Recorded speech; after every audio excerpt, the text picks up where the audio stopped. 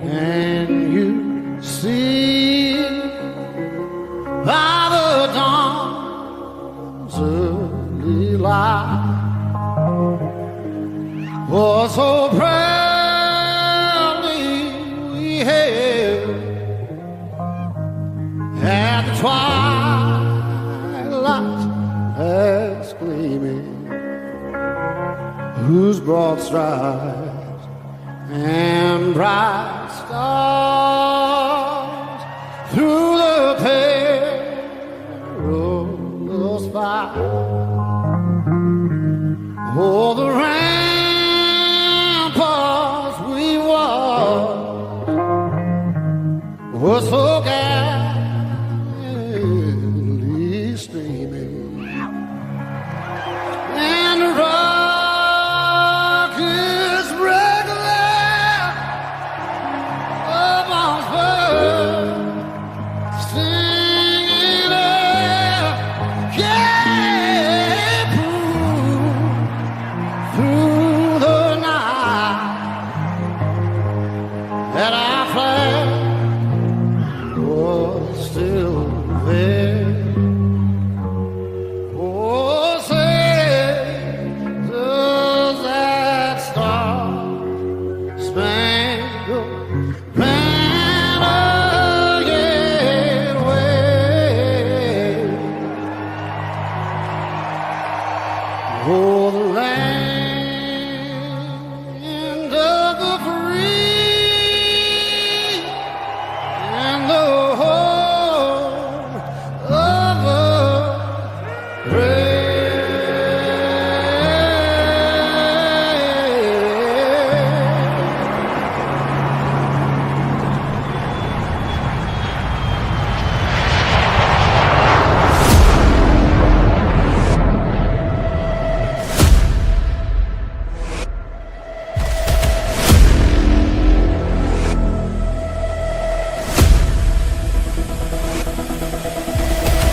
Welcome to Inside the Gamecocks, the morning show.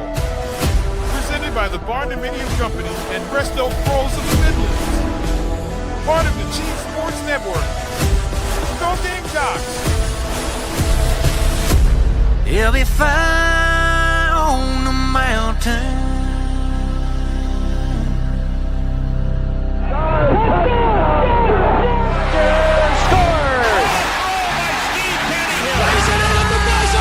That's a win! Out of here! 5 consecutive home runs for Carolina. It is good! It's gone! He's in! Touchdown! Williams with a throw to the plate and then back. He's going to score! It's a walk-off! Touchdown, South Carolina!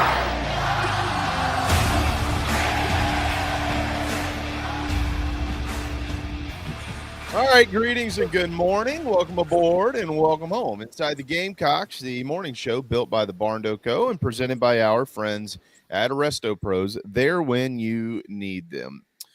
Brad Crawford leads us off this morning from 24/7 Sports, and we're going to try to get to as much as we possibly can with him. Raphael will be here a little bit later on, a day early, to get into our weekend bets and stuff like that. We'll preview Ole Miss and South Carolina, and we'll talk some spring football. Gamecocks on the field tomorrow night to wrap it up, and you won't see him again until August when it's time for the 2025 season to get going. But we're always glad to have you, brother. I know you're in the middle of a bunch of stuff, and I know you got some things to write about, so we're going to try to squeeze everything we possibly can into the next 20 minutes or so. What's up, man? JB, good to see you, man. It's been a busy week with the transfer portal. We thought it was going to be somewhat quiet in the spring cycle until Nico Iamaleava decided to ask for $4 million.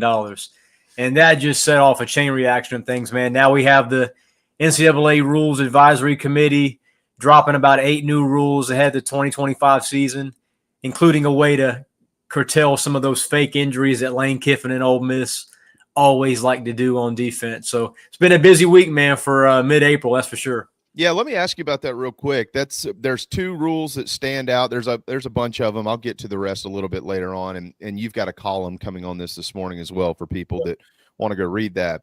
But let's start with the one you just mentioned about the fake injuries. Here is the rule. If medical personnel enter the field to evaluate an injured player after the ball is spotted by the officiating crew for the next play, the player's team will be charged a timeout. In the event that the team does not have a timeout left, a 5-yard delay of game penalty will be assessed. Let me ask you this. Does that rule prevent this, or does it maybe just curtail what's going on a little bit, and coaches maybe will begin to coach their players to go down immediately rather than after the ball is spotted? Yeah, I think it helps somewhat, but it doesn't fix the epidemic that has become, fake injuries in college football. Earlier this February, Steve Shaw, the SEC coordinator of officials, he told CBS Sports that there was talk of maybe the player who's injured being taken out the rest of the possession. I think something like that, JB, would have been the right answer for this instead of a 5-yard penalty or assessing a timeout. Like you said, I think players are going to go down immediately now, and maybe you have a head coach before a possession even begins in a critical situation telling players, look, we give up a 12-yard chunk here, 17 yards the next play. I need one of y'all to go down. Right. I agree with that. I don't think it'll stop it at all, actually. I think it'll just be better coached. The other is the T-bar, and this happened in the Illinois-South Carolina game. These are the 2 big ones today. For those that maybe don't remember as well, when Shane Beamer's special teams signaled the T-bar, basically saying we're not going to return the football, that was not against the rules. If you fair caught it and you returned the football, that was against the rules. Well, they T-barred it. It didn't make Bielema happy, and then we know what happened from there. Now the T-bar is going to be in the same category as waving it off. So if you give that, Brad, the play's dead. That's the right call. You can avoid injuries that way. And then another rule change was, some of the pre-snap signaling on defense and offense. They're cracking down on that too with certain cadences and that sort of thing. So, I do like the 7 or 8 rule changes, but I don't think it's, anything major that's really going to affect play in 2025. There's one more I will mention. It happened with Oregon. It became popular under Dan Lanning. It's the 12 players on the field rule. Here's the new rule. After the 2-minute timeout in either half, if the defense commits a foul with 12 or more players on the field and all of the players participate in the play, the officials administer a 5-yard penalty, and the offensive team has the option to reset the game clock back to the time at the start of the play. If the 12th player attempts to leave the field and has no influence on it, the defensive team will be penalized 5 yards with no adjustment to the game clock. What specifically happened to spar that rule change? That was at the end of Ohio State-Oregon game last year, where I think Ohio State was, I want to say, out of timeouts, and Dan Lanning was willing to give up a 5-yard penalty, if I recall correctly. I was watching the end of that game, and that was the 8th or 9th biggest point because those were 2 top 5 teams. But basically, Dan Lanning, his football IQ is extremely high, and he sort of knew about this rule not being a thing yet and played it to his advantage, Ryan Day said something about it after the game, and now the advisory committee looked at it and said, wait a minute, we can't do that. So I think the bigger issue here is the whole game clock reset thing. That's much bigger than, in my opinion, than the 5-yard penalty. 100%. Resetting the game clock when you don't have any timeouts, that's pretty big.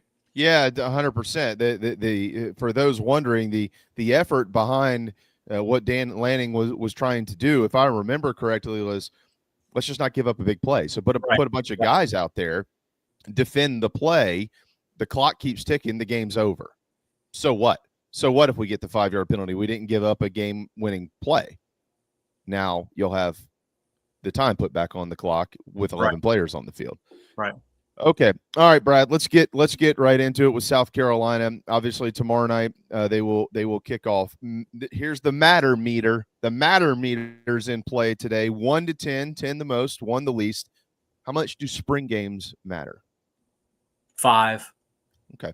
I think it gives us an early look at a possible 2 deep, but let's be honest, any of the big names for South Carolina might play a series or two Friday night. And the pregame message from Shane Beamer is let's keep our best players healthy. And that should be every coach's game plan during a spring game. I think, JB, this is a rare opportunity, though, for fans to see the team while having to be there in person. Mm-hmm. Every other year, man, this is televised like every other SEC spring game. But this year, I think like maybe 15, 18% of spring games nationally are actually on TV, and hardly none of the SEC are because coaches are scared about the portal and this 10-day window thing. So, yeah, if you want to see an early look at the Gamecocks and not see them again for 5 months, I mean, be at Williams-Brice tomorrow night, because I think we're going to see a lot of new faces from the portal. You're going to see Aaron Nolan. That's who I'm looking forward to seeing tomorrow night. So, yeah, it's an early glimpse, and you can't see it on SEC Network. Do you think this is the last spring game at South Carolina? That's a good question. I think it helps that this game is not televised, and that's beneficial to Shane Beamer. Shane's a big fan of this spring game stuff. He's a big fan of possible preseason games, scrimmaging a team in the spring. He's one of the guys like Fran Brown and Deion Sanders who would be all in on that if it's a possibility. Perhaps it is, but like Shane has said in the past, Gamecocks don't have 5,000 to 7,000 fans show up. Usually 30,000 to 35,000 plus show up for this game. And I think it's interesting that it's going to be on a Friday night under the lights. This is a good opportunity for fans to come out with their family and see a football game. Good Friday for those that celebrate. Yeah, Good Friday. Who is the freshman that you are most excited to learn about? Lex Cyrus. Yeah. Sounds like he's going to play a lot this year. Good pick. Sounds like several of these 5 or 6 4-star guys the Gamecock signed at the wideout spot are going to play. There's a reason, JB, that South Carolina, at least right now, is not in pursuit of a transfer portal wide receiver. I'm very surprised by that, by the way. I talked to someone close to the program last week, and they told me that they may add 1 or 2 more guys in this spring cycle, but it's going to be along the defensive line, not at wide receiver. So they feel pretty darn good, man, about this young freshman-infused group at that spot. So Lex Cyrus is a guy that I'm ready to see. Malik Clark, somebody else. Basically all these new wide receivers. Which one of these first-year pass catchers is going to be impactful? Yeah, Mike Furry made that point a couple of weeks ago in a press conference. Shane Beamer said, we got to clean up the wide receiver room. Yeah. And they had the option to go to the portal or sign the high school kids. And he said, I'm signing the high school kids. He truly believes, and he should. He's pretty good at it. He truly believes in himself as a recruiter and as a developer, Brad. So he went out and got a group of guys that he's going to hopefully, unless the portal has something to say about it, that's going to be his baby, his first true baby at South Carolina, bringing them along for the next 3 or 4 years. Good for Shane Beamer, by the way, and giving his coaches some autonomy and how they want to construct their room. Obviously, if he didn't agree with it, they wouldn't do it that way, but good for Shane in allowing that too. It's very important for this wide receiver group to be reliable weapons around Lenora Sellers. Part of the reason Lenora Sellers signed that NIL deal, came back to South Carolina to kind of finish what he started, is because he knew and he was confident that this group of talent around him, including running back Rasul Faison, who hasn't yet been cleared, that's another story for another day. I don't know why that hasn't happened yet from the NCAA. But Lenora Saros feel good about this group. Mike Fury, like you said, does, and Shane Beamer. We know Shane welcomes transfer portal additions, but for him not to tap into the portal this cycle for a bunch of wideouts speaks volumes to what he thinks about this 2025 freshman class. I agree. I also think it speaks volumes about the guys that are returning. I am one who actually thinks they're being undersold a little bit. Brad, what do you think? I would somewhat agree. I think Nick Harbor can be wide receiver 1 for this team. I don't know if he is that yet. The Gamecocks would certainly benefit if Nick Harbor's a guy who, had a 65 catch, 1,200 yard season. He hasn't quite shown that, down to down reliability yet. But this group, I think, is going to be sort of by committee. I mean, if you have 5 or 6 receivers, JB, that have 25 to 35 catches, 400 or 500 yards each, you're going to have a great year offensively. So until that alpha really steps up in this room, maybe we see it tomorrow night in the spring game for those who attend, until they have that true wide receiver 1 who can, go out there and strike fear in the eyes of SEC defensive coordinators. I think it's going to be kind of a by committee group. Mazio Bennett, another guy who might truly step up as a sophomore. Oh, 100%. I think all of them have a chance. From the returners, which veteran on this team, not just in the wide receiving group, but veteran, or maybe you got more than one, are you the most excited to learn about here in the spring? Post spring game. Post spring game. Well, we're not going to see much from Lenoris, I don't think. So he would be my, he's the most important player on this team, most valuable player, most outstanding player. Gamecocks will go as far as Lenora Sellers takes them this season. But I do want to see Nick Harbor. I want to see if, ditching track for full-time football has panned out this spring. How much different does he look from a physicality standpoint? Is he a better route runner? Is he getting off the line, in man coverage faster than he did the last 2.5 or so seasons? I want to see Nick Harbor and see if he is that 5-star looking receiver that the Gamecocks, signed a couple cycles ago. All right. From the transfer portal, all the guys that have been practicing, will exclude Demon Clowney from this. But as far as the rest of the guys go, which one of those guys are you most excited to learn about? Essentially, who do you think is going to end up being the most impactful is what I'm asking here. So who are you most excited to learn about from the transfer group? Yeah, most impactful is Brandon Cisse from NC State. I think he's one of the most underrated portal acquisitions across the SEC. He's an immediate starter in the secondary, and he's versatile too. I mean, he could be a nickelback. He can play corner. I think Gamecocks are pretty stout at safety. They don't have to move him there. But, part of the reason Emory Floyd entered the portal is because Cisse had such a great spring and immediate fit in that secondary for Clayton White. He was going to be a starter at NC State, played a lot last season for Dave Doran, and I think is a great addition to this secondary group. The back 4 to 5 players, JB, is going to be the strength of this defense. The front 7 is a little bit what I'm worried about. They're a little thin on the D-line right now. A couple new linebacker starters. You lose a guy like Demetrius Knight, and you bring in a couple transfers. Kid from Alabama is very good. Okonkwo, he's a guy that I'm looking forward to seeing. And then offensively, might not be impactful, but Air Nolan gives South Carolina's quarterback room, an influx of talent. Ohio State's coaching staff hated to see him go.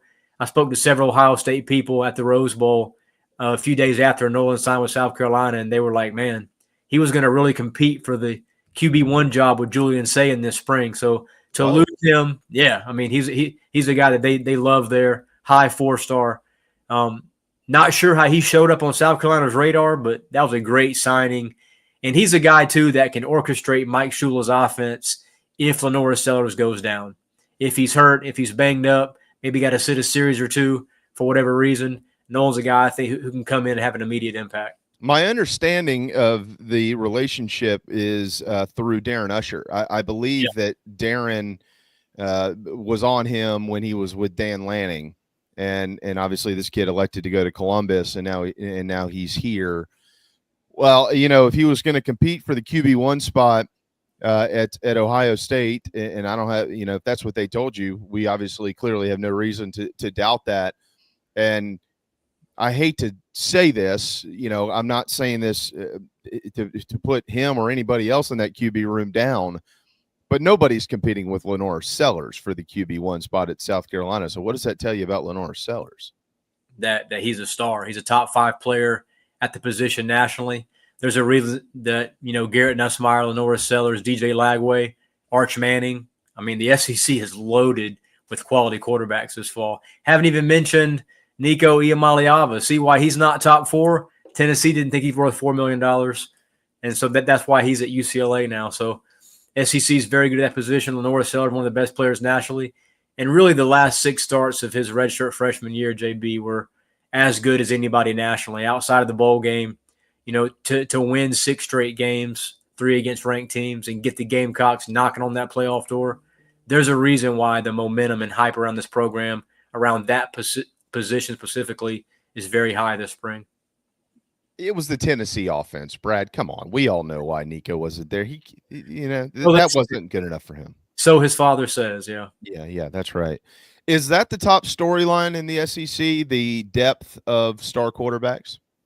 I think it definitely is. And you think about Tennessee, they're probably a mid to top tier team with Nico. And I think losing Nico, they go from a 9 or 10 win team to possibly a 6 or 7 win team. I mean, I have dropped them from probably 5th in my spring power rankings to maybe 10th or so. Nico's that important to that offense. They have 2 scholarship guys right now. But going back to your question, yeah, DJ Lagway, future first-round pick, Lenore Sellers, obviously probably a future first-round pick, and then Garrett Nussmeier. He might be the number 1 overall pick in the 2026 NFL draft. How vulnerable are the Vols in Atlanta against Syracuse without Iamaleava? Well, I had my way too early predictions last week, and I took Syracuse 20. Now, this was before Syracuse lost its 900-yard, 9-touchdown receiver to the portal, Trevor Pena, who is probably going to sign with Miami, by the way. Fran Brown said yesterday, Syracuse head coach, that he asked for $2 million. And he said the kid from Ohio State, Jeremiah Smith, is the only guy that I would pay $2 million for at wideout. So Syracuse let one of his best receivers walk. That's a big loss. Ricky Collins, new starting quarterback there. But that should be a very good game in Atlanta the day before Gamecocks play Virginia Tech. Maybe in a couple of months when some things have changed a little bit, hopefully, maybe we can get you back on and talk about this portal because it's a mess. It is. Again, man. It's still a mess. All right, final one. I know you got to go. I don't know if we'll have you on before the NFL draft. It comes on here in, what week? Is it next week? It's next week. Yeah. Yes, we probably won't have you before then. Yeah, we're a week away today. All right, so we've had all the way too early stuff for the last 3 months in college football. Brad, you're one of those guys. It's CBS and 24/7 and On3 and ESPN and everybody under the sun puts out all these way too early rankings and all the stuff, right? How much do you think if South Carolina has a really good draft, a record-breaking draft by their standards, and we're expecting them to have one, where maybe 9, possibly 10 players could go? There's not enough. There's not a lot of there aren't any national people out there that understand this program the way that you do at 24/7 Sports, who cover college football. You've got much more of a pulse on the Gamecocks than anybody else that covers it. DBU in terms of development in the NFL for sure. Well, there's no doubt about that.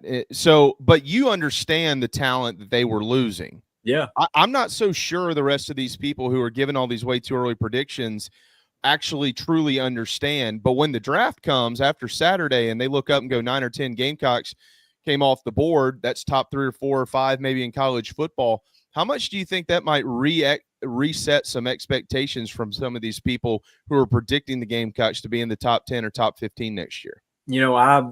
I think it does change things, man. I had South Carolina knowing what they were going to lose off defense especially. I mean, we're talking about Dylan Stewart is going to be double teamed so many times this season. It's going to make his head spin because he doesn't have Kyle Kennard anymore. You lose 2 really solid guys in the second. Eamon Ward is going to be a late first-round pick. TJ Sanders up front, probably an early day 2 pick. Demetrius Knight, I mean, what he was able to do coming over, he had a great, last 4 to 5 games, played exceptionally well in that win over Clemson. It's going to be huge to fill some of those spots from a leadership standpoint too, not just playmakers, but from a leadership standpoint. Rocket Sanders, another guy who had a great season with the Gamecocks. I think you're going to see South Carolina right now. They average about maybe 11, 12 in the preseason. Maybe they slide out the top 15. I've had South Carolina in that 16 to 18 range. Out of respect for Lenora Sellers, because based on what they lose on defense, man, the defense and the pass rush was the strength of this team. That's the best pass rush we've seen in this program, JB, since really Clowney and Melvin Ingram, Devin Taylor, some of those guys. 100%. So, I mean, you can't just replace those guys in the portal. Maybe you can. Shane Beamer has been a portal whisperer of sorts, getting guys like Kyle Kennard, but I do think South Carolina takes a step back within its pass rush. Mm-hmm. And losing Rocket Sanders, we don't know about Faison's eligibility right now, when he's going to be cleared. So there are some questions for a top 20 team. And I do think nationally, maybe, the On3s and the ESPNs of the world start looking a little bit closer at that too deep, thinking, okay, maybe this isn't a 9-10 win team just yet.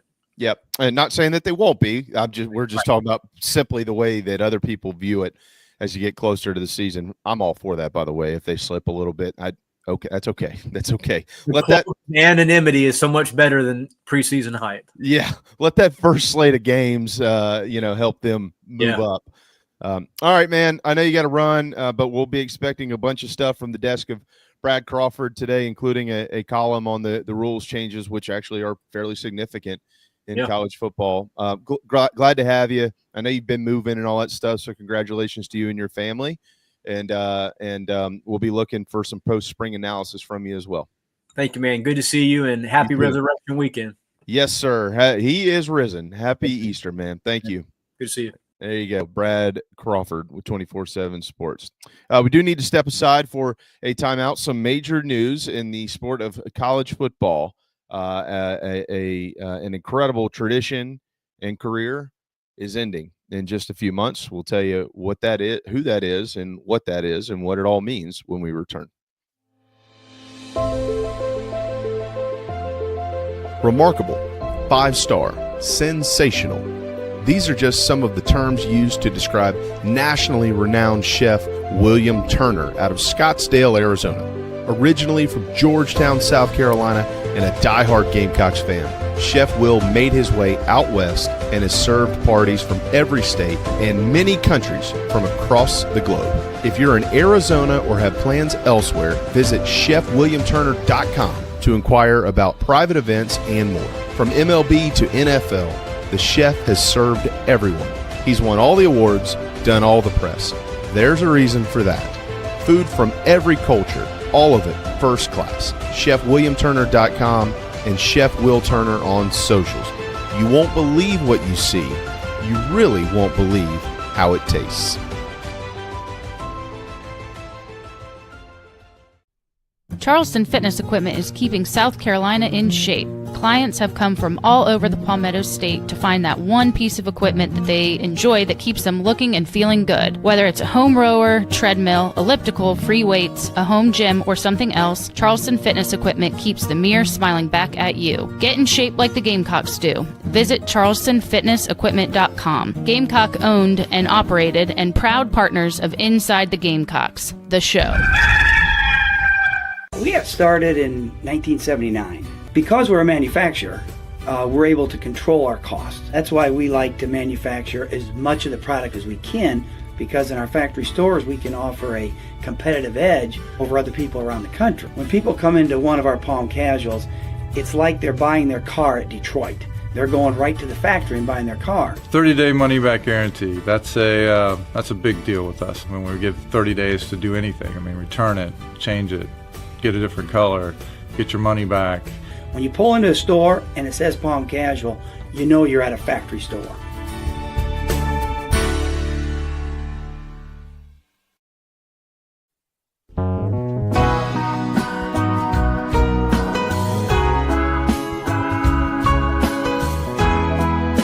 This is Lenora Sellers from Gamecock Football, and you listen to the show.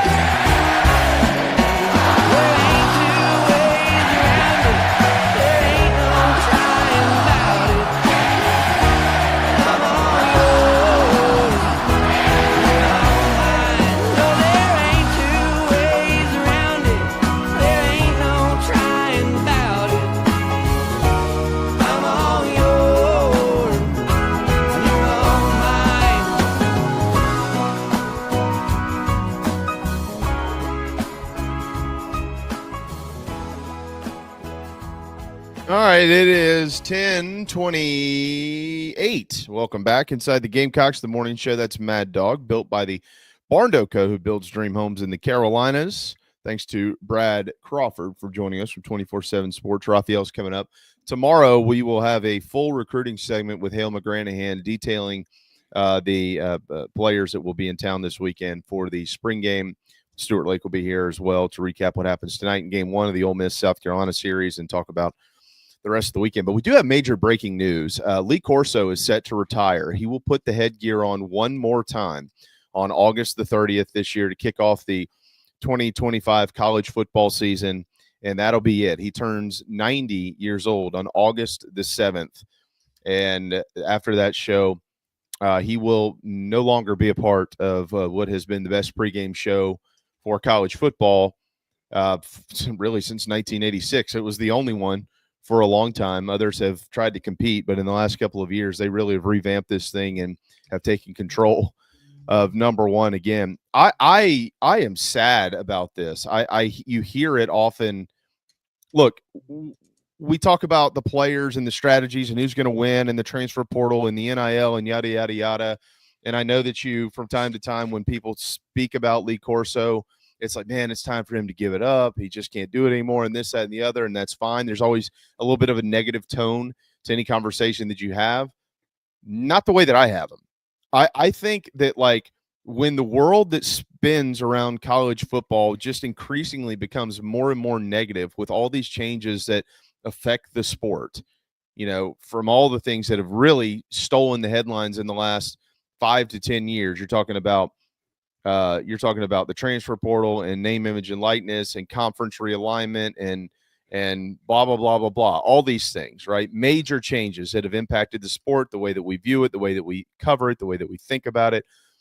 There are only so many things that have been consistent and constant and positive.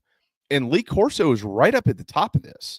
So, like, while you can, or whoever you would be, anybody can criticize from time to time, you know, because of the stroke that he had 16 years ago, his inability at times to be able to effectively communicate what he wants to say on television or whatever it may be. He is still a shining star in this deal at 89 years old, almost 90 years old come August. I'm going to miss this.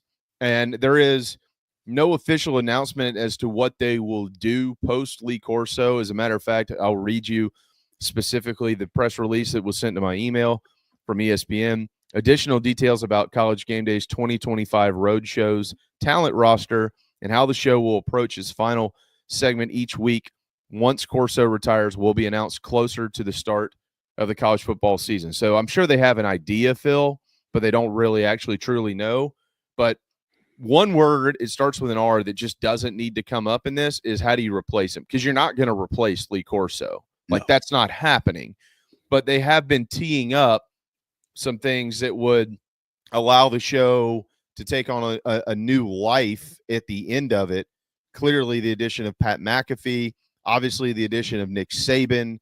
So, you know, they've done some. It's not going to be the headgear and the hoopla of Corso, but they have added some things that offset each other very well, if you ask me. A lot of energy and a lot of knowledge that I think, of course, will continue to keep. I mean, they're the ones that steer the ship here with Reese and Kirk.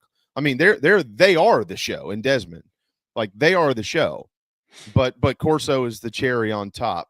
So will they try to you know, put a blueberry up there or a raspberry or however else?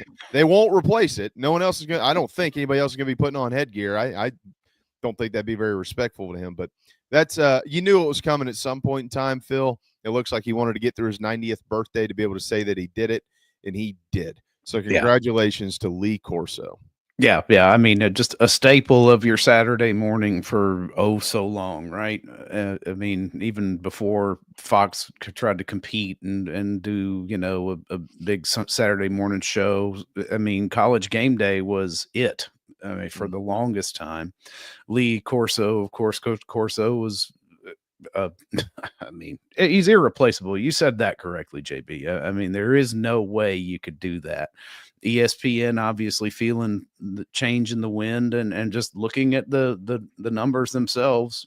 I mean, with his age, have started to do different things and shift. I like the McAfee Saban interaction. It's something that I was a bit hesitant and resistant to at the beginning, or at least until I actually saw it play out, and it's been great.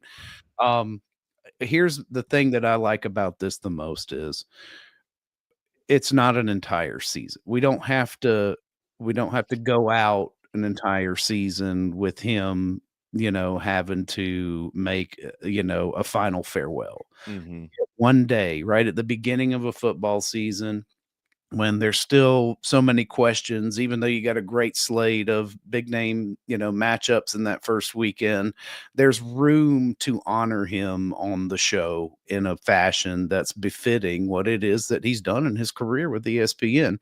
And I like that it's going to be one final farewell. I think it'll be really, they'll more than likely do it, extremely well, as they typically do. But I'm happy to see it not being, like a one final tour kind of deal. Yeah, just one final goodbye. Mm-hmm. Well, I don't know if that was decided because of health reasons or age or anything like that, or, and I'm going to choose to believe this until I'm told that I'm incorrect on it, that he just flat out didn't want it. Let's not make this about me. It's about college football, and but I do want to do it one more time so I can say goodbye to everybody.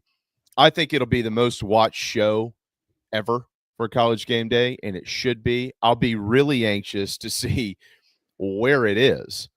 This is the day before South Carolina and Virginia Tech kick off. So obviously they'll talk about that game in some way, shape, or form. I'm pretty sure, if I remember correctly, to start college football each year now, because you have the week 0 deal. And then you have week 1, mm-hmm. Which also is on that Thursday. If I remember correctly, I know they were in Ireland last year, because I remember McAfee saying, "Yeah, I drank 12 Guinnesses last night." Right. And they're in Ireland this year on Saturday, August the 23rd. So if they're planning to go again, I think. Well, I mean, last year's game was maybe a little, maybe you could look at it as a little bit more high profile, but this is Kansas State and Iowa State. By then, they might be preseason top 25 teams. It clearly looks like he won't be a part of that program. And I'm pretty sure I remember them doing a College Game Day on the Thursday as well of college football. It might be from the studio. But Saturday, August the 30th, where will it be? I think with all the great games that are being played that day. I mean, there's a ton of them. As we all well know, LSU is at Clemson. You got Tennessee and Syracuse and Atlanta. You got Texas at Ohio State, and obviously that could certainly be it. But then you got one more here. So you got Alabama at Florida State.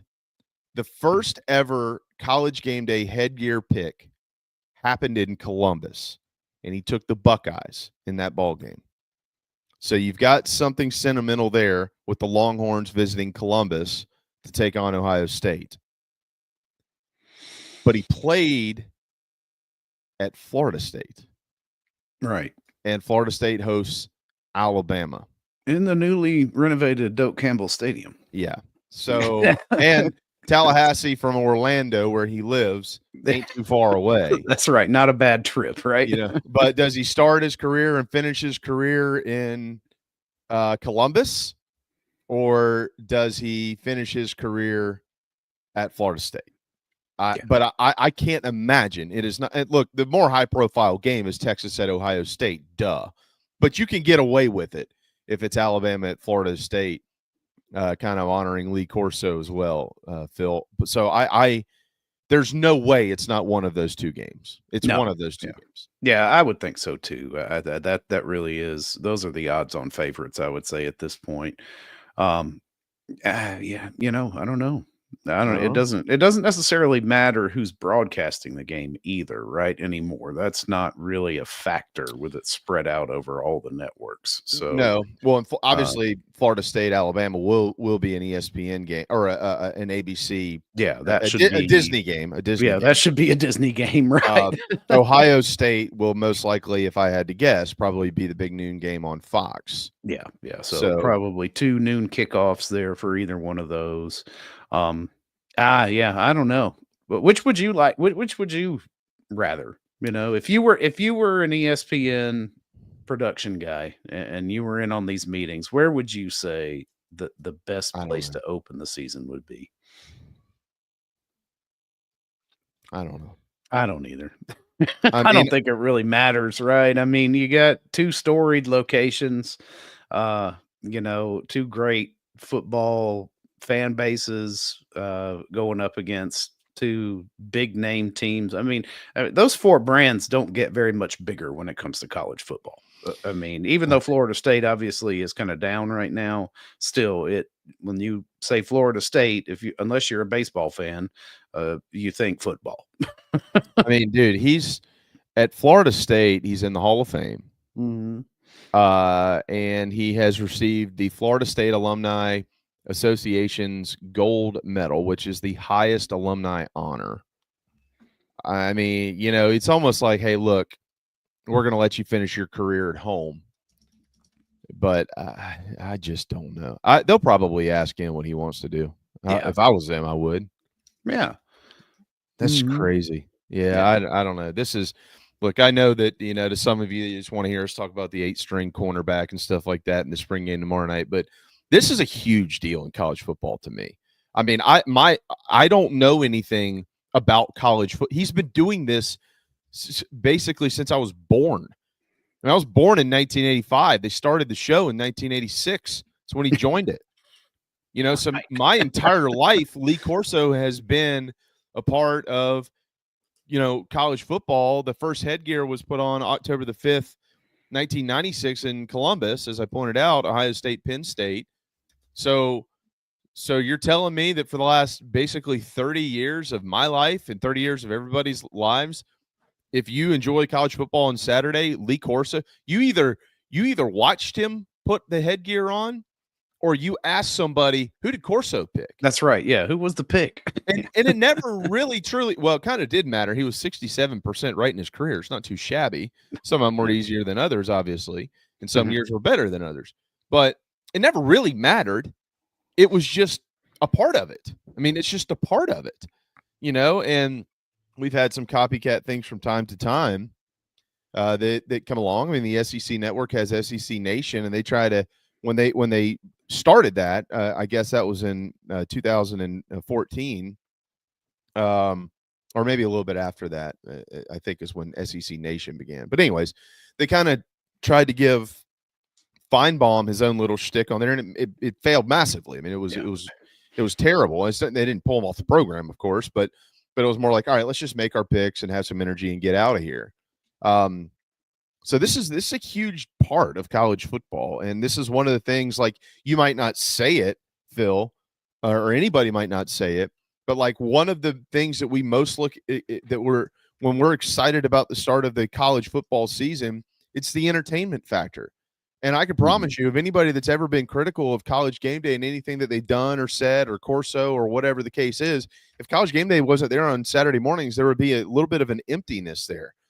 You'd be like, what am I supposed to do right now? The College Game Day is supposed to be on. I'm traveling on the road and I've got it on Sirius XM. I mean, it's just a part of it.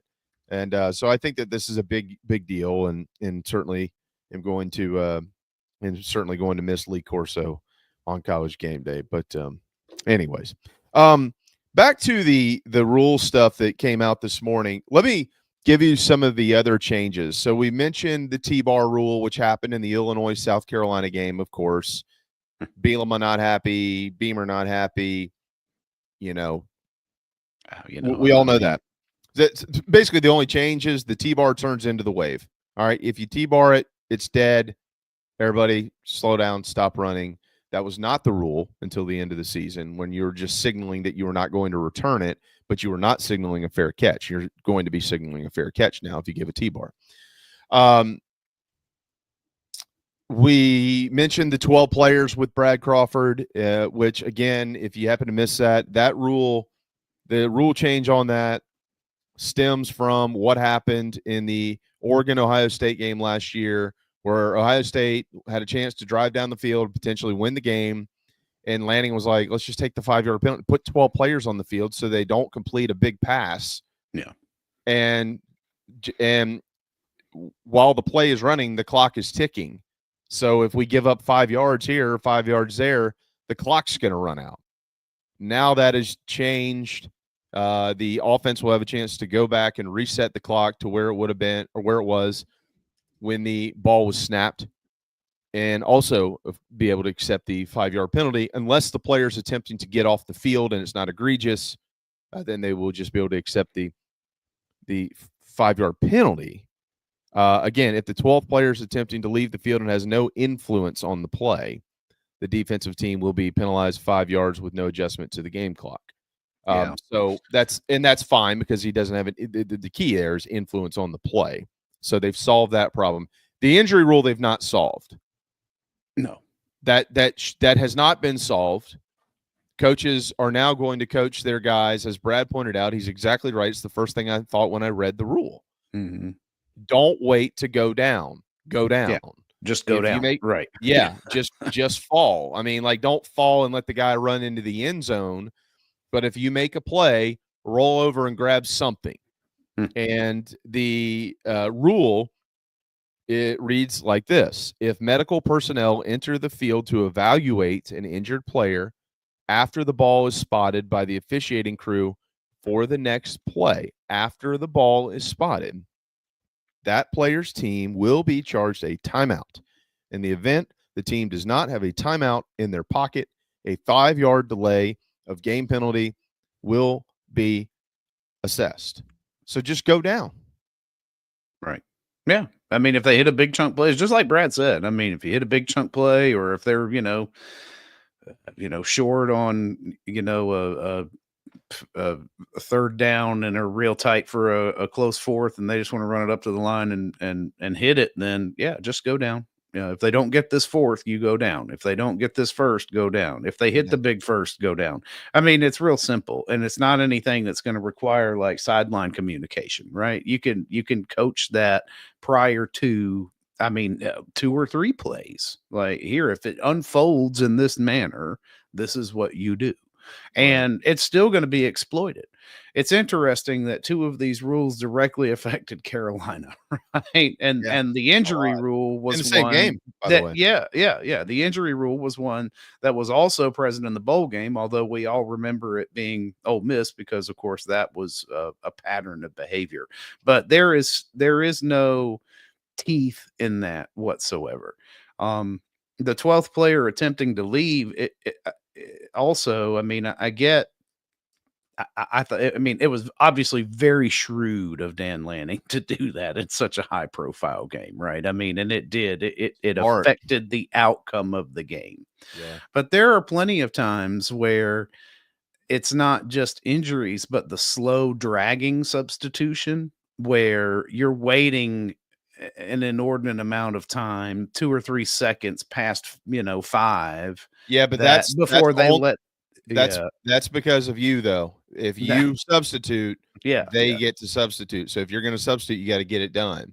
No, I know. But even then, it's like there is a time frame set for that substitution to be made, even if you do substitute too. Oh, you're talking you're talking. Okay, so you're not saying eliminate. You're saying if he's dragging his butt to get off the field. Yeah. Well, then that's delay of game. They just need to implement the rule. That rule. That's the thing is, they don't enforce that rule. Is the problem? They too often allow the defense to prolong that substitution and stand over the ball when. And that's, again, we saw that a couple of times last year too. Yeah. So, that one is an enforcement thing. I'll give you that. That rule already is there. Yeah. But they're not doing it for whatever reason. I also worry about a little bit of this home cooking when it comes to injuries and things like that, because there again, and this 12th man rule, you just, because let's face it, these officials get wrapped up in the environment too, and they're taught and coached to not, but it's hard to not put yourself in that position. So it'll be interesting to see how this plays out. Well, at least they're addressing it, which we knew that they would. There are some other things here. You will hear some different language when replays are a part of the game as well. The panel approved the following: when the decision on an instant replay is announced, the referee will only say that the call on the field is, quote, upheld or, quote, overturned. The terms confirmed and stands will not be used, which I don't really care because you're saying the same thing anyways. I mean, the difference in wording, stands basically said we can't tell, but that was the call in the field. Right. Confirmed was that was a call in the field, and we know that it was right. Upheld is going to say we're not telling you whether we knew it was right or whether we couldn't tell, but we're telling you that the call in the field is the call in the field. Yeah. Obviously, overturned speaks for itself, and we already know that. So that's going to be, you'll hear some different language in that. All right. I'm going to read it, and we'll see how many of you can comprehend this. No offensive player can be in the direct line of the snap to the potential kicker or within the frame of the snapper on punts for the formation to qualify as a scrimmage kick formation. If a team is not in scrimmage kick formation, it must have 5 players numbered 50 through 79 on the line of scrimmage. Additionally, if the snapper is on the end of the line by formation, the snapper will lose scrimmage kick protection, and the opposition can line a player up over the snapper. Now, I get that part. Essentially, a fake punt or a fake kick. If you got your snapper sitting over there, they can line up and bulldoze that little dude. Okay? The rest of it, I don't know. We'll have to wait and get our referee on later on this year with and rap with the ref, as Mike calls it. So I mean, I can read it again, but I'm not so sure that that's going to help anybody. I don't. I know. I read that one like 3 times. I was like, okay, we'll see how that plays out. Yeah, I don't know. I don't know. I mean, look, what I'm understanding here is some sort of illegal formation penalty. I mean, I understand the rules pretty good generally. I mean, yeah, what they're saying, they're explaining illegal formation. Okay, I get that. But I don't know, like, if a team is not in scrimmage kick formation, it must have 5 players numbered 50 through 79 on the line of scrimmage. If a team is not in scrimmage kick formation, okay. It really affects like what is specific plays, right? What is the frame of the snapper? Yeah, right. I guess that's what shoulders is. How is the frame determined of the snapper? Is it because you can't already line up over the snapper, right? You kind of have to be out to the side anyway. Well, yeah, but that's what I'm asking. Like, how is the frame determined? Okay, so like when you run down the baseline historically in baseball, like or between first and second or second and third, the baseline is established by the base runner. So if you have a deep lead at second, so you have 2 outs, so you have a 2-out lead, so you can score on a base hit, and you're 4 or 5 feet behind second base, so you can get a good turn. That is where the baseline is established. Right. Okay. So you now have an arm's length. Okay. Right. All right. So what is the frame of the snapper? Is it where you set the up back? Is that where he is? And the up back, who clears everything and then gives the signal you're clear to go? Like, I would need to ask Shane Beamer this question, because I don't. That's why all of us who sit in the stands, everybody thinks you're a head coach. You're not, because we couldn't even decipher a rule right there. You know what I mean? So, right. All right. So that's out of the way. Here is something that Brad was explaining about language when it comes to both lines of scrimmage. enhanced rules regarding simulating action at the snap and words or signals that distract opponents when they are preparing to put the ball in play will also be effective next season. Talking about the defense affecting the offense. No player can call defensive signals that simulate the sound or cadence of the offensive signals. Now, that is going to be determined game by game, because if the offensive cadence or signals are hut or snap or go or whatever it is, some of them vary, go. You will have, and you have a defensive lineman who's calling out their defensive assignment, and it's time for pre-snap movement. Maybe you're going to rotate or you're going to slide before the snap, and you say go, and the center snaps the football. That's disconcerting signals. So as a defense, you have to go to plan B. You can't say what they're saying. So that's what they're referencing there. Additionally, the defensive terms move and stem, 2 words, move and stem, would be reserved for players on that side of the ball and can't be used by the offense. As in, the quarterback can't say, hut, move. Right. Yeah. And get them to jump off sides. So you can't say move and stem on the offense. So that's pretty clear. And then finally, this is an FCS deal. They are going to allow helmet to coach to player, helmet to helmet communication. If you would like to implement that at the FCS level, like the FBS has it, you can do it. So those are all the new rules changes coming in 2025. Yeah, it's interesting. I mean, you obviously need to crack down, or at least put some guardrails on the defensive snap thing, because I think there were times when Carolina got called for that where it was kind of gray. I don't know. Well, we don't know. Yeah, right, because there was no real guidance.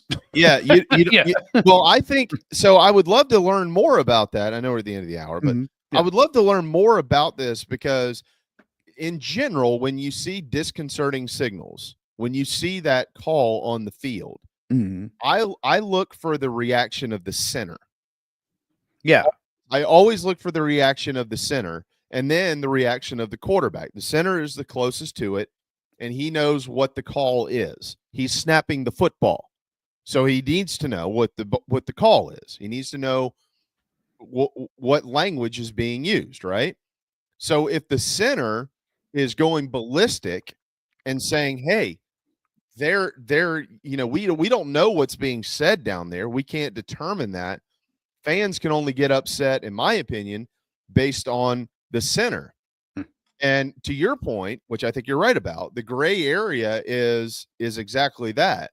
We can't hear it, but if there are now specific words that they're putting into the rule book, that tells me that those have been adopted by the defense, and there was never a word against using either one of them. The only question I have is there a way for the defense to get around that? Like, if an offense is using another word that's not in there, and the defense is like, well, we'll just use that too. I mean, that is disconcerting signals. There's no question about it. So we'll I don't know. But you could still do the little shift and stuff, which I think is actually more effective than trying to mimic a snap count or anything like that. When you get, they look set and then all of a sudden there's a shift one way or the other. So long as they're not, going forward or encroaching, then that's good. But from a defensive standpoint, you basically, unless you want to give the opposition, an undue advantage, need to make move and stem the only words that you use, right? Like, you need to narrow whatever it is you're doing to that, or you're gonna give your opposition something to exploit. So hopefully it works right. Hopefully your defense works with 2 words that can indicate changes in the defensive call or coverage. Because outside of that, then if an offense picks up on it, then you just, hey, incorporate this into your next, when you come out of half, start using change or, whatever the word is, right. Blue. Yeah, who knows? All right. We got to hit a timeout here. We got Raphael coming up. We got a baseball preview coming up as well. And South Carolina is not done in the portal either. Some things to watch, if you will. A couple of reports out today. I'll tell you about some of that. It'll be a jam-packed final hour. Can't wait. We'll be right back. Hey, this is Cornbread Cowboy, and you're listening to the show. We'll be right back. Welcome to Dry Space Crawl Space Solutions. Basement crawl space encapsulation designed for your specific needs. Your crawl space can be susceptible to all sorts of issues, including moisture buildup, mold growth, and structural damage if not cared for properly. Let our trained experts provide basement crawl space encapsulation solutions to protect your home, improve air quality, and enhance energy efficiency. Schedule your consultation today for a safer, healthier space at dryspacecs.com. Dry Space Crawl Space Solutions, proud supporters of your South Carolina Gamecocks. The Aventon Adventure 2 takes the same basic design as the original Aventon Adventure, making it an adventure bike designed to take you places that typical roads just don't reach, allowing you to ride whatever terrain you want based on your whims of the day. Look at what you're getting. Hydraulic disc brakes, torque sensor for responsive pedal assist, great LED lighting, suspension, a beautifully welded frame with excellent build quality, included rear rack, included fenders. The list just keeps going on. Visit electricbikescharleston.com for more. Welcome to Palm Casual Patio Furniture. Because we are the factory, Palm Casual has the ability to offer the highest quality outdoor furniture paired with world-class service.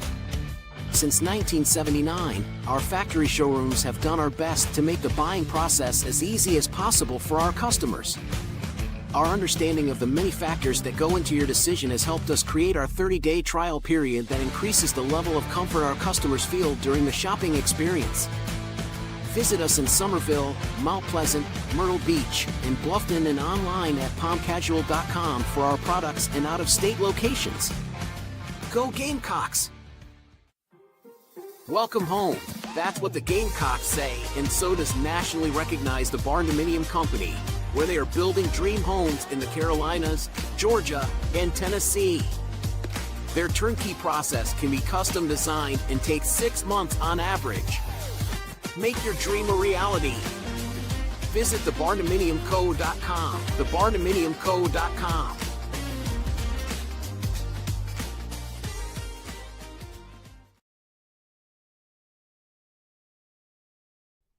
Charleston Fitness Equipment is keeping South Carolina in shape. Clients have come from all over the Palmetto State to find that one piece of equipment that they enjoy that keeps them looking and feeling good. Whether it's a home rower, treadmill, elliptical, free weights, a home gym, or something else, Charleston Fitness Equipment keeps the mirror smiling back at you. Get in shape like the Gamecocks do. Visit charlestonfitnessequipment.com. Gamecock owned and operated and proud partners of Inside the Gamecocks, the show.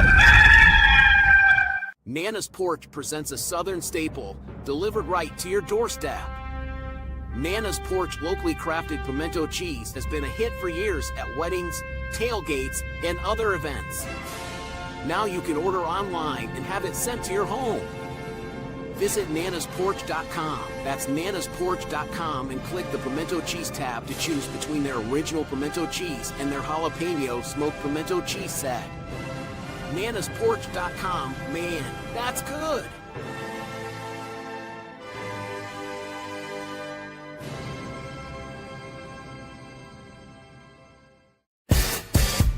Fans, Club Chief has arrived. Become a Big Chief Club member or a Big Chief Club Golden Gear member for exclusive access to our Nana's Porch chat box on Inside the Gamecocks, the show. Plus, you'll get access to our VIP tailgates, prize drawings, merch, and much more. A portion of your monthly membership goes to the Garnet Trust, supporting NIL at the University of South Carolina. Pull up your Chief Sports app and join on the home page. Thank you so much for being a member of Club Chief, and we look forward to meeting many of you very soon.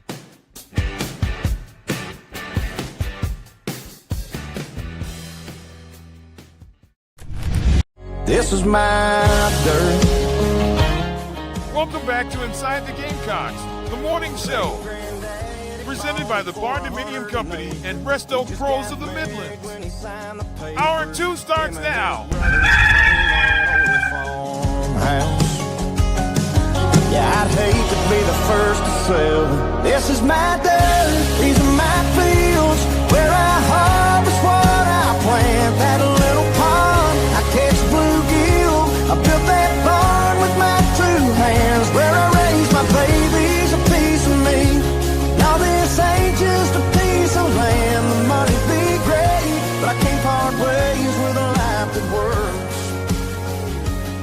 You can't put a greenback dollar on what it's worth. This is my dirt. It is the final hour inside the Gamecocks The Morning Show, and it is brought to you by Tony Pope, Tony Pope State Farm, TonyPope.com. If you are shopping your insurance this time of year, I would shop it with our man, one of the great Gamecocks out there, Tony Pope, TonyPope.com here in South Carolina and in Georgia. We'll get to Carolina baseball in a little bit, and we got Raphael coming up as well. Pete Nakos, who works for On3, has his list of top portal targets out there, and he's got the Gamecocks in the mix with 6'6", 240-pound edge Bo Atkinson, who's transferring from North Carolina. South Carolina, according to him, is expected to speak with him via Zoom this morning. Gamecocks just signed Demon Clowney, as we know, the cousin of Jadeveon, and they apparently are not done in trying to find quality ends. We know that they also will be looking for additional help at the defensive tackle position if they can find it. And so we'll see. Again, tomorrow, Hale will be here, and we'll get his list of players that will be in or expected to be in for the spring game tomorrow night at Williams-Brice Stadium. And I don't know. I won't be able to get an answer on this before the end of our program. Maybe JC can have one when y'all come up at noon, Mad Dog. But, maybe we can find out if this phone call or Zoom call this morning, if there's anything that could maybe lead to him being in town tomorrow. I mean, Chapel Hill and Columbia aren't that far away. And so he could probably get down here if he really wants to take a trip. Hayes Fawcett with On3 mentioned that Ohio State and Georgia, naturally, are 2 early teams to watch for the Tar Heels edge player. So if the Gamecocks are in the mix with Georgia and Ohio State, probably a pretty good sign of what type of football player Bo Atkinson is. So we'll have to keep not bad company there. No. 6'6", 240. I mean, this is falling right in line with everything that we've heard.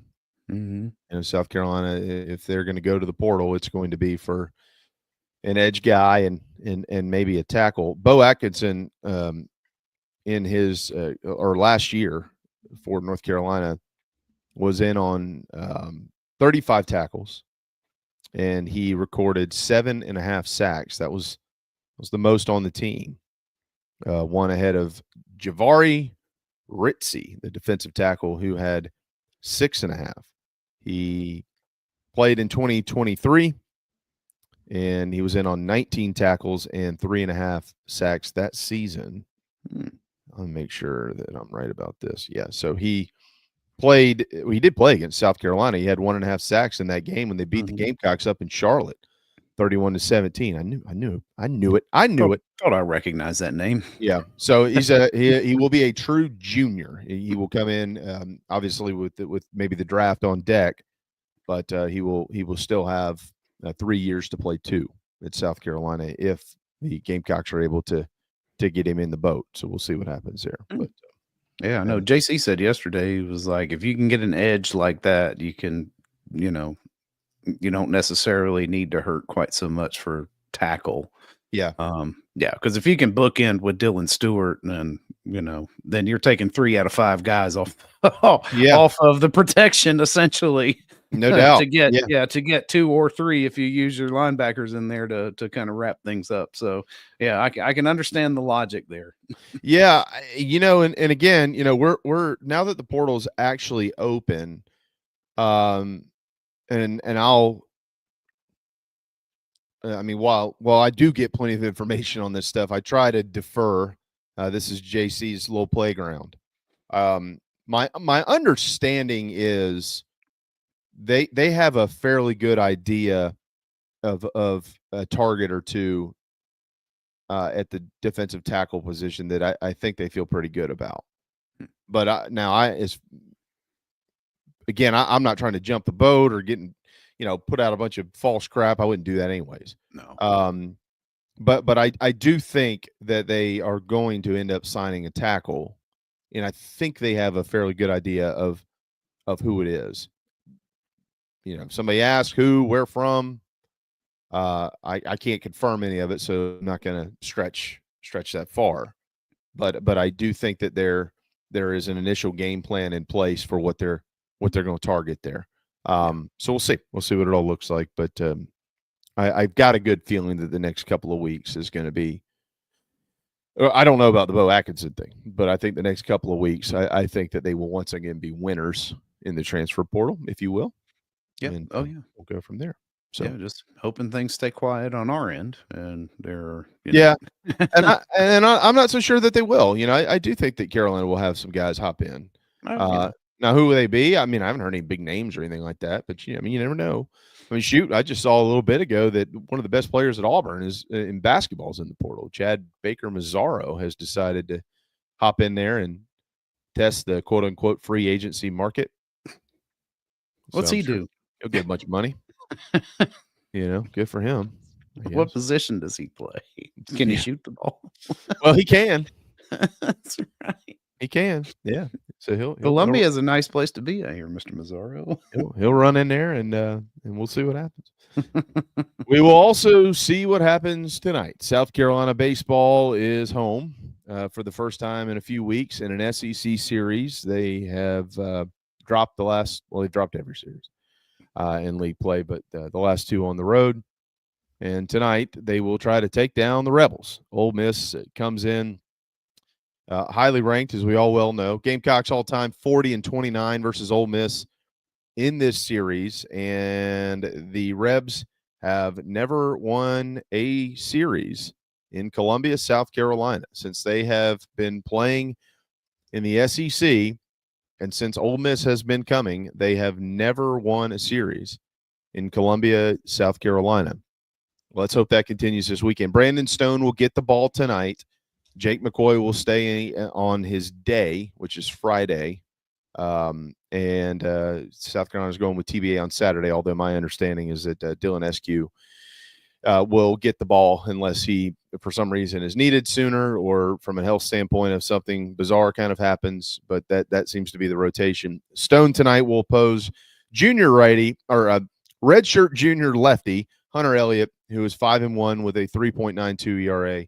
43 2/3 innings pitched, 21 walks, and 53 strikeouts. Jake McCoy tomorrow, he'll go against senior righty Riley Maddox, who's 4-2 with a 5.75 earned run average.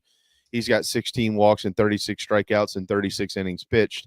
And then Mason Nichols, the senior righty for the Rebels, 2-0 with a 4.54 earned run average, 41 Ks on 35 2/3 innings pitched, and just 10 walks. We'll get the ball on Saturday, opposing whomever the Gamecocks roll out there. 22-11 all time against Ole Miss in Columbia, and we'll see how things unfold this evening. 6:30 first pitch, and Derek and Stewart will be on the call on the Gamecock Sports Network. Mike mentioned earlier this week that all these games on the SEC Network Plus, he is going to be in the booth with Coach Tanner. So you'll be able to watch and listen to a bunch of people you're quite familiar with and see on this show pretty freaking often. Yeah. Probably time to get Coach Tanner back on here before long as well. Gates will be open today for anybody wanting to go in at 5:15. Look, man, that I'm out of adjectives and nouns and verbs and language to be able to describe what we have seen this year. And I think that at this point in time, you're really just hoping for this group to find something that gets them headed in the collective right direction and find some lightning in a bottle and try to be playing their best baseball at the right time of the year and then see what happens. As of now, there's no way they're getting into the NCAA tournament, but you rattle off 2 or 3 straight series wins in the SEC, that changes things quickly. At least you're under consideration, even though you still have work to do. And so we'll see. The one thing that, regardless of the performance of the team, that everybody, I hope, is paying attention to is Ethan Petrie, who's hit 54 home runs in his career. He's 8 off from tying Justin and 9 off from setting the all-time record. And it's, this thing's going to be close if he can get it done or not. Smoke called me last night. As a matter of fact, I will share this. And I pick on him often, but he's like a brother to me, so I'm allowed to do that. You can't, but I can. He called me last night and he said, "How close is Petrie?" And I said, "He's 8. He's 8 away." He said, "From breaking it?" I said, "No, he's 8 from tying it. He's 9 from breaking it." And he said, "How many games they got left?" I said, "Jesus, Justin, don't you watch?" No. And which he does, but he's just smoke. I mean, he can't remember what he did 5 minutes ago sometimes. And I said I think they've got about 18 to go. And then they got the we'll see how many they play in the SEC tournament, and if anything good happens, we'll see if they can scrounge their way into the postseason. But as of now, I mean, he's got 19 guaranteed games. Yeah. I said, so he's got to get on a heater if he wants to break it. And in typical Justin fashion, he said, "God, I hope he breaks it." And I was like, "Do you really?" And he said, "Yeah." He's like, "I want to see him break it, man." He's like, "Records are made to be broken. I'm okay with that. My career was good at South Carolina and helped me play 10 years in the big leagues. I'm fine. I'd like to see him break the record." So for Ethan Petrie, just know that the most prolific home run hitter in the history of the program is pulling for you. Yeah. To break this thing. I do hope it doesn't cloud at bats. Like, I hope he doesn't go up there and get a 3-1 count and think, well, this is where I'm going to drive one out of the yard here. I mean, he hits home runs because he's such a good hitter, not because he tries to. Yeah. And so I hope for his sake and the sake of Gamecock baseball that it just comes natural. But it's going to be close, man. It's going to be really, really close. So we'll see. Maybe we'll get one tonight. Let's hope. Good way to start up, Friday, we getting a couple big knock. He's got that natural power. Like, he doesn't have to press to do it. It's right there. Everything. I mean, I love watching him when when it doesn't look like he's up there trying to do too much. Yeah. Right. I mean, he's such a great baseball player. And, pulling for him. I hate it. That you don't want to boil the season down to, well, you got one guy trying to break a record and you got these guys trying to, make their stats look better to, either move forward or get more money for next year and things like that. But, there are a few limited opportunities to still get out to a baseball game. And, there's nothing to me like I love being in the ballpark for a baseball game. So, I'd go even if they lose all the next 19 games, God forbid, be miserable around here. But if I were able, I would be in attendance. Well, I'll be there tonight, and I'm looking forward to watching them play. And again, we'll see what happens. But I don't know how I'm going to do. Like, I'm going to have to have like an earbud in one ear and then to listen to the radio call and then try to listen to the to the TV call tonight. I don't know.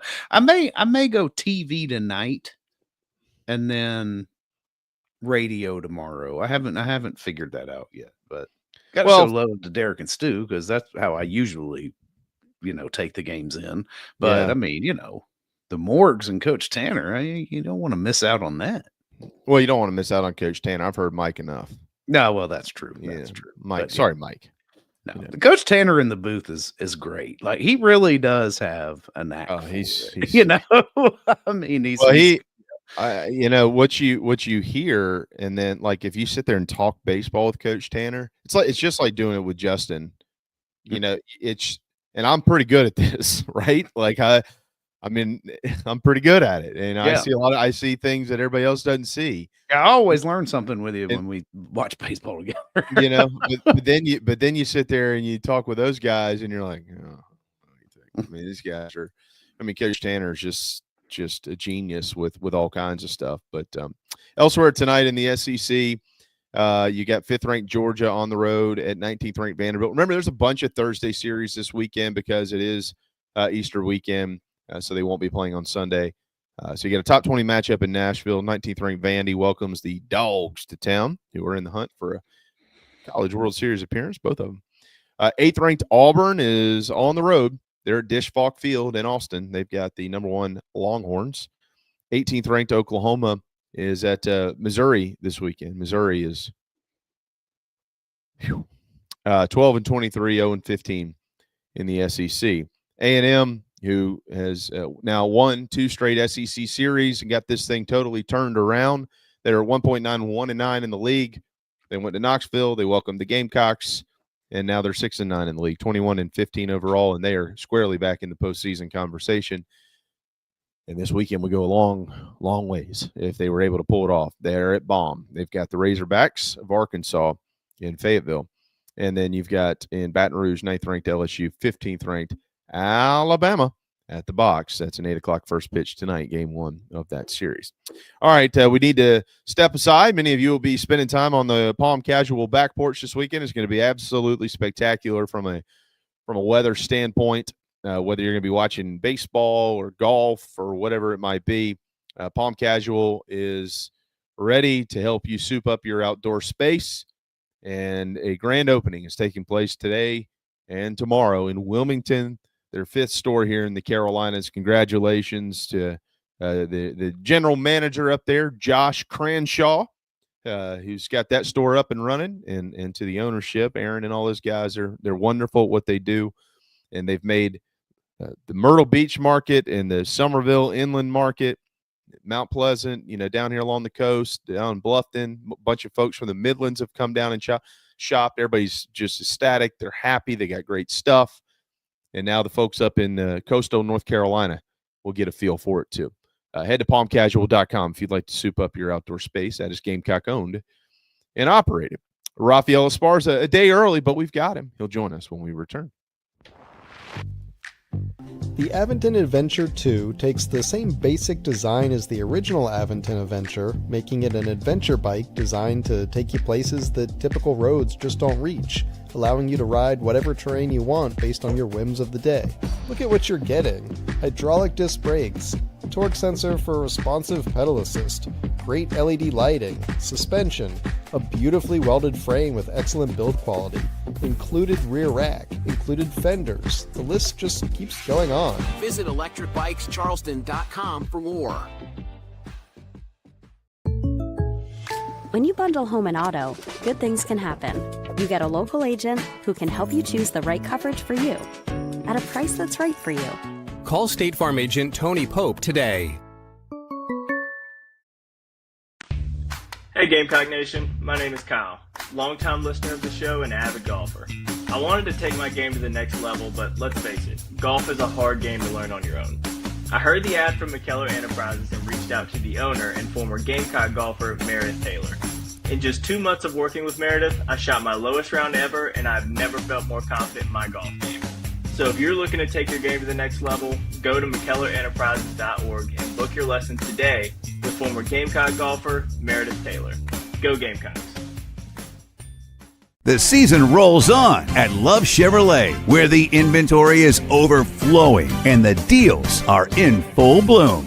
Rev up your spring with Love's exclusive specials on Suburbans, Tahoes, Silverados, the entire lineup of award-winning Chevys on the lot now and ready to go. Spring-tacular savings at Love Chevrolet. We're talking the best selection of new Chevys, the lowest price, guaranteed. In fact, they'll beat any competitor's price or give you $1,000. The other dealers upsell, overcharge, and will say most anything to get the sale. At Love Chevrolet, satisfied customers do all the talking, and they say things like helpful, honest, and fun. Your trusted hometown Chevy dealer since 1961, Love Chevrolet. I-26 at Harbison and at lovechevy.com. Together, let's drive. That's the power of love. Love Chevy. When you bundle home and auto, good things can happen. You get a local agent who can help you choose the right coverage for you at a price that's right for you. Call State Farm agent Tony Pope today.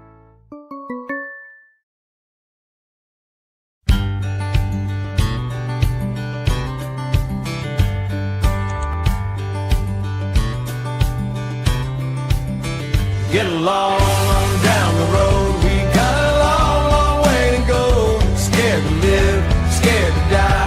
We ain't perfect, but we try. Get along while we can. Always give love the upper hand. Paint a wall, learn to dance. Call your mom, buy a boat, drink a beer, sing a song, make a friend. Can't we all get along?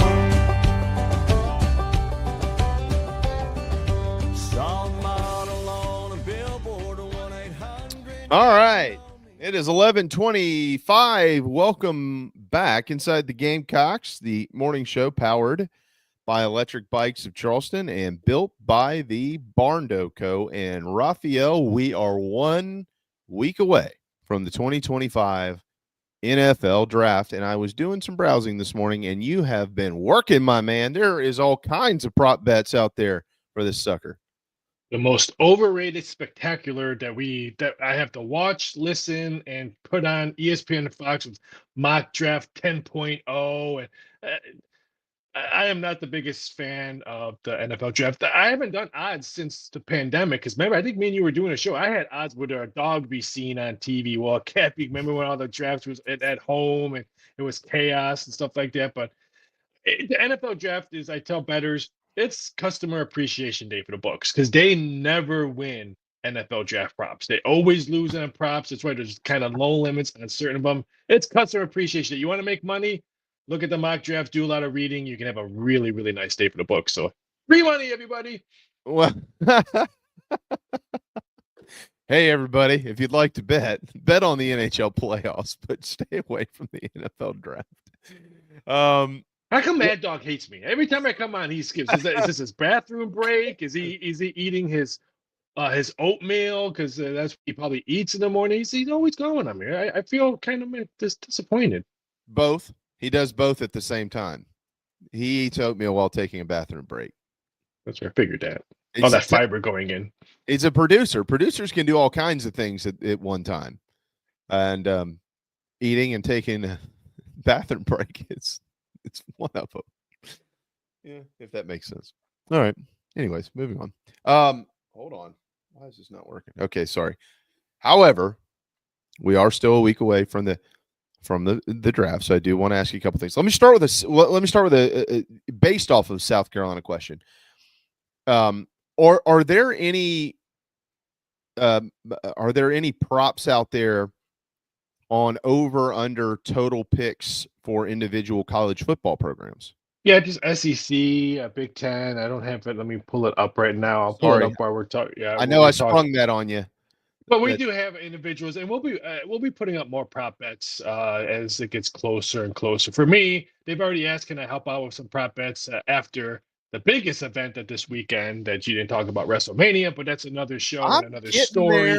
I will be putting up some extra like over under trades in the first round because I think the Saints and the Pittsburgh Steelers could be very interesting in the NFL draft because of the Sanders kid for quarterback, which I believe this is the worst quarterback draft class in a very, very long time. Ward, yes, I think he's the best quarterback. That's why he's probably going number one. But everyone else, I don't see franchise-changing quarterback.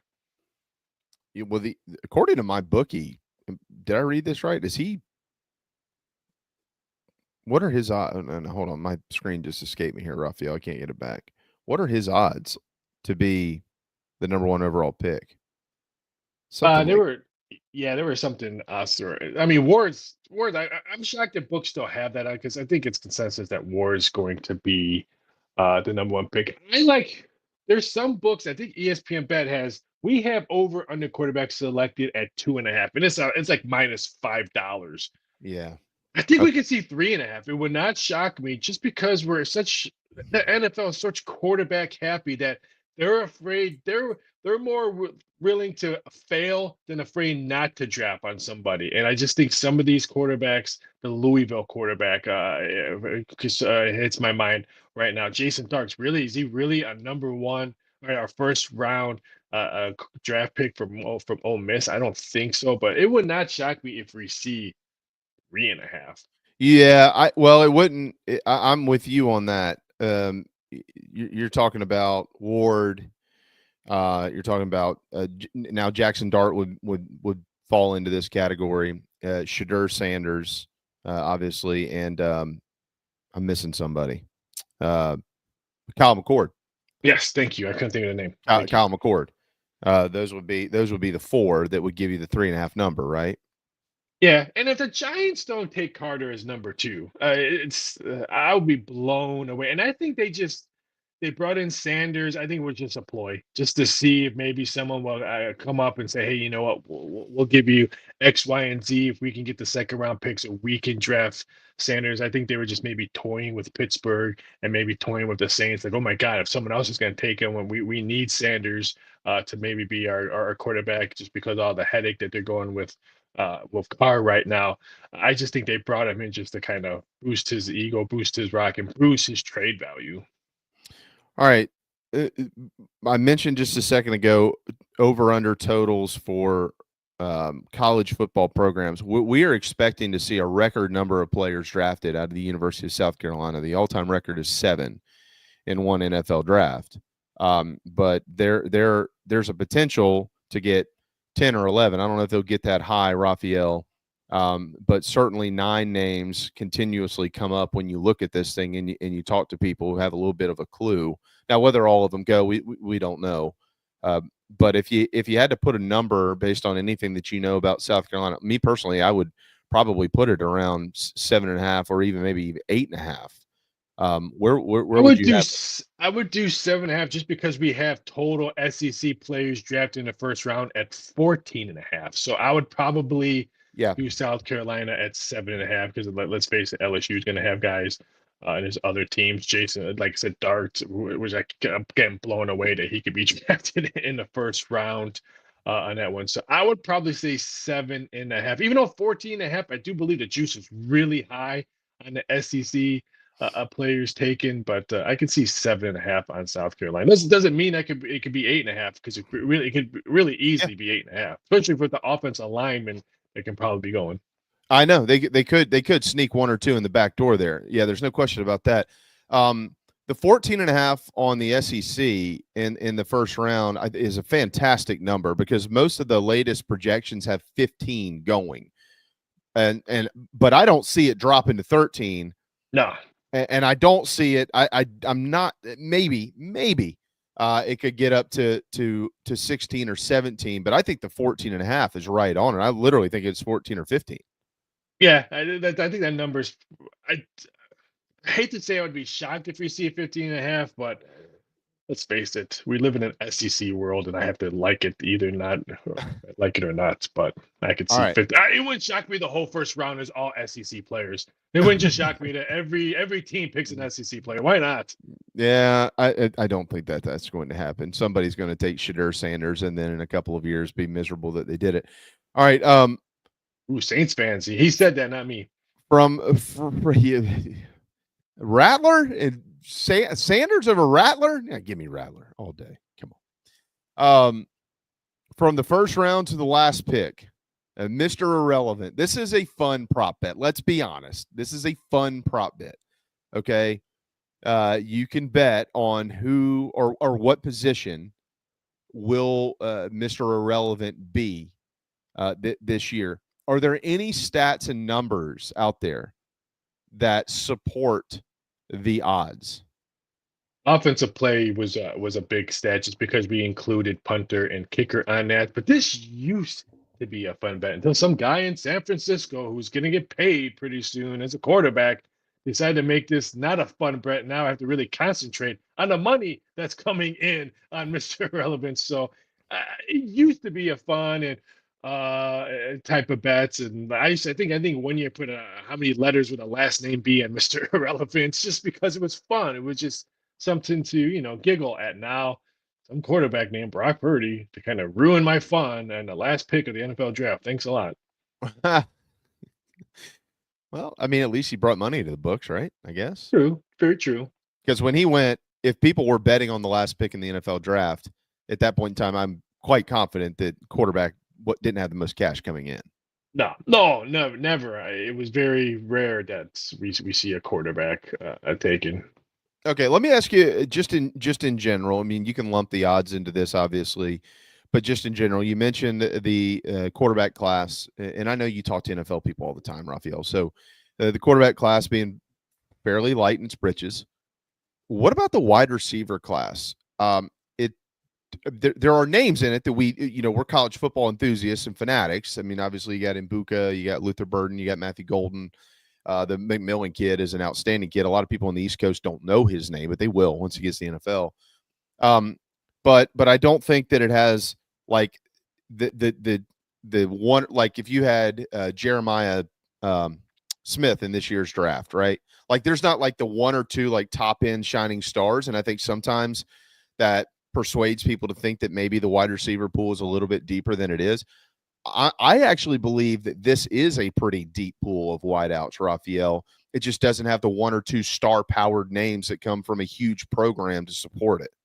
I agree, because you look at it's 2.5 wide receivers taken in the first round. You look at that, there must not be a deep class, but it's a very deep class. I mean, you can really get a nice stud in the third, fourth round for a wide receiver. This is probably one of the deepest wide receiver classes I've seen in a very long. There's no names. I mean, unless Hunter came out and said, you know what, I'm only going to be a wide receiver. Then maybe we have a name, but he's a two position player. But no big names. But there's going to be a lot of good players being drafted that we're going to hear about in the next couple of years. 100% on that. So what did you make of that Travis Hunter news where he boldly said, I don't want to go anywhere who's not going to let me play both sides of the ball? Hats off to him, because didn't someone in baseball said the same thing? And I think it worked out pretty well for him. His name is Shohei Ohtani. He said, hey, I'm playing both. I'm going to pitch and I'm going to bat. If you don't like it, then don't sign me or whatever like that. So it worked well for him. I'm not saying these two are the same, but he can probably do well. I think he's really good at both positions. Maybe down the road we'll see, okay, maybe you're not as good at this position in the NFL and only college. Now you have to switch. But right now, I think just go for two. It's such a fascinating case study because in no projection anywhere is he by anybody that I've seen outside of the top 4 picks, maybe top 5. That's it. And you would generally speaking, think that the unwillingness to do one or the other could cost you a couple of spots, which is going to cost you some money. But it doesn't look like the NFL sees it this way either. All of the teams that are going to be picking in the top 3, 4, or 5 picks all seem to think, fine, we just want him as a football player. Either way, he's going to make our team better.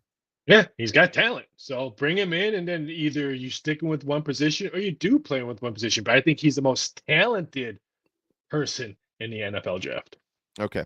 Will Johnson is a back-end player on the defensive side of the football right now who currently has the best odds to be the first defensive back drafted, not named Travis Hunter, but he, again, is a two-way player. But it is really also pretty neat for us here in our neck of the woods to see Nick Emanwari at 18-1 odds, just a couple behind Will Johnson to potentially be the first player off the board. A lot of the mock drafts, Raphael, have him somewhere between 16 and all the way down to 30. I don't think he'll be there. I think he'll be. I don't think he'll be there for 30. No, I 100% agree with that.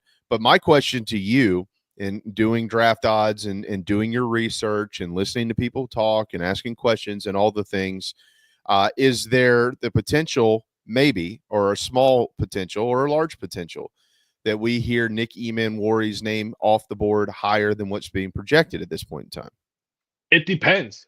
If we see trades happen early, because I tell people trades are like tips. If you're standing behind someone at a fast food place and you see them tip someone, then you're going to tip. And then the person saw that, and then they're going to tip. If the early trades happen, let's say Pittsburgh or the Saints, or someone jumps up for the Giants to get that number 2 pick, if trades happen, then I think that trickles down effect. And maybe someone will want to grab him early, thinking that, hey, this was our number 1 guy on the board. We want him. I'm going to trade like everyone else has so far. I think the trickle down effect is trades that could happen. I think someone can move up and get him.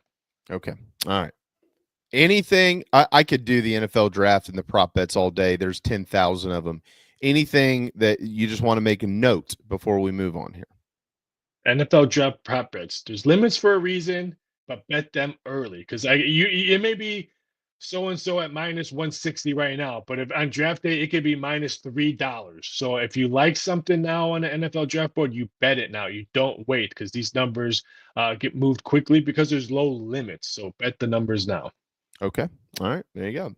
All right. I was right. Everybody else was wrong. Rory won the Masters. Told you. And we mentioned Scheffler, Rory down the stretch. It was also really good for golf to have Rory DeChambeau, kind of the villain, and the It was until DeChambeau decided not to. He fell apart. Yeah, he fell apart. I was rooting for Day. Because I like controversy. I like storylines. Now, what are we going to talk about next year? Rory said it. What are we going to talk about next year? Tiger. I would have loved Day to win that one, and then with all 365 days here, Rory choked it up again. I mean, I like chaos. That's why I like the Pistons to beat the Knicks, because I want Tibbs to be fired. I want free agents to come to New York that flop again. So I love me some chaos, because storylines come really good with chaos. You're the only one I know that watches the NBA. I didn't even know that they were playing. I watch WNBA, NBA, women's. I mean, I watch it all. It's because you only have one. You have one channel at your house. It's the SEC network. I have multiple channels. No. Oh, I'm sorry, the golf channel too. No. I have other channels. No. The story of next year's Masters will be Tiger again, because he'll be back in the field, and it'll be. But Tiger, that's play miniature golf. Go in a miniature golf league or something. I don't want to. It's the story every year. He is not going to play again. He's not going to win again. Let's talk about his girlfriend. I have baby odds where they get pregnant, where they get engaged this week. That's the kind of stuff I want to talk about Tiger. I don't want to talk about an old man limping around that needs a golf cart to play in the Masters. Let's talk about other people. Can Rory win back to back? Can they get revenge? Let's talk about other golfers instead of old man Yeller. Baby odds. Hey, Don. Hey, Tiger.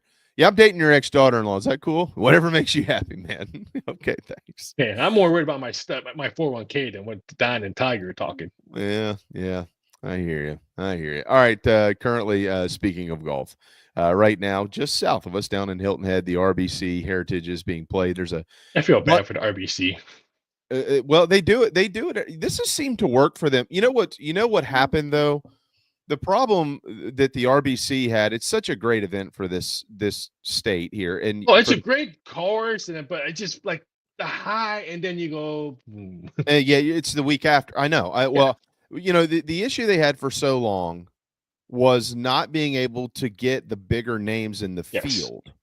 And that has changed. I mean, Scheffler's at 400, Thomas is at 400. They're paying out more money in this thing. They've included, it's a $20 million purse, dude. I mean, Scheffler won it last year, right after he won the Masters. So it brought the profile of the tournament up, and it brought people who actually consider South Carolina their home to Hilton Head.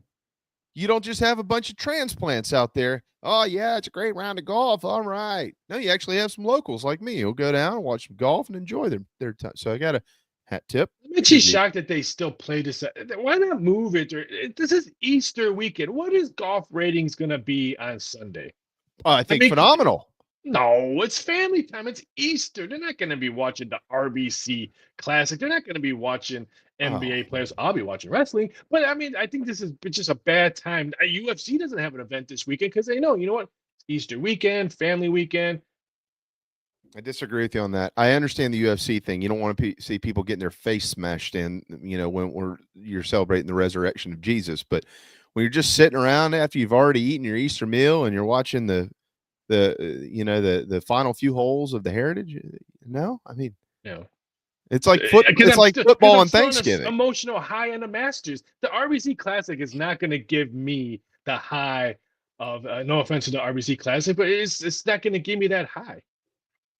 Well, we know what will, and that is WrestleMania. If the great Stuart Lake is watching or listening right now, Stu can't bet because he's an employee at the University of South Carolina. But Coach, I'll see him tonight, and we'll fuss and discuss his next moves based on what you say here. I am just going to wave the white flag and let everybody know I don't watch wrestling. So that's what we rely on you for, and Coach Lake on Fridays to squeeze some of that in when we're talking baseball. Why couldn't Coach Lake come on the show with me? We could break down the WrestleMania stuff. Yeah, Jeez, I asked him to come on Coach? today. He said tomorrow. He'll be here tomorrow. I'm coming on tomorrow now. Okay, all right. So we've got Jay Uso and Gunther in the heavyweight championship. Well, let me break. I mean, yes, there's comments are going to be like, I can't believe you can bet on wrestling. It's a scripted event. And it is, but they don't tell the wrestlers who wins until they're actually in the ring or they're walking into the ring. Now, they practice the day of, but they've practiced 3 or 4 outcomes. And the ref, or before they come out to say, hey, outcome A, outcome B, outcome C, outcome D, whatever, it's listed. The reason why 15 years ago, I can't believe it's 15 years since I've been doing wrestling odds. The reason why I tapped into wrestling odds, because you don't think NFL bettors watch wrestling? You don't think golf bettors watch wrestling? It was a tap in to keep people interested in the betting site or the betting company or stuff like that. Like you can do so much stuff with, hey, I saw you bet on WrestleMania. Don't forget your Chicago Cubs to win the World Series is this, or don't forget the NFL draft is 2 weeks ahead. And you keep them engaged just because there's a billion people that watch wrestling. Now, my betting prop is a different story. You can bet on what color shirt John Cena will come on in his match out there. You can bet how many Superman punches will Roman Reigns connect during his match. So there's a whole bunch of fun stuff you can do, but it's fun.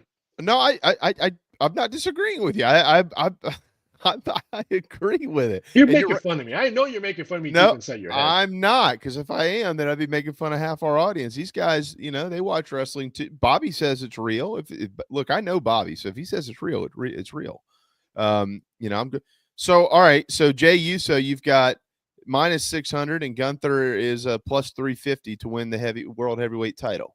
Yeah, he's got the biggest pop when he comes out. Now, you people who don't know wrestling lingo, pop means when you come out in the curtain and the crowd goes nuts. He's probably got the biggest pop. So why would you not give him the title? Most likely, what I'm hearing, spoiler alert, he's probably going to be the first match on Saturdays, because don't forget, WrestleMania is 2 days. I know JB put the kids to bed not once but twice early Saturday and Sunday, but this is probably going to be the first match of it, because why wouldn't you start WrestleMania with the biggest pop to get the crowd jumping?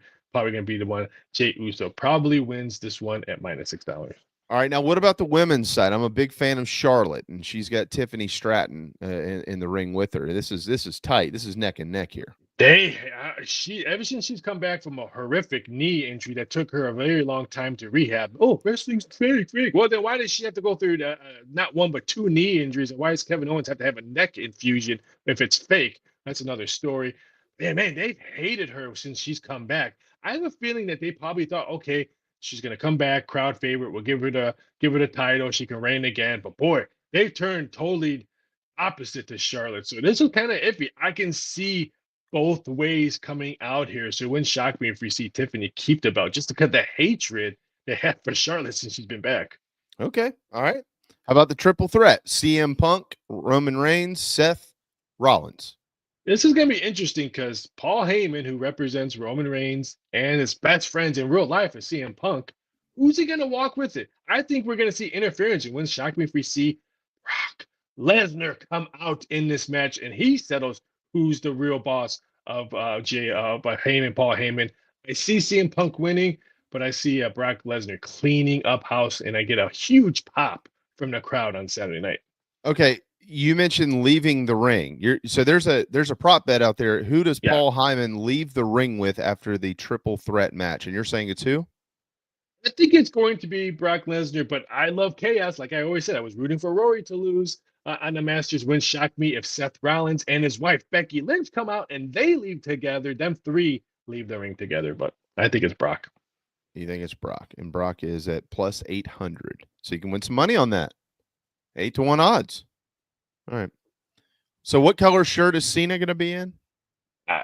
This is interesting because everyone has bet pretty much every color. Everyone bet the Golden Knights colors because it's in Vegas. Everyone bet black because that's the Rock's shirts were mostly black because he's teaming up with the Rock. So this one's been all over the board. I think he's going to wear black just because Raiders color. There's a Allegiant Stadium in Vegas. I think it'll be black, but it wouldn't shock me if it's red or blue like he normally wears. But this one's gonna be very interesting because he took a really bad hit for his ego on this one to turn back. He's still the number one sought out person for Make-A-Wish. Even in that I think he just plays the card evil, wins this match, and then he turns on the Rock and beats the Rock up, and he goes back to babyface, and everyone loves him again. So I would not shock me if we see some kind of a story turn because I can't believe he's gonna be heel until he retires.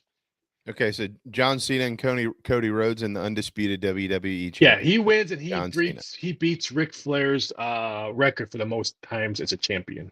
Wow. Woo! All right. Woo! How does he win? Submission, pinfall, or DQ, or? I think pinfall. If you're gonna win a belt and you're gonna beat Ric Flair, then I think it's gonna be by pinfall. Singles, Logan Paul. AJ I need to Styles. watch wrestling with Bobby Patterson. He's all over the place. Anyway. Yeah, Bobby's a good dude. Logan Paul, AJ Styles in the singles. Everyone hates Logan Paul, but I know people who work backstage in WWE. I have a lot of ties back then. They say he's the hardest worker in the back, trying to do his craft, trying to learn stuff. He asks every wrestler questions. They love him in the back, but he's not a full-time person. I think that's why the crowd hates him. I think he wins this one because they're trying to turn him over because they know how good he is in the ring. So I'm gonna have to go Paul. All right. Final couple here, and we'll get you out. Intercontinental title winner. I can see it keeping it the same. I don't see not much on there. I think it's gonna be Penta just got 2-1 just because the crowd loves him. But I'm going to turn it to the women's triple threat: Bianca Belair, Io Sky, and Rhea Ripley. The crowd loves Rhea Ripley, but I would not be shocked if they do Io Sky or Becky Lynch comes out and does something, or an AEW wrestler, Britt Baker, who wants out of AEW. I'm hearing she is already out, shocks the world and comes out. So that could be very interesting on that one. And see, now you've got me fired up. All right, here you go. Total Crossroads performed by Cody Rhodes, over under 3.5. Total Attitude Adjustments performed by John Cena, over under 3.5. Under for Cody, over for John Cena. All right. Did I miss anything? No. I know you're cringing right now. You're like, I can't believe I just wasted my Thursday afternoon talking wrestling when I can be talking SEC stuff. I can't believe my day there's nothing to talk about. There's nothing else to talk about. It's spring game weekend for the Gamecocks. I'll give you something maybe to sprinkle on, like I always do before I end. The Yankees are playing Tampa Bay today. Okay. They have the Yankees as a road game, as a road team. They're playing at George Steinbrenner Field because that's where Tampa is playing at their games at the Yankee Stadium. Why don't you take the Yankees on the run line plus money? This is pretty much a home game for them. This is not a road team. Give me the Yankees on the run line. Yankees on the run line today against the Tampa Bay Rays on their own spring training field. Yes. Yeah, I could understand what you're saying there. All rise, because I think Aaron Judge has a good game. Speaking of the Yankees, hat tip to former Gamecock Clark Schmidt, who is off the shelf, got his first start of the year last night for New York. through 73 pitches, 5 2/3, 4 hits, 3 earned, 2 walks, and 2 strikeouts back in the rotation. And the Yankees win the game off of an Aaron Judge home run, 4-3, the final score over Kansas City. Hey, man, I know you got a busy day tomorrow and throughout the weekend, but you were kind enough to jump in today, and we'll take you anytime we can get you. You know that, so always appreciate it. Have a wonderful Easter weekend with your family. You too. Lay low. I'll be working in Easter because someone has to do NFL draft. I got to do Stranger Things betting prop bets this weekend because it's coming out in October. Last season of Stranger Things. You know, I faded out of Stranger Things. I loved the first 3 seasons, didn't like the 4th, and quit halfway through it. The Metallica scene in the 4th when he was playing the guitar, that was probably one of the most epic scenes I've seen in TV. But I want to see how they end it. I think I'm just really excited to see how they end the storyline. Yeah. What can you bet on Stranger Things, Robbie? Who's gonna what die? kind of props? Over, the characters. Who lives and dies? Arcs. Now Mad Dog comes. He's done eating his oatmeal. He's just That's right. Yeah, around, I'm and good he now. comes I'm back. re-energized. I'm ready to go. He still doesn't have any pants on. That's right. I got all my money on the Caps to win the Cup this year. I'm ready.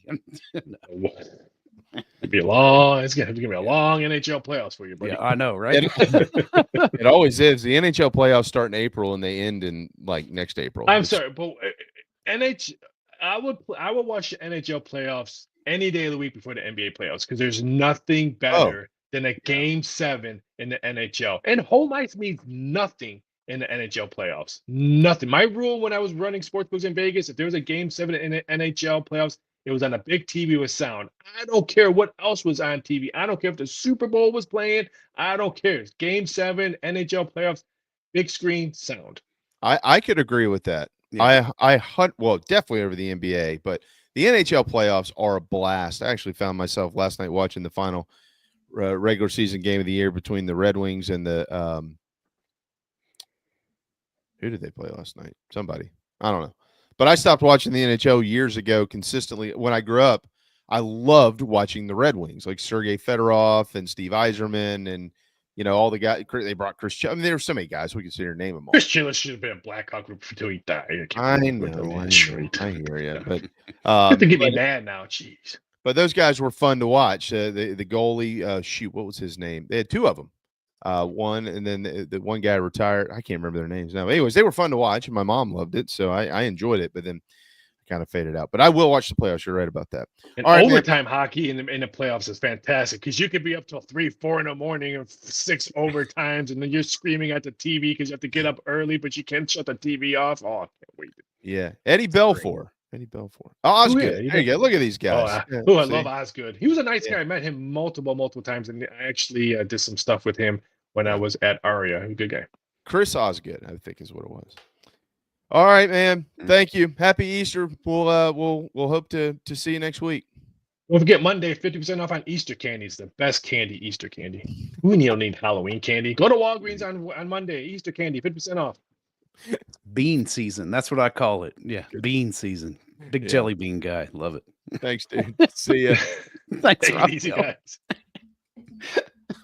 I like the Starburst flavored jelly beans. That's the only kind I'll buy now. Yeah, truly. Those are good. Yeah. You know what I don't like?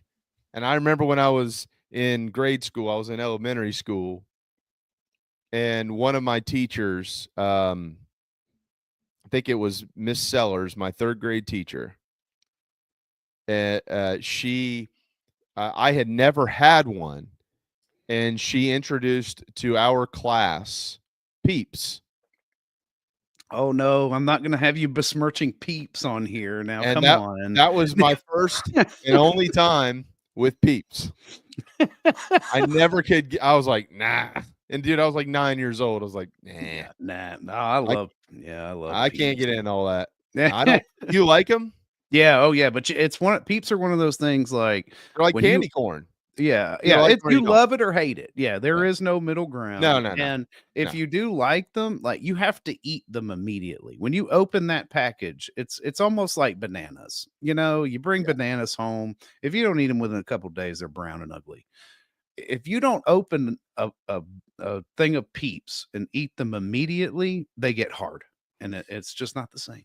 Well, I won't have that problem because I ain't opening them, and nobody gives them to me anyways. I just don't like them. It's the same thing with candy corn. Like I don't understand people's obsession with candy corn.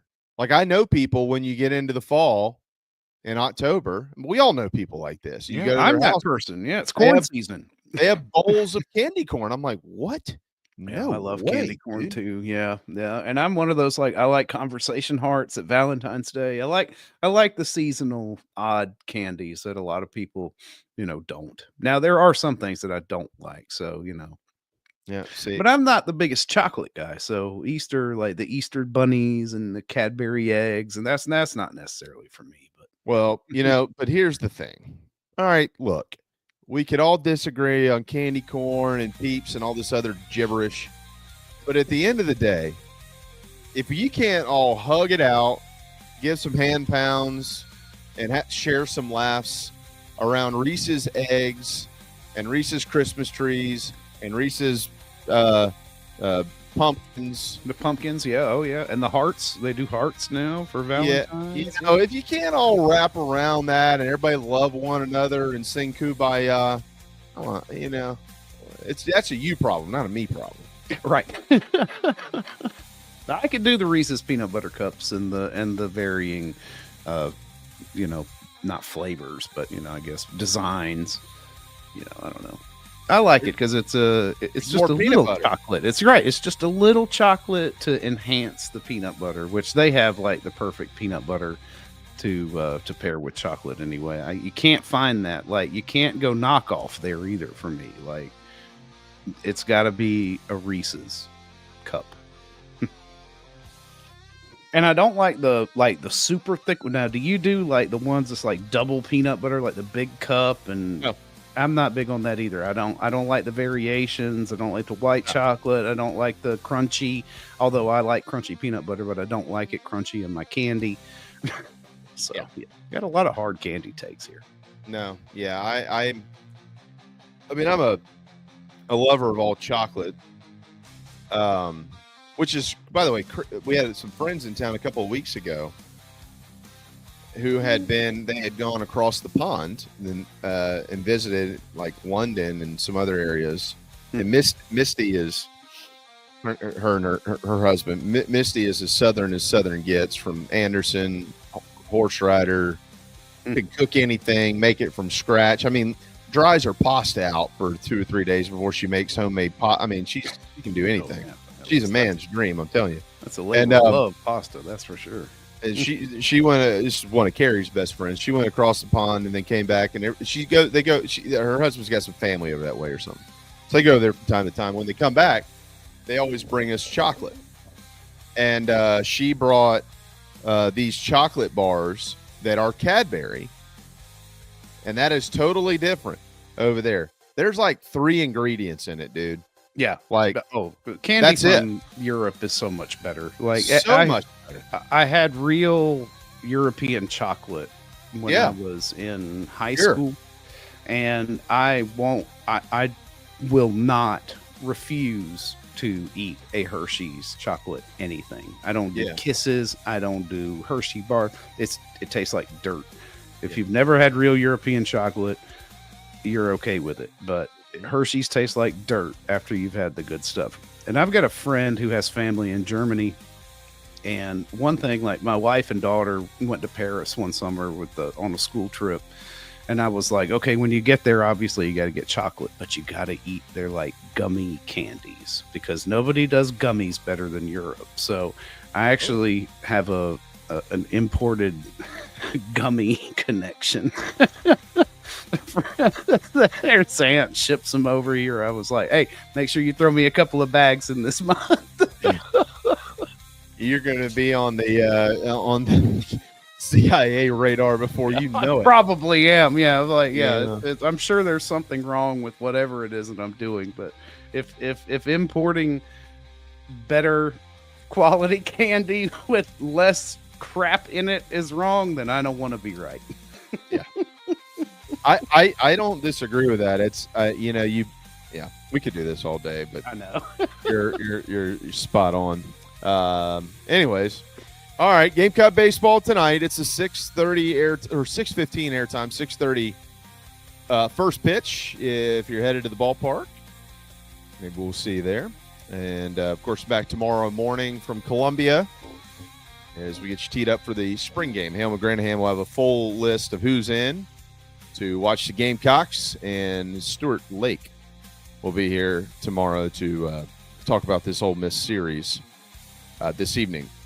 Before we get out of here, it is National Crawfish Day. Man, I love some good crawdaddies. Yeah.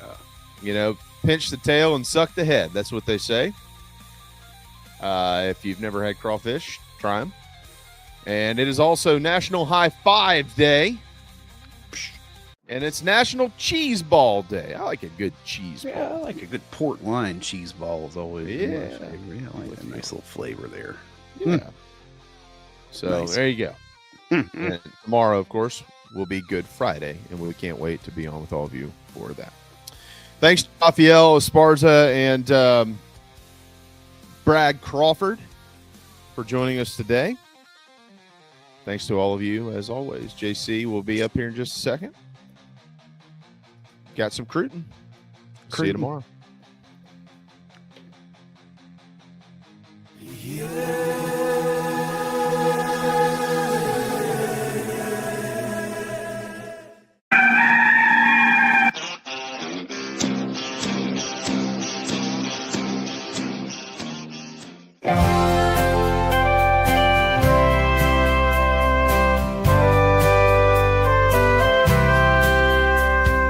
I should not have screamed in terror that fine day.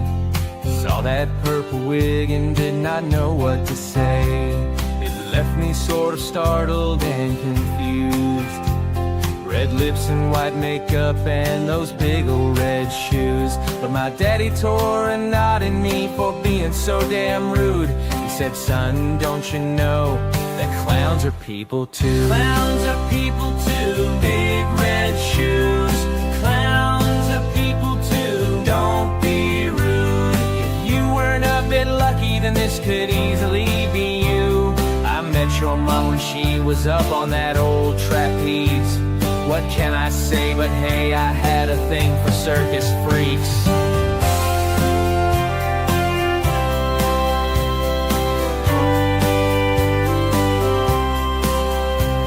I started watching Bozo and warmed to the movie It. Killer Clowns from Outer Space to me was a big hit. Some people like McDonald's because of Mayor McCheese, but Ronald is my homeboy now, and Krusty and Pinky. Clowns are people too. Big red shoes. Clowns are people too. Don't be rude. If you weren't a bit lucky, then this could easily be you.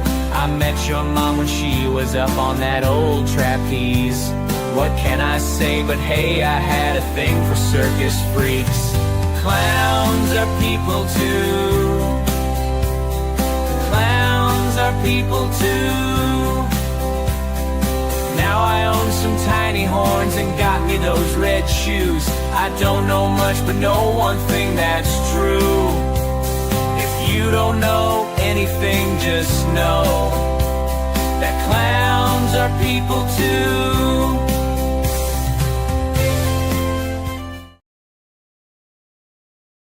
Welcome to Inside the Gamecocks, the show, part of the Chief Sports Network.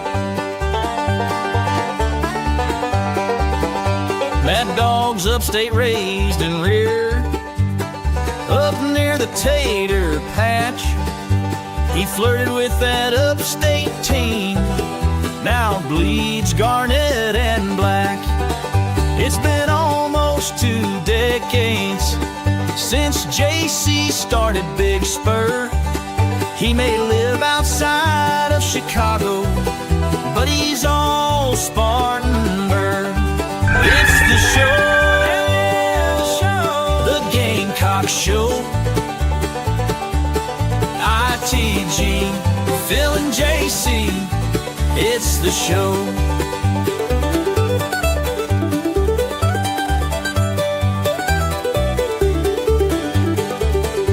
It's fun and entertainment, but also information. nation, things you cannot get on radio. It's the show. Gather around, all you Gamecocks, it's the show. The show. Let's go. JC and Mad Dog Mully on the Gamecock Show.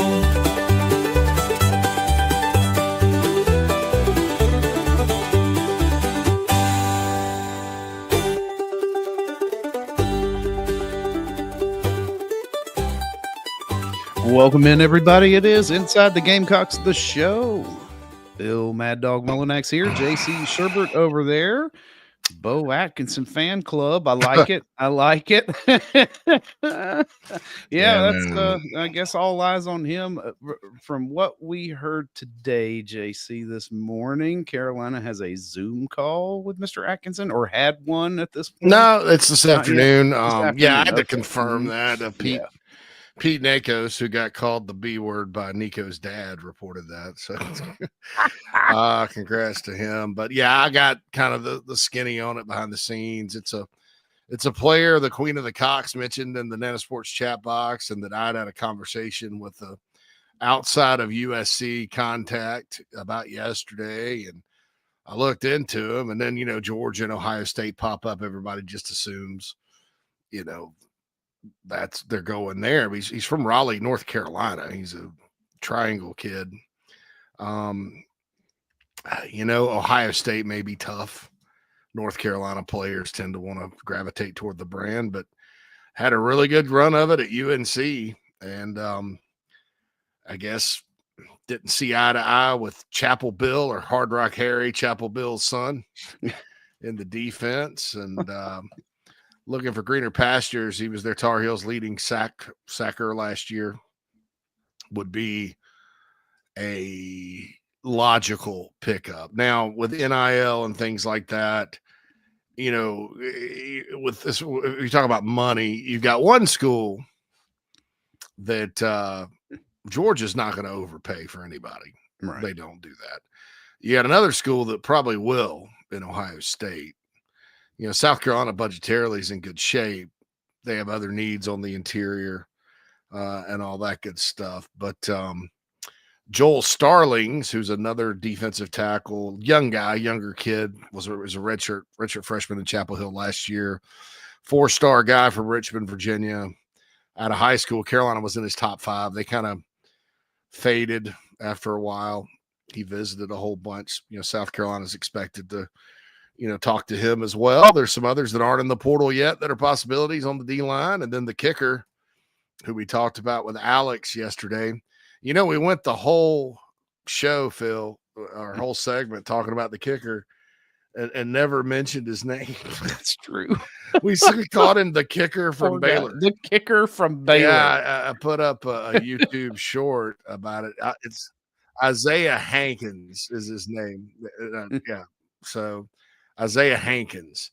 There's a lot of reaction on the Big Spur about him apparently not being good or getting beat out or something. But, dude, he was 8 for 8 inside a close distance and 4 for 7 from 50 yards and beyond. Yeah, I don't give a flip what happened at Baylor. Can he kick or not? And is he better than the kicker South Carolina has? Somebody called it a failure. It's a failure that we have to get a kicker right now. Look, I don't even understand kicking sometimes. It's a crapshoot. Carolina's been very fortunate that Mitch Jeter was a guy they signed. They were fortunate to have Herrera in the wings. You don't have to use a scholarship. They're fortunate to get Max Kelly. Fortunate to get Ryan Suckup, Elliott Fry, all the scholarship kickers they've ever had. But they're also equally fortunate to get Parker White and Spencer Lanning. I mean, Parker had 1 year. His first year was an adventure. And I know Will Muschamp had an unshakable faith in that guy. Right? Oh, yeah. Mm-hmm. But he left with his name on the stadium, and he didn't even play football his freshman year. It was just a student walking around. So it's not as obvious when you're talking about roster building and you're talking about kickers. You can get some schools just do walk-ons. They don't even do scholarship kickers. In fact, Clemson beat South Carolina 2 years ago largely because of a guy that was chilling at the crib when Dabo called him. And I guess he had gotten cut and said, "Hey, can you come back?" Yeah. And he boomed how many long field goals at Williams-Brice that night. Oh, my goodness. Yeah, that was. I just, I don't know, so we'll see what happens. Nana Sports chat box right here on the show. Apologize for missing crosstalk because my Bo Atkinson information came in at about 11:56. Yeah, right. and I got people on the big spur, like wanting to know what's up, and so I decided to just kind of give a little update, and I was busy typing that. So that's the thing there. So I apologize for missing the crosstalk today, Phil. It's always the highlight of my day to come. I know it's fun. I was like, I even like, to get around some of the, because we do some good stuff in the crosstalk actually. So to get around some of the YouTube copyright info, I'm playing our music in that little point. That way we can throw shorts and stuff up on YouTube. Not shorts, but even like longer the longer form stuff. Yeah, that doesn't get dinged for copyright. Yeah. So forgive me for were you saying you missed me, Phil? That's awesome. I miss you too, buddy. Anyway, so Nana Sports chat box obviously is alive and well. Lance Player, Latte Lance, the pride of Johnsonville, the Johnsonville Joker. Johnsonville. Why so serious? The number one Flash. Yeah, but he's in. What's up, killers? It's clown time. Bobby is in. My man, says my man Lance, the queen of the cocks. I would do some strange things to get Atkinson. The kid is a physical specimen. I just hope we utilize the Kennard story while it's fresh. They will. I'm just telling. I'm being realistic here, because it would be real easy for me to get really excited about this guy. I love defensive line anyway. This dude, low bust rate too. There's no chance this guy comes and isn't the ball player. Right. There's he's developed well. He's still got 2 years of eligibility. You line him up. You line a guy like this up across from, and this is nothing against Brian Thomas Jr. I think South Carolina can win games with Brian Thomas Jr. or Desmond or whoever is over there. You line this guy up, a proven guy that led North Carolina in sacks last year. You're cooking. I don't want to even say this because I know the staff, their whole thing was we want another D tackle on their wish list.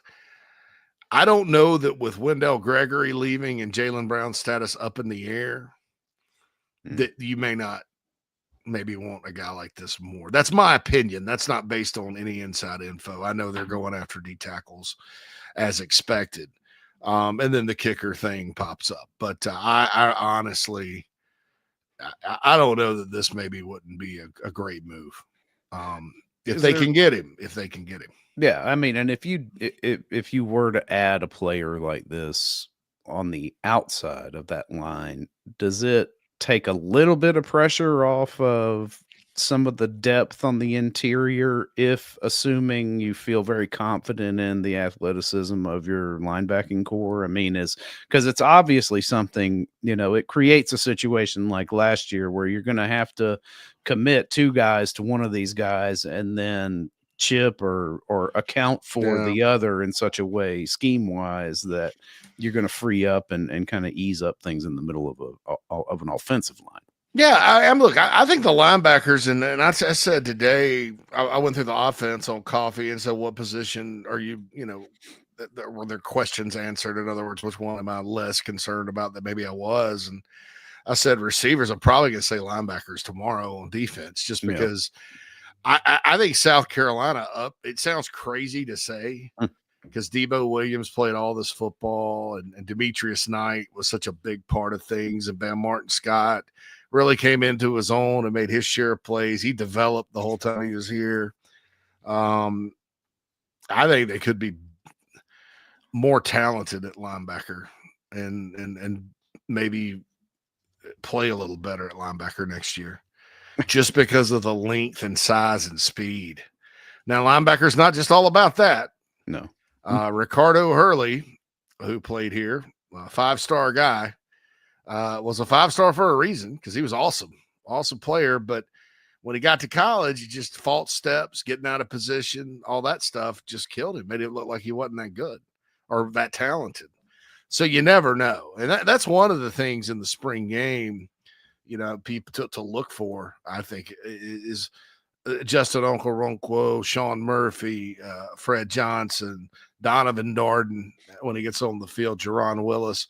What are they stepping the wrong way and having to recover, and or is there holes, all that good stuff? Does it take pressure off the interior? I don't know. Here's my thing with the D tackles is there's two guys really that they have to that are hard to replace, and they're not going to replace them like carbon copy them. But just because you're different doesn't mean you're not better or good. Does that make sense? Yeah. Tonka Hemingway is a different guy. He came in about 260, played some end, 3-sport athlete. He's the athletic guy that can rush the passer from the interior, that's way too quick and fast for a guy his size, that has a natural nose for the football, that's always around, and all that. You line up and run it right at Tonka, it's good. Not great. But he's rare for the reasons I stated. And there's, I guess, Devontae Miles may be one of the closest guys to that.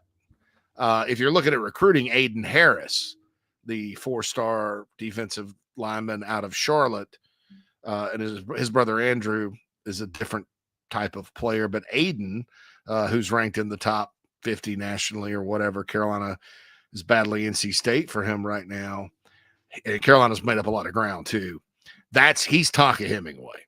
He's sitting there. He's listed at 240 right now on 24/7. I think he's probably around 260. He's not going to be the biggest guy, but he's going to be the quickest guy. And you can use him. He's got some position versatility and all that good stuff. So there's no Tonka on the roster right now unless it's Devontae Miles, just from looking at it. But then the person that's really down after down, play after play, that's going to be difficult to replace is TJ Sanders.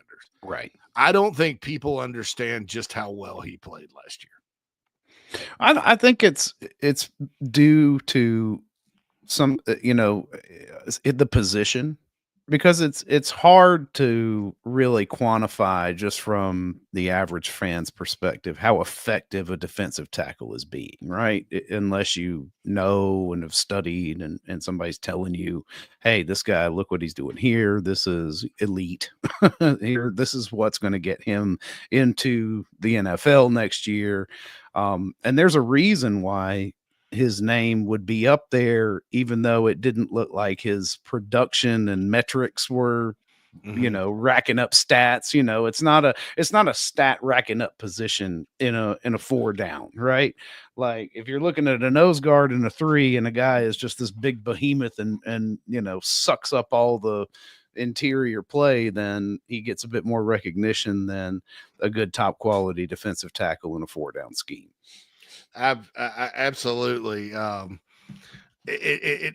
You just watch, I went back and I watched two I guess the abbreviated full game, they'll put together. And I watched that Alabama game. And then I watched the end of the Clemson game. And just, my goodness, that guy, he's just a handful on the inside. And look, that's a player that, we talk about development and recruiting the state and all that. There's a reason the NFL loves that guy, and he's probably projected second, third round, at least, is because he's like that. This kid was a basketball player. Right. Right. Primarily that played football some, is he in the end? And there's guys like that all over South Carolina. When you look back through the history, or John Abraham was a guy like that just developed. Gaines Adams, the late Gaines Adams at Clemson. If you're looking for another example outside of Gamecock land, but TJ was a great get. Thankfully, he stuck when Beamer, because he committed to Muschamp in that infamous class of 2021. I don't know if Bam Martin Scott makes an NFL roster, there'll be and Debo Williams. So Debo Williams, Bam Martin Scott, TJ Sanders, Nick Barrett were all in that class. Yeah, right. the class that ranked 80th in the country. Back then they didn't count transfers either on the ranking, so it was just like a 13-person high, and everybody went nuts. Oh, Beamer could recruit. I'm like, dude, we're all locked in our house still. Everything had to be done via Zoom. So anyway, but so that's going to end up being a notorious class when all said that. You're about to look back and go, it was kind of small but mighty, to be honest. Right. But yeah, so I and TJ showed that. Remember the Georgia game in 2023 where he just was unblockable? Right. Yeah. Just breakthrough. Right. He tore a good. This is why I always say on the offensive line, keep your expectations in check, no matter how good you are, because you're going to run into a TJ Sanders, and all those guys that played for Georgia that day found that out. They weren't expecting. Who's TJ Sanders? Oh, he just kicked your ass over and over and over again. His problem was consistency, right? His problem was there were some games he'd look like it, some games he wouldn't. Well, Travian Robertson, as time went on, got the most out of him, and he had his most consistent and best year this past year, and his draft stock went up. I don't know how you replace like what he was as a senior, apples to apples, Phil. It's going to be hard. Gabriel Brownlow-Dindy, how good can he be? Will he ever reach the level of that he had? It's a long way. He's doing really well. They love him. He's been explosive and productive and Studley. I mean, in the first scrimmage, Dylan Stewart and Brownlow-Dindy, they couldn't block him. So maybe he ends up being a guy. I mean, I thought DeAndre Jules was really good last year when he played. If you swapped TJ out with DeAndre, I mean, you'd miss TJ obviously, but you'd have a good player. So that's my thing. I'm not worried about the D tackles. I think a lot of people are basing their concern about it, number one, over what they lost. Number two, almost. And I wish people wouldn't do this, but they look at a Devontae Miles. They ignore that Georgia and Mississippi State wanted him, out of the portal. And they just see, he didn't start at Bowling Green, therefore he sucks. Yeah. Never mind any other proof otherwise. You know what I'm saying? And, so I get it. Gabriel Brownlow-Dindy hasn't played. And so what you're thinking when you look at him is Michael Goodwine. Well, Michael Goodwine was a role player last year. Now he's improved and going to be a starter this season and all that. But when you're trying to replace TJ Sanders, that's the example. But, to kind of long-windedly circle back to your question, I think having disciplined, good linebackers that can make plays and then erase mistakes because they're big and athletic and can run is it helps, but the D line also, keep in mind, a lot of their job is to keep the guards and center off of the linebacker from getting to the second level. Right. Yeah. So that's a lot of their job. Yeah. All right. From the Nana Sports chat box, my man Russell says Gamecock Equestrian is up 12-3 on TCU at the national championship. So, didn't the coach came from SMU, didn't she? I think it was SMU. It was SMU, where she won a bunch. So beating the old rival there has to be pretty sweet. I'm sure the horses are excited. Yeah, listen, I mean, anytime you can take it to a Texas school when it comes to horses, for me, I mean, I don't know. They might not be all that good. I mean, traditionally, maybe it spreads around, but in my head, if you're beating a Texas school in equestrian, you're really doing something. Heck yeah. They got cowboys out there, right? I know, right? I mean, I don't know.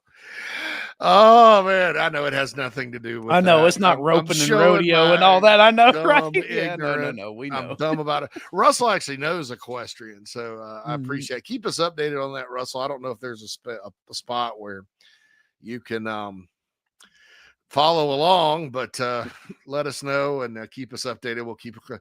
Hey, Whittle wrote a Gamecock Equestrian article two weeks ago, and it got 2,500 views. He wrote another one this week. It's got 5,000 views. Yeah, the one about the coach. Yeah. Yeah. Yo, dude. I mean, I'm know. like, it's just never. The Gamecock. Oh, okay, I'll cool. listen Yeah, I'll listen to the broadcast on that. But I'll be baseball. I'm probably going to stream it tonight because Morgs and Tanner are on. I was talking about that with JB. I was like, I don't know where to go. I was like, you know what? I think I just settled it. I'm gonna watch the the SEC Plus TV broadcast and listen to it, and then that way, I get to hear the Morgs and Coach Tanner, and then probably I might go back to radio tomorrow. If they start losing, I'm turning them all off. I'm not. I don't. My patience is very thin. Nothing in the first inning like they've been doing. I'm like, well, that's true. To the bar. That's right. I wish. Lance adds in the Nana Sports chat box, all in, Bo, that dude can play. Yeah, dude. Yeah. He's a good player. He racked up 1.5 sacks in that opener in 23 against us. He was one of many. Yeah, that's right. Yeah. Was he? I think he was a freshman, true freshman that year. Yeah, true freshman. Yeah, 1.5 sacks. Yeah, man. I don't remember his recruitment, so I'd have to check into it. So anyway, I want to remind everybody, if you're in town for the spring game this weekend, Gamecock baseball, stop by Gamecock Traditions. They have 2 locations. Village at Sandhills, out in Northeast Columbia, also out in Lexington. Check them out. Also follow their social media channels at Gamecock Traditions. Anywhere you are in the world, you go to GamecockTraditions.com and get all kinds of awesome Gamecock gear. We'll be back. Second segment, hour number 1 on the show after this. Oh, man. The building is on fire. Emergencies and accidents happen. When you're in the middle of a fire or water event, all you want is for things to return to normal as soon as possible. Resto Pros of the Midlands is with you, guiding you through the process and working with you to get your home or office back in working order. They'll answer your questions, discuss procedures, and can act as your advocate when it comes to processing your insurance claim. Resto Pros Midlands SC.com. Open 24/7 when you need them. Quality that is guaranteed. Happy New Year from the Barndominium Company, where they are building dream homes in the Carolinas, Georgia, and Tennessee. Their turnkey process can be custom designed and takes 6 months on average. Make your dream a reality. Visit thebarndominiumco.com. Thebarndominiumco.com. Gamecock owned and operated.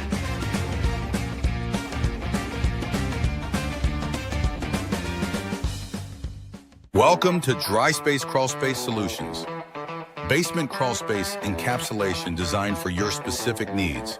Your crawl space can be susceptible to all sorts of issues, including moisture buildup, mold growth, and structural damage if not cared for properly.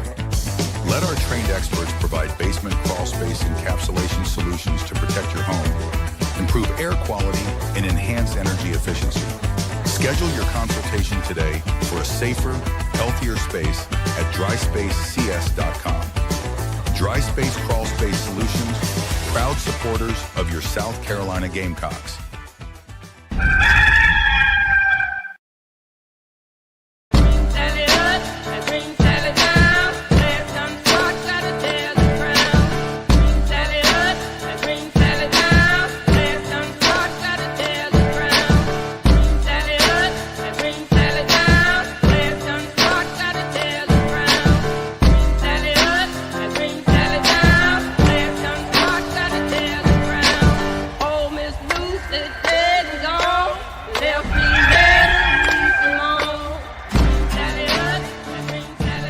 Welcome back, everybody. Inside the Gamecocks, the show rolls on here for a Thirsty Thursday.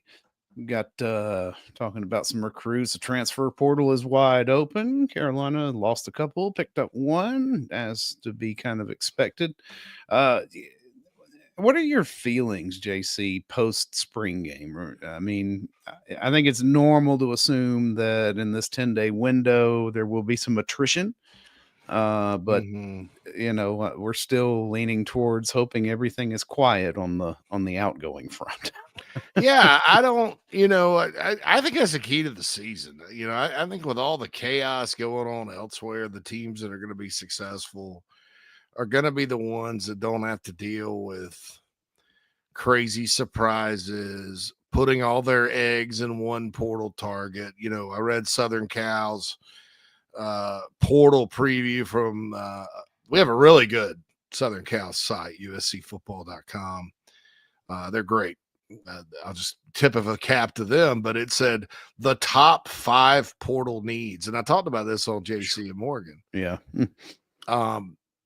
If you have 5 portal needs in this window at all, that's a problem, because this portal window so far, outside of the Nico pile of crap or whatever, and a bunch of dudes that went to other schools. And this is ridiculous. This thing I'm about to say makes me want to puke. Yeah. A bunch of dudes that went to other schools in the first portal window, but now I guess have been talked into or didn't like or whatever, are now in this portal again. One guy that committed to North Carolina, it was Colorado. I think his name's Adrian Wilson, was a wide receiver. One guy was committed to 4 different schools coming out of high school, signed with Colorado, and he's on the first train out. Are you telling me that guy doesn't love being recruited? Yeah. And even back in the day, Phil, guys that couldn't let go of high school, they all have 1 or 2 friends. Yeah, that's right. We all know a few of those guys. Yeah. Are those people what you would call successes in life? Not typically.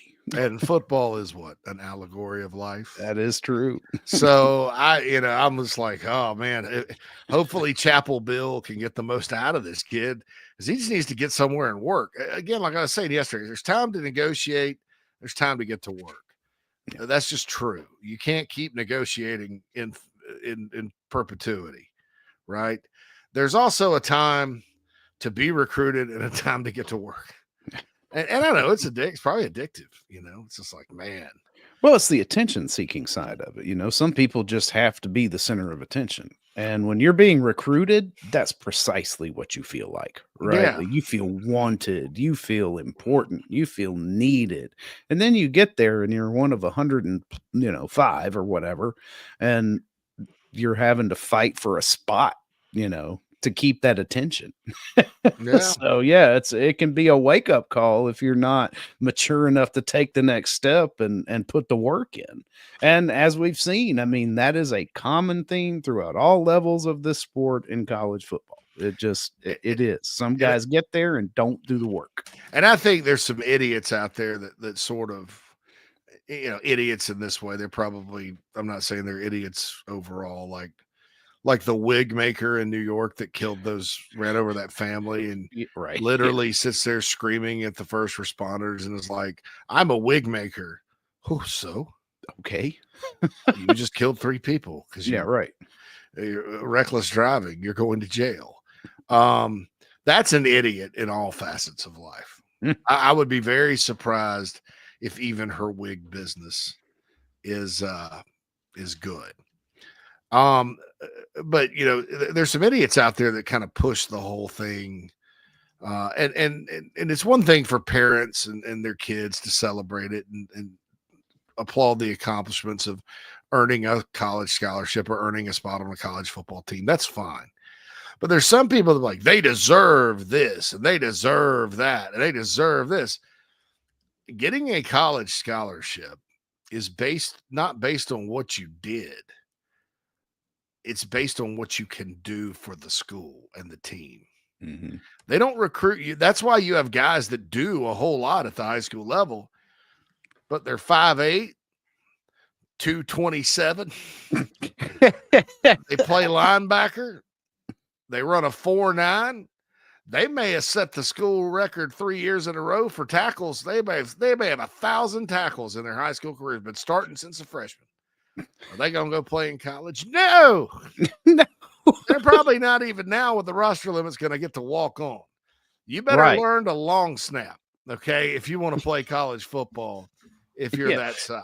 You Period. can't even be a special teams guy outside of, the specialists. So, at so that you see size. what I mean? I mean, it's like it's the continuation of the everybody gets a trophy, the ASO soccer generation, which I'm using that example for when I played ASO soccer. That was the difference between ASO soccer and football. That's probably why soccer got a bad name in our country for a while, because it just looked like a kinder care. Right? Or just having fun out here. So that's the deal on that. So it's like we just want to reward these folks and say they deserve it. It's the same concept of these guys that take 9 official visits now because you take as many as you want. I deserve or they used to say when they only have 5, I deserve these. They'd be committed to a school. The school's counting on them to come in and be great. Well, I deserve to take these. I'm not even going to officially visit this school because I've been there so many times, but I deserve these. Oh, they deserve those. They're like mini vacations. Yeah, I'm like, okay, you're just wasting. It's called wasting people's time. That's a bad habit. And so I don't know. I don't know about this guy. That's but there's a lot of guys like that went to one school, Phil, in December, went through spring, and now they're out, want another paycheck, and it's crazy. I mean, really, to me, just and I mentioned this yesterday. I don't want to get too off track on it, but I mentioned that there was some agents quoted that were talking about how player X he didn't want to get in the portal, a little iffy about getting in the portal in December, but boy, now with all the money they're paying, they're gonna get in the portal. And I'm like, he probably didn't want to get in the portal in December because he's happy where he's at. Why don't you leave him the hell alone? Right. It is not your job to recruit guys. They're not your guys. They're the University of blah, blah, blah's guys. They're that coaching staff's guys. Now, if they want to leave and explore their options, more power to them. Like, you can't stop that. But having someone constantly, again, it's that whole thing of the negotiation period needs to end. At some point, you have somebody out there constantly shopping you around, and so you could end up playing here, there, wherever at any point. It doesn't matter to you. You're not going to, number one, you're not going to be a good player. And that's a question I would ask if I were inbound recruiting.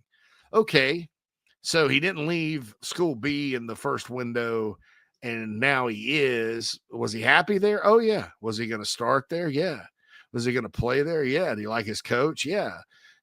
How's his social life? Well, he's got a girlfriend and lots of friends. How's his living situation? He's got his own apartment, a nice car. And, what were his grades like? He made straight A's. You go through his social media, and let's say he's at Texas Tech. He's just throwing the guns up all the time. I love it here in Lubbock, blah, blah, blah. And you get some asswipe that really does this easy.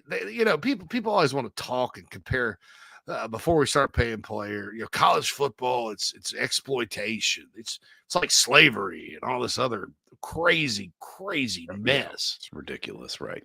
I think when you give agents that much control over what you do, and they're unprofessional and they're recruiting you off rosters and trying to basically force you to change your living situation, the best years of your life, college, over a couple of $100,000, I don't think that sets a very good precedent. But if they have that much control and these guys can't really have any sort of control over where their lives go, Phil, right? Isn't that wrong? Absolutely, it's wrong. No, I heard a take a couple of days ago that's like, specifically regarding agents, like even at the NFL level and then professional leagues, not every agent is a good agent. And now you've just flooded this agency market with over 1,000 more players, even if you're just looking at D1, at the Power 4, who are seeking all this representation, and you're having to fill these voids in the demand for agents, and these unproven guys are coming along because not every one of these prospects is going to garner the attention of the top guys in the NFL. So you're getting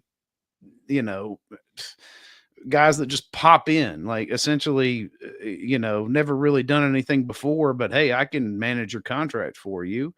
And if they're looking to make money first and not find the best fit or consider the player in all of this, then you're going to see these stupid moves where you commit to one place in December. Next thing you know, you're back in the portal after the spring.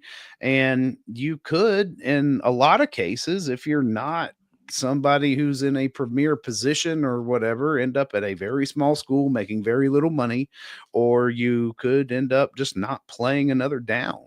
I mean, the range of outcomes is huge for these kids. Tom Luganbill said it best. He did math.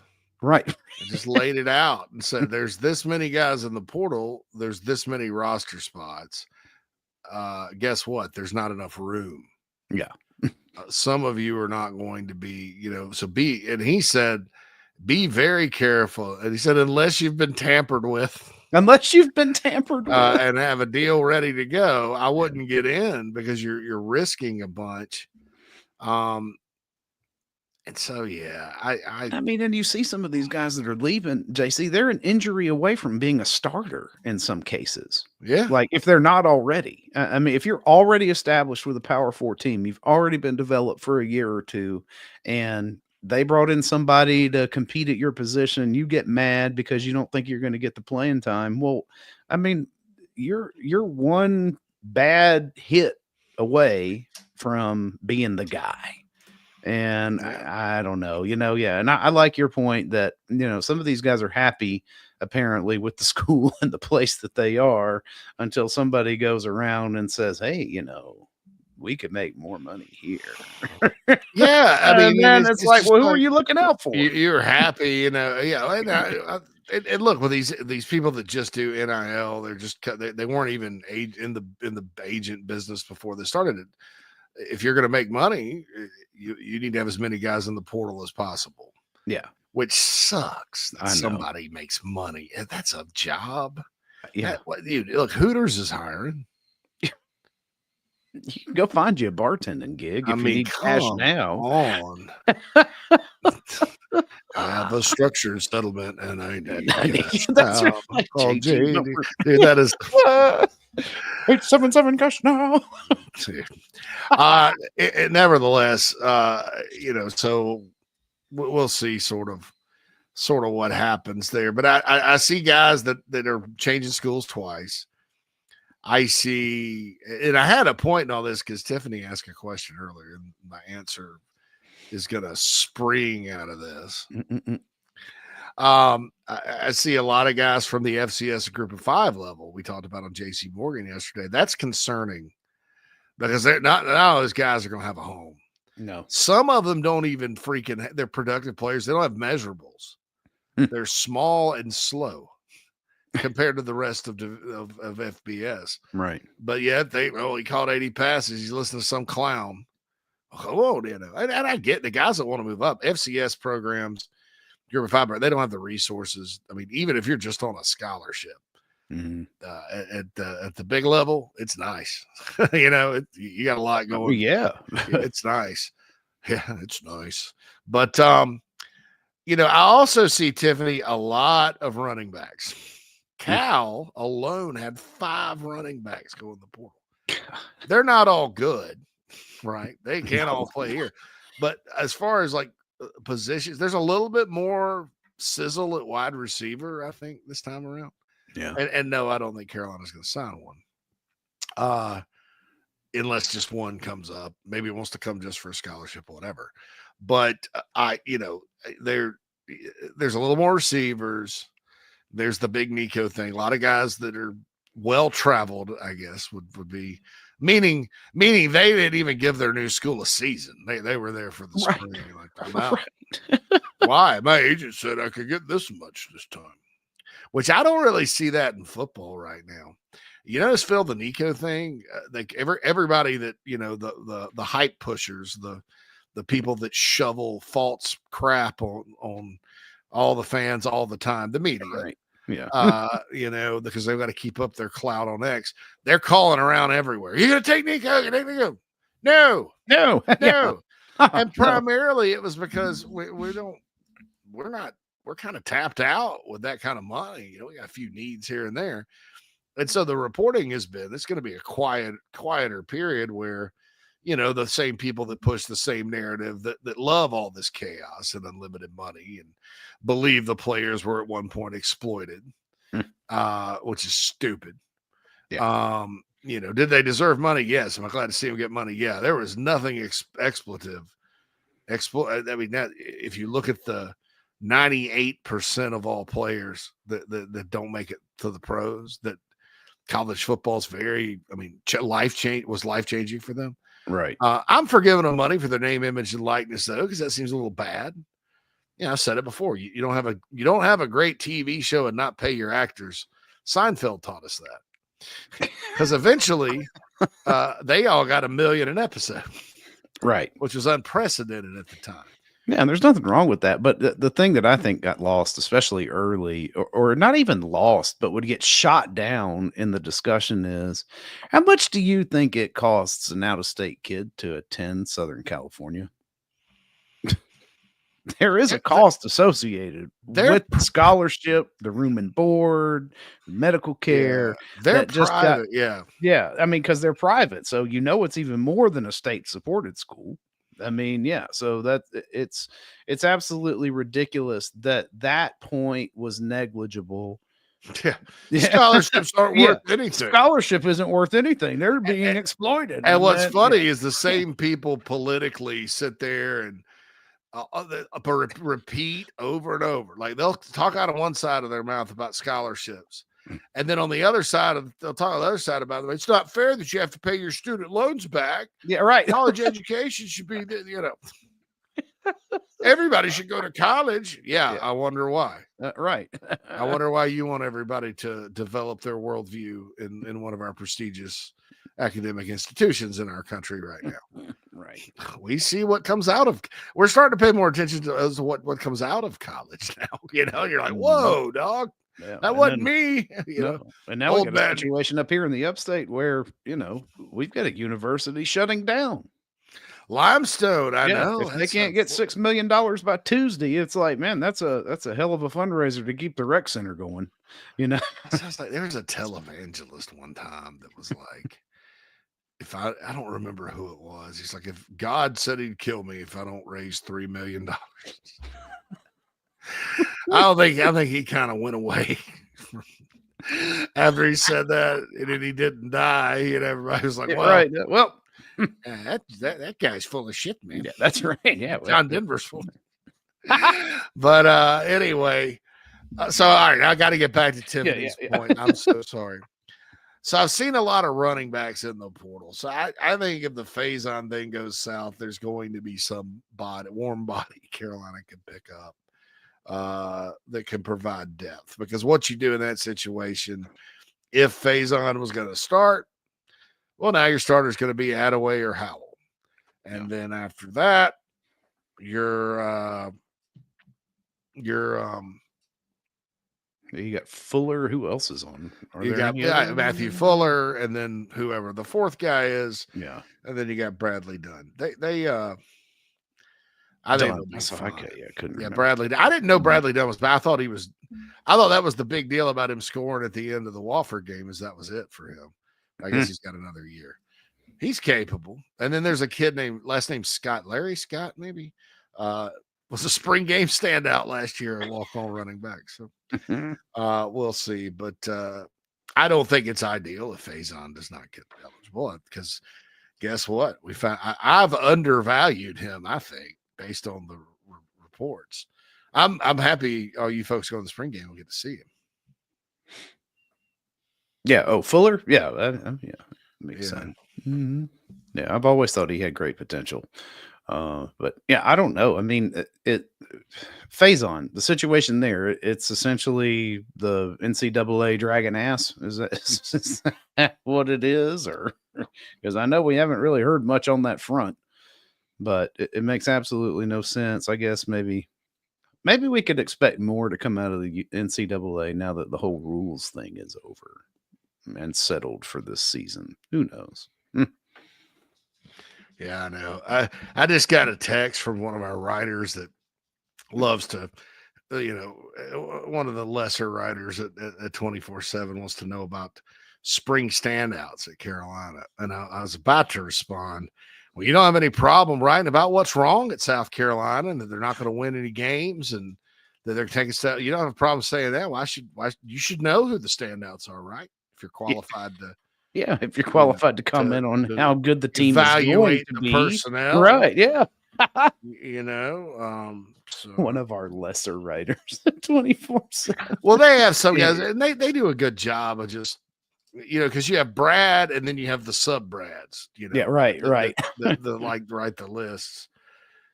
Very, very sub. So I'm not going to say that though, because that would have been the old me back in the mid 2000s. I sure as hell want to though, because this guy writes just garbage. I mean, anything he's ever mentioned about South Carolina is just garbage. I think he's a North Carolina guy too. Yeah, well, that would make sense. Hey, well, thanks for Bo Atkinson. Hopefully, anyway. Yeah, right. But so yeah, to answer your question, Tiffany, they would probably go be in the market for a running back heavily if they thought Faison was not going to work out. They think it's going to work out. But Hale also pointed out yesterday that there's a kid at Rutgers who's an identical situation, and they're having to get the attorney general from New Jersey and the ghost of Tony Soprano and all those folks involved to get him eligible. So maybe not.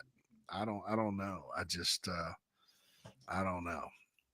So Bobby's going to the capital city at noon tomorrow. Columbia's not ready for that. Columbia's not ready for that. Tiffany says it's amazing the men's basketball portal has us depressed, but Beamer and Usher now have us a tingle. I don't know about tingling. Might be a little early for tingle. Ben chimes in on Sean Murphy. I keep calling him an Alabama transfer. He's Florida State, but he was at Alabama to begin with. Another kid from Virginia, just like Starlings, the D tackle from North Carolina, is from Richmond. And I think Sean's from Richmond too. Said Sean Murphy is a dog. People are sleeping on him big time. I've heard good things. I mean, I've heard all three of those linebackers are just rotating. Mm-hmm. Like it's kind of like last year where you had three that were Martin, Scott, Knight, and Debo all could have been considered starters. Now Martin, Scott, Knight were the ones that primarily. Debo rarely came off the field unless it was for Fred Johnson. But in this system, you only play two linebackers at a time. If you got three good ones, I think you're cooking. As long as you avoid injuries and all that good stuff. The Queen of the Cock says women's sports school. South Carolina women's sports are elite. They are. But I think right now, there's two parts to this. I'll get into that second hour. That'll be good. Russell's going to listen to Mike on the air today, of course. Yeah. Lance is about to start Thursday with spring pregame beers early. All righty. On the high school plan. On the high school thing, Nana Sports chat box bird says, "Hey, watch your mouth. I just left high school 25 years ago." 25 years ago.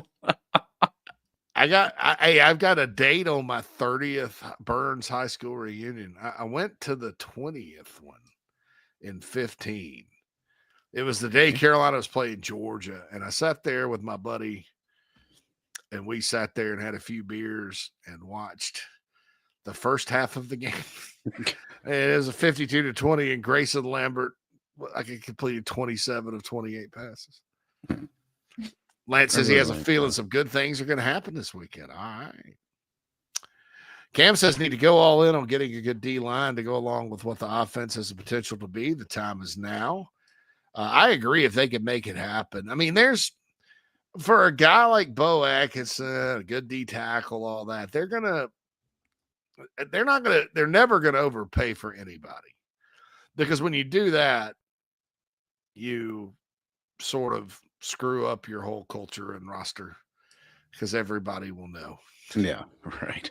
But if it's a proven like DN that's got production and like above, I mean, then I'm not going to say overpay. You pay guys what they're worth. Like KC Concepcion wanted $1 million. I saw some list, the fourth best receiver I saw the SEC's receiver list, top receivers. Right. Or no, is in the country. And they had KC Concepcion ranked fourth. I'm like, he caught 17 less passes last year. I know that wasn't all his fault. Grayson McCall really wasn't all that good for them. Yeah, that was not the best quarterback. I don't know about the fourth best. I mean, he was right. It was like Jeremiah Smith, Ryan Williams, somebody else, KC Concepcion. Wow. No. Yeah. How about no? Yeah. Where was that Syracuse guy from? Because I love it. It was like, what Pena? Pena. Yeah. Because somebody asked me about him. It was like, why wouldn't they go on a guy like this? I was like, because they're not stupid. Yeah. I think he's going to go to Miami anyway. I love what Fran Brown said. He was like, I'd only pay $2 million for one wide receiver in the country, and that's Jeremiah Smith. Yeah, and you're not him. Fran Brown. Hey, look, the Fran Browns and the Shane Beamers and the Dabo Sweeneys of the world are going. I'm sorry to say that, but it's true. They're the ones that are going to navigate this thing successfully. Right. And that's why I think a lot of blue bloods are treading water right now, because they don't understand. Like, we've talked about entitlement with players. Some of these programs are entitled. Yeah. Right. Some of them are like, well, why aren't we getting everybody we want like we used to? Because guess what? Why is everybody leaving? Because you forced them to stay before. Right. Yeah. That's right. And you recruit all these guys that have been told nothing but how great they are. I mean, Nick Saban would recruit a bunch of 4- and 5-star guys. Number one, they would screen them pretty good. Do they have the mentality to play for us? And it didn't matter what they were ranked. Right. I think the recruiting media industry followed his lead a lot, because we knew Nick Saban's not just going to go out and say, yeah, he's good on film, go get him. No, that never happened. No. And it's not like Alabama never signed a 3-star guy and developed him into an NFL talent. I mean, it was rare. It was rare, Phil. Yeah, to be honest. I mean, but they would get the right 4- and 5-stars. So then, but he had a little. I mean, they have a lot of people leave, right? And then they started to have people leave, and then he got out. Because it's hard to build a program that way. Because you have guys that expect to play anywhere they go, and they come there and have to sit the bench 2 or 3 years to play special teams. But when you have to sit out a season, if you go someplace else, your intuition is, if you like it at the school, unless you just hate it. Yeah. Your intuition is, I'm going to stay here and work and do the best I can. And you've had the grad transfer thing for a long time. It's like, well, yeah, and then if I graduate and I transfer down the road just because I'm not playing at all and want to play, I will. But dude, now these guys, they come in and can leave at any time. And I think a lot of people that don't really understand what recruiting actually accomplishes are looking at it going, why isn't this guy any good? And he's leaving our school and all this other stuff. And you're like, wow. And I don't think they know what to do of the blue bloods. I just don't. It's like, well, I'm curious to see, and I believe it'll be Kirby Smart that figures this out eventually. I'm curious to look at, unless they just give guys that are really 3 stars, 4 stars because it's Georgia. And that does happen a lot. I'm curious to see kind of tracking who they target in recruiting. And if we don't start seeing them target some guys, it's like the guy that's a 3-star guy that everybody thinks is a baller. Right? Mm-hmm. He's a baller. He's a sleeper. More guys like that will come in and give the program a chance. Yeah. instead of being entitled. And I don't think Georgia's acted in an entitled manner as a program. There's some schools that are. They're living in the past. They think that's the way they do it. I think the quieter you are, the less chaos you have with your roster, the better off you're going to be, the more games you're going to win in this new era. Because as I've said before, there's a time to what, Phil? A time to negotiate, and then a time to what? Play. Get to work. Get to work, right. Yeah. And so what time is it? It's time to get to work. And the teams that get to work, my friends, are the teams that are going to be successful. And good news, South Carolina right now is getting to work. We'll be back after these messages, second hour of the show on a Thirsty Thursday after this. It's gone! That ball is going to be out of here! Fair ball in the corner! The atmosphere in Founders Park is electric. There's nothing like being loud and proud for our Gamecocks. Gamecock Traditions proudly supports Carolina baseball and wants you to look your best while you're at the ballpark. Come see us and choose from the best selection of game hats, hoodies, shirts, and all that entails the baseball logo. From tailgate gear to jewelry and plenty for your kids, Gamecock Traditions is your Gamecock baseball locker room. Don't forget, we have the widest selection for all sports and USC apparel. Come see us in Lexington or in the Village at Sand Hill, or order online and have it shipped to your doorstep at GamecockTraditions.com. Go Gamecocks! When you bundle home and auto, good things can happen. You get a local agent who can help you choose the right coverage for you at a price that's right for you. Call State Farm agent Tony Pope today. Nana's Porch presents a Southern staple delivered right to your doorstep. Nana's Porch locally crafted pimento cheese has been a hit for years at weddings, tailgates, and other events. Now you can order online and have it sent to your home. Visit nanasporch.com. That's nanasporch.com and click the pimento cheese tab to choose between their original pimento cheese and their jalapeno smoked pimento cheese set. nanasporch.com. Man, that's good.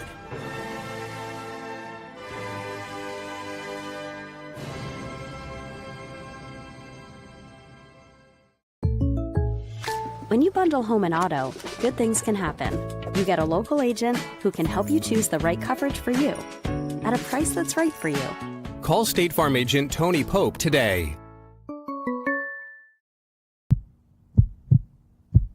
Mike here for one of the better dining options in the capital city. You know, when I first moved there, I asked people around the radio station, where are the best wings? Well, the consensus was D's Wings. That was then. Today, they still have the best wings, but it's so much more. Now in their new location at 415 Meeting Street in West Columbia, yeah, they get voted the best wings on a routine basis. Yes, they get voted the best sports bar on a routine basis, but they're not just about wings, and really, they're not just a sports bar. It is a family-run local restaurant and bar with 20 TVs and 25 beers on tap. And how about these daily specials? Every Monday night at D's, you've got 75-cent wings from 4 until closing. Tacos on Tuesday. Then on Wednesday, 18 wings and a pitcher of beer for $29. You've also got ribs and oyster bucket specials on Thursday. And no matter how big the party is, 20 or more, no problem. Just call ahead of time and they'll take terrific care of you. They'll do takeout as well. And guess what? A human will answer the phone and take the order. Billy and his staff do an outstanding job. Check out D's, 415 Meeting Street in West Columbia.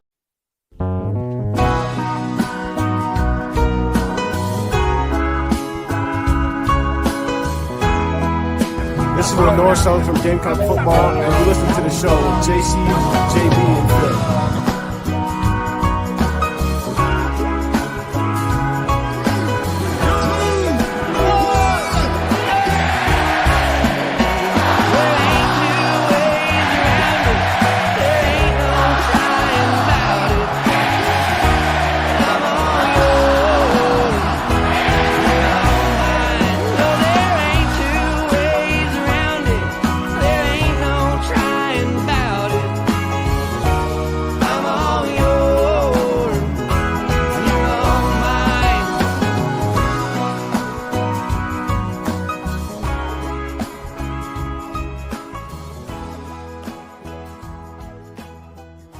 Welcome back, everybody. Second hour of Inside the Gamecocks, the show, firing up. Final hour of the Super Stream for the day. We, of course, will be in for a Good Friday, so we're not taking the day off. So you can play us while y'all are taking the day off. What? Huh? Nah, maybe we do an hour.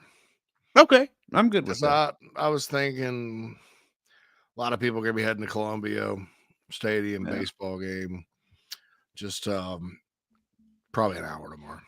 All right, that works. Nobody's going to be listening anyway. I mean, yeah, it'd be, maybe they won't do in their car. I don't know. The chat boxers in the car, right? The app guys. It's Easter weekend too. That's true. Well, my wife and daughter have both reminded me in like the past hour that this is their Friday. Because Greenville's in school this week. It's not spring break. They've already done that. So, yeah. So I knew that. Columbia was a spring break. Mm-hmm. Oh yeah, but they have nothing. Yeah, but they're off. Yeah. Our kids are. The kids here are. Well, there's only one that's in school still, but 16-year-olds off Friday and Monday. Oh, Monday too. Nice, bro.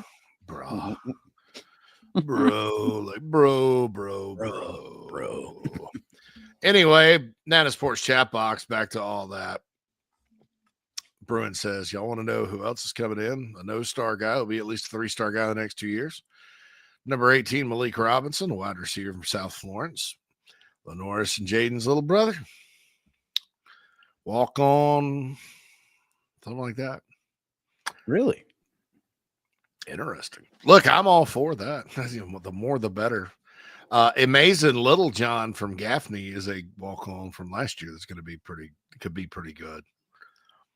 If these guys stick to it and don't stick. He intrigues me. He was really good. I don't know what happened as far as him being ranked or evaluated, but he's really good. Little John and Gaffney is about like Gathers and Carver's, right? Yeah, in that Georgetown area, Carver's Bay area. But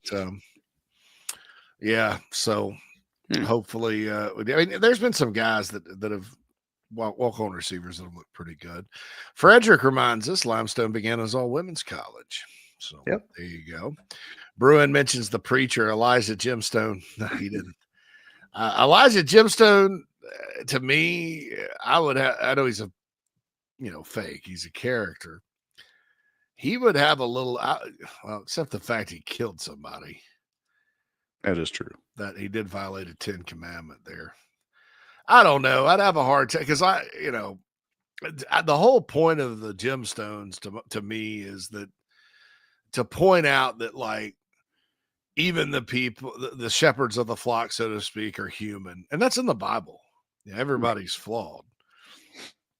But he did kill somebody and bury him under a roller coaster. So I don't know. Yeah, well, Ben says, watch this be a Jalen Brooks situation. They'll make him eligible right before the trip to Death Valley. Yeah. Oh my God. Jalen, poor guy. I know. An inauspicious beginning to his career.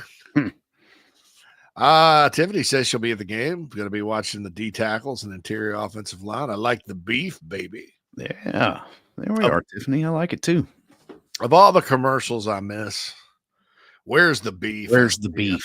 Where's the beef? Where's the beef? Where's the beef? And we just dated the hell out of ourselves. That's all right. Probably so. Where's the beef? Where's the beef? That old lady.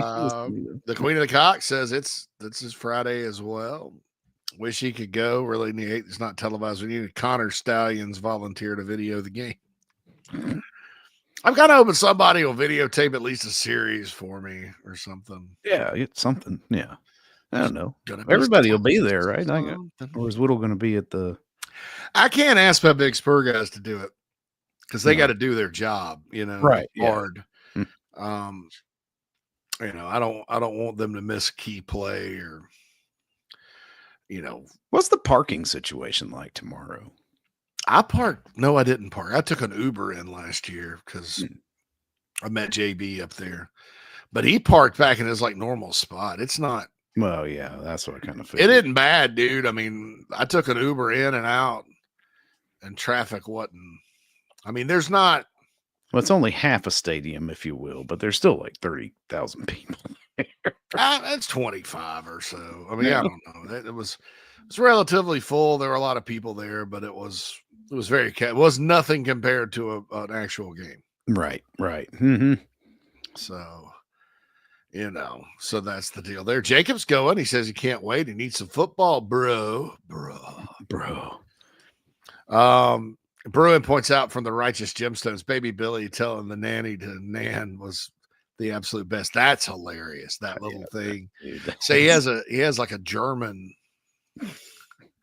this tall German nanny, and he hates her. He just cusses her out. What are you doing? Take these babies, right? I mean, just over and over, dude.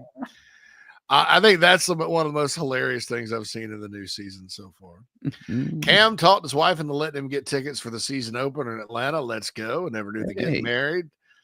Came with a free accountant and manager. Heck yeah, man. You're a lucky man. I see the pictures, but we're going too. I actually talked to the wife about it today. Phil's going.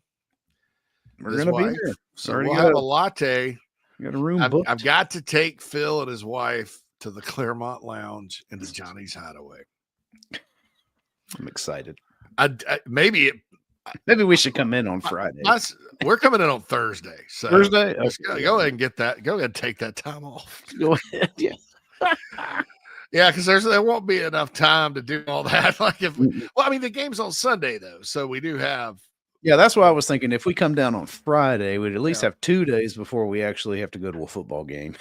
Yeah, Cam's like, man, JC, let's have a beer, brother. I'm thinking about putting together like a little club chief / meet and just kind of meet out. So it's real casual.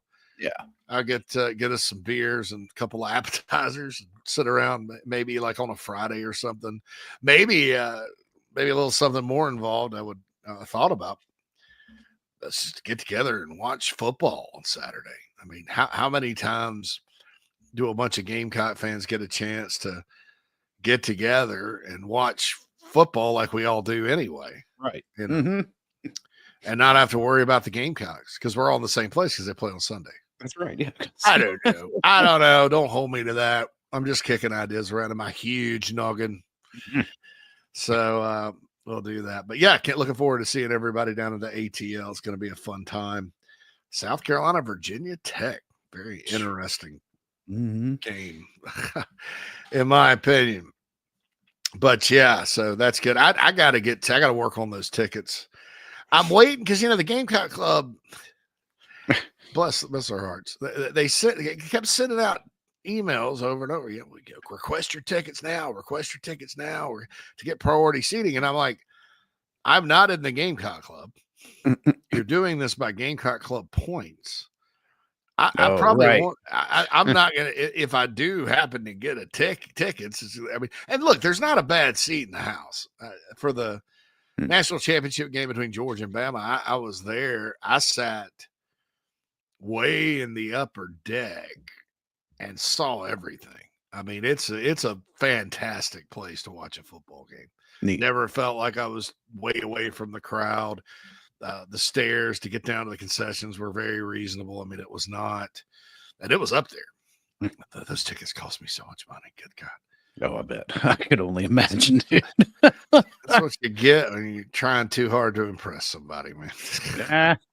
This is a lesson learned, brother. Hey, costing you in the long run. Hey, no regrets on that though, because that's the best football game I've ever seen in my life. Never seen a better game than that.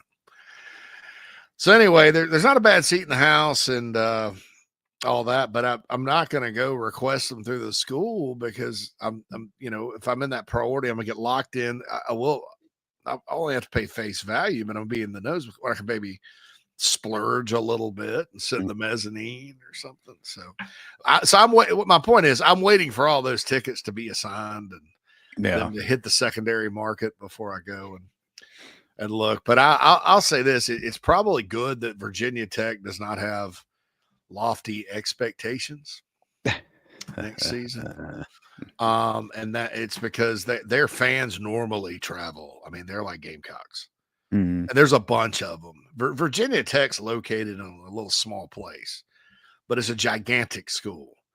It's basically because UVA is sort of the uppity public Ivy selective Thomas freaking Jefferson University. Yeah. It's like Penn State and Penn. That's what I was going to say. It's Virginia State, if you will. It's basically the state. The full name of Tech is Virginia Polytechnic Institute and State University. So that's where all the normal people go. That's right. Like the regular Joes in the state of Virginia go to Virginia Tech. So like they have like thousands of alumni in the DC area and stuff. I mean, it's a big fan base and they are freaking passionate.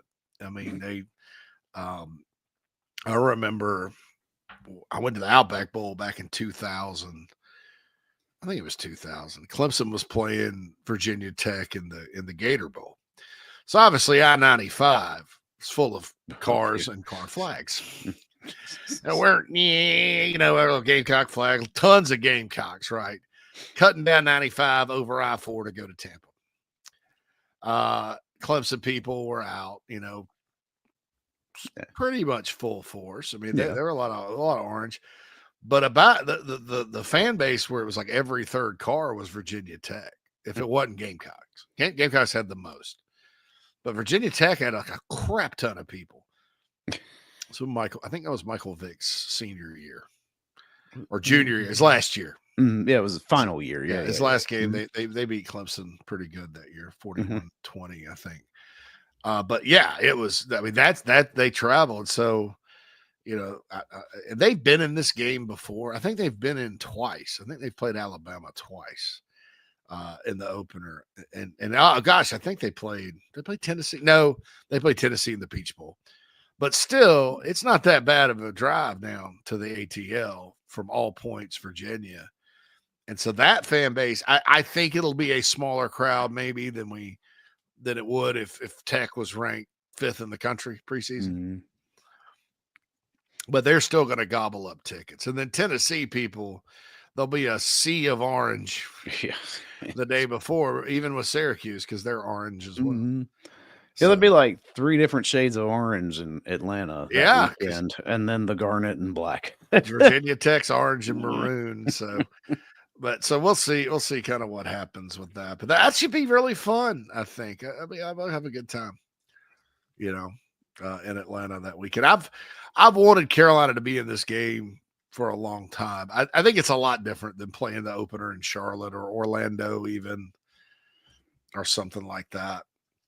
I think Atlanta, because the SEC championship game's there, because you have a ton of alums in Atlanta, because you have a ton of players from Georgia, I believe that playing in Atlanta is pretty special in that stadium and all that good stuff. So we'll see what happens there with that. Did have a Nana Sports chat box question about the basketball portal. I don't know, man. I'm going to say this. I think there's been a shooting at Florida State, by the way.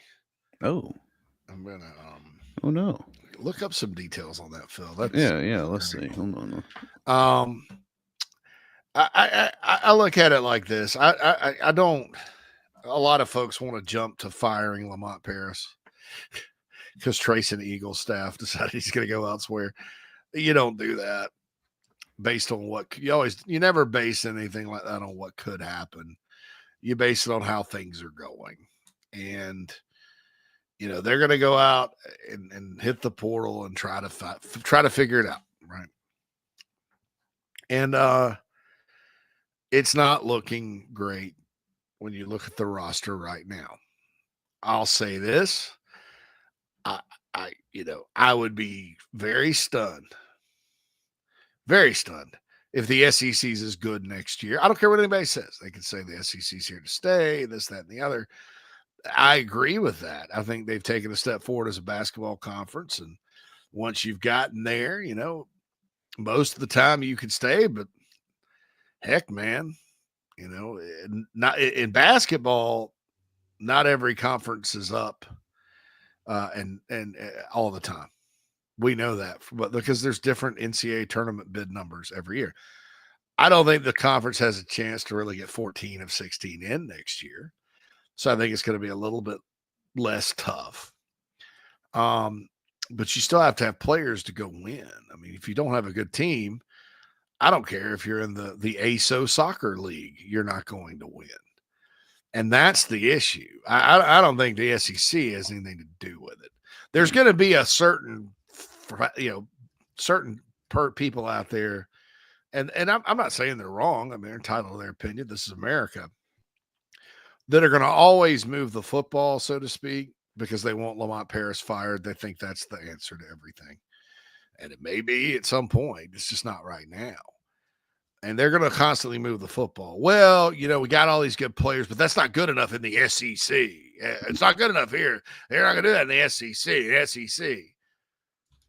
And then the season, it's like they did in football to Beamer last year. You had a lot of people with tunnel vision wanting him fired because he was depleted with injuries and went 5-7. Which, looking back on some of the personnel issues that team had, that's probably a good record. John Edward does chime in, pray for the Florida State campus active shooter. Right? Yeah, it's an active shooter as of 6 minutes ago. This, according to NBC News, an alert was issued for students to shelter in place. Active shooter situation right outside the student union in Florida State in Tallahassee. So 4 apparently, as of right now, are reported injured and have been hospitalized.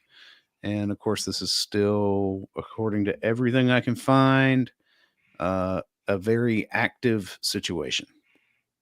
In other words, the shooter is still loose. There is no indication whatsoever that, the shooter has been apprehended or ended.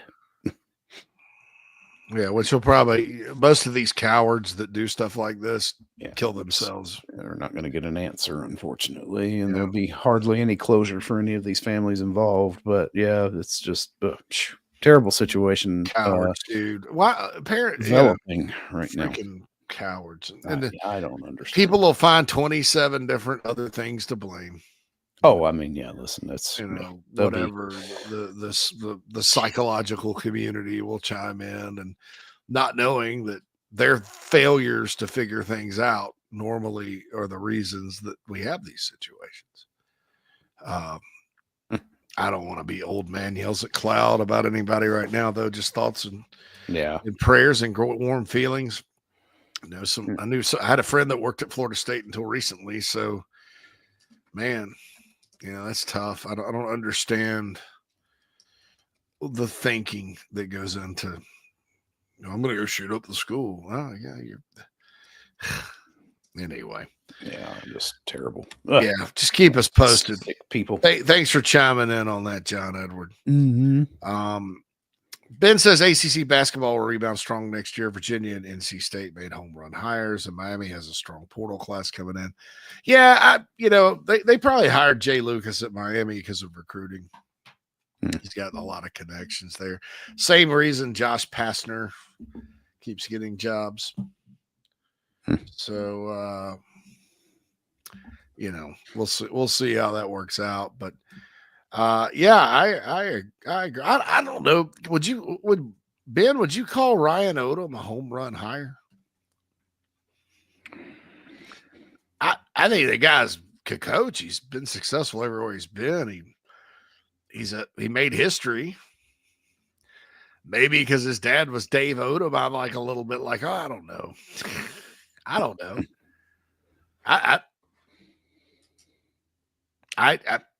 I think Will Wade absolutely is at NC State. Yeah. I think that's the best hire NC State's made in forever. Yeah, I think that's a home run and points to a one season flip, right? Like, yeah. I mean, Will Wade has the juice, if you will, to turn this around. He does have the juice. That is right.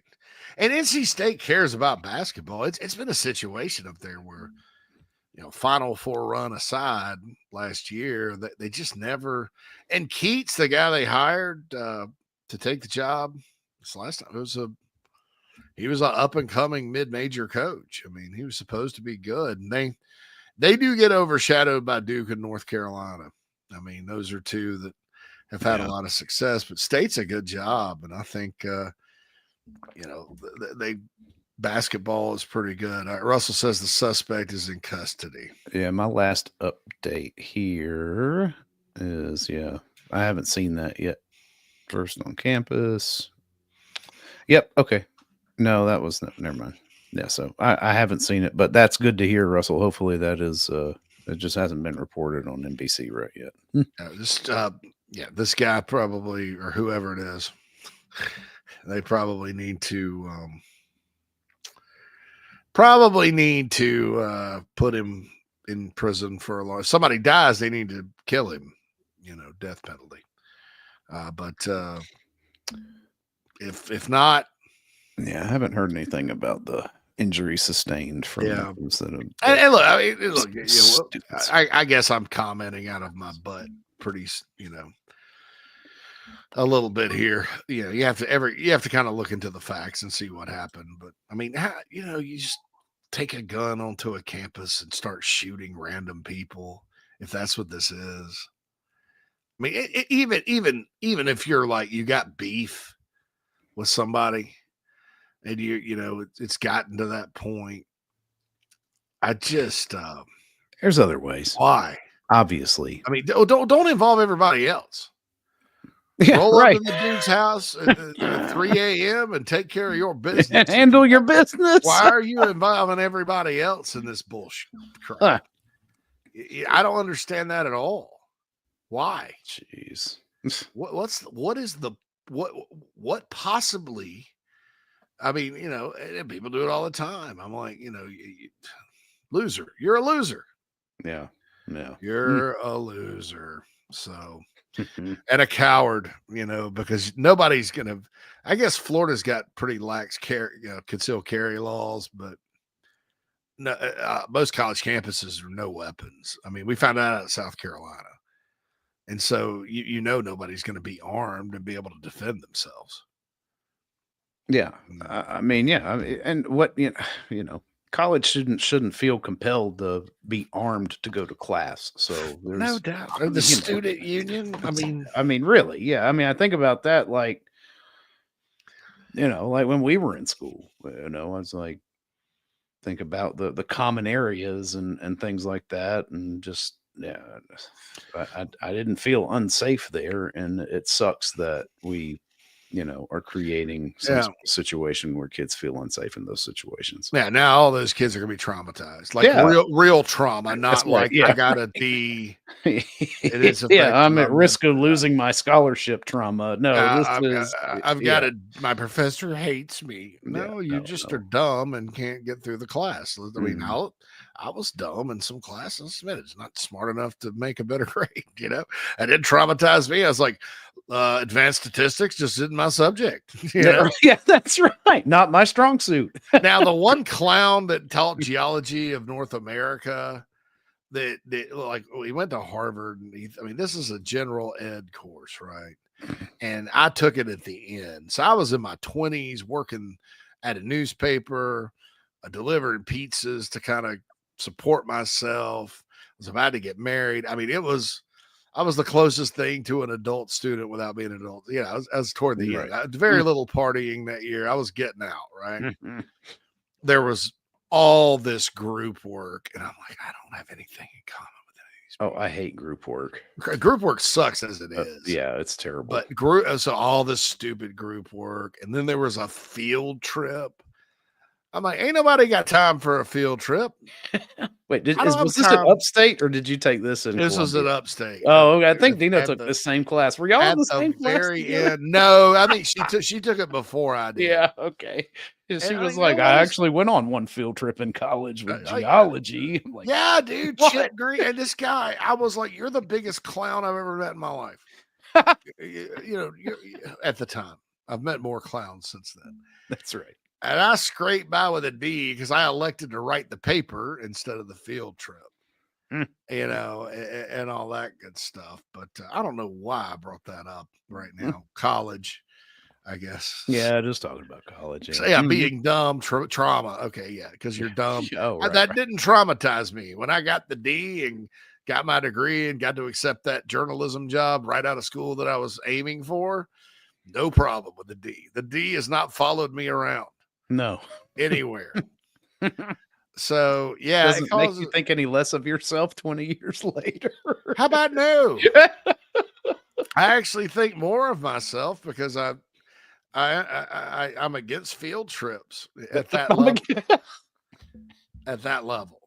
Right. I think, hey, when I was in elementary school and we went to Discovery Place or the Cowpens Battlefield or Kings Mountain or wherever.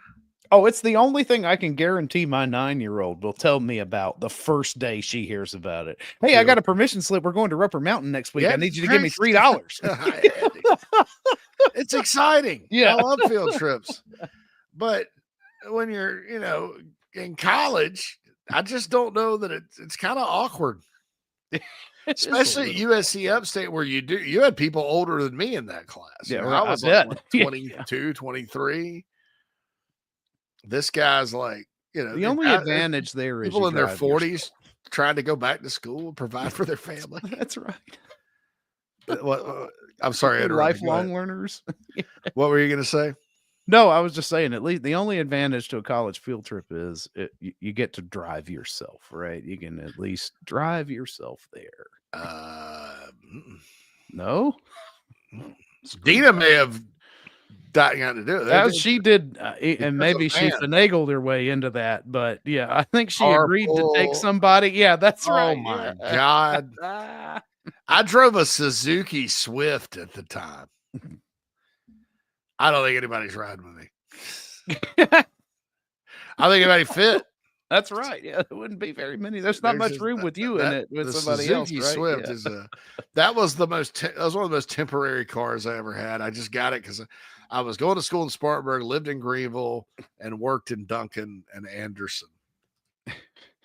And just needed a ride. Sometimes you just need wheels, man. Man, that thing going down 85, the trucks would go by. It wouldn't go over 65, and it would blow it. I got around it fine. But anyway, the Queen of the Cocks. Cressida for a while. I feel you. Yeah. The Queen is from Spartanburg. Been to the Cowpens Battlefield 6 times on field trips. Yeah, we went all the time. I'd like to go back now, though, because I think I'd get more out of it. I'm more into history now. Right.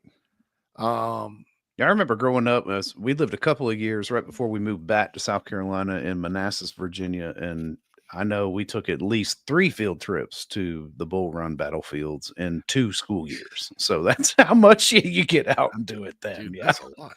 Yeah. Back to the shooting. The Queen says you're too familiar with this in Chicago, JC. My aunt left Chi-Town because of this. I'm in the suburbs in a place called Homer Glen.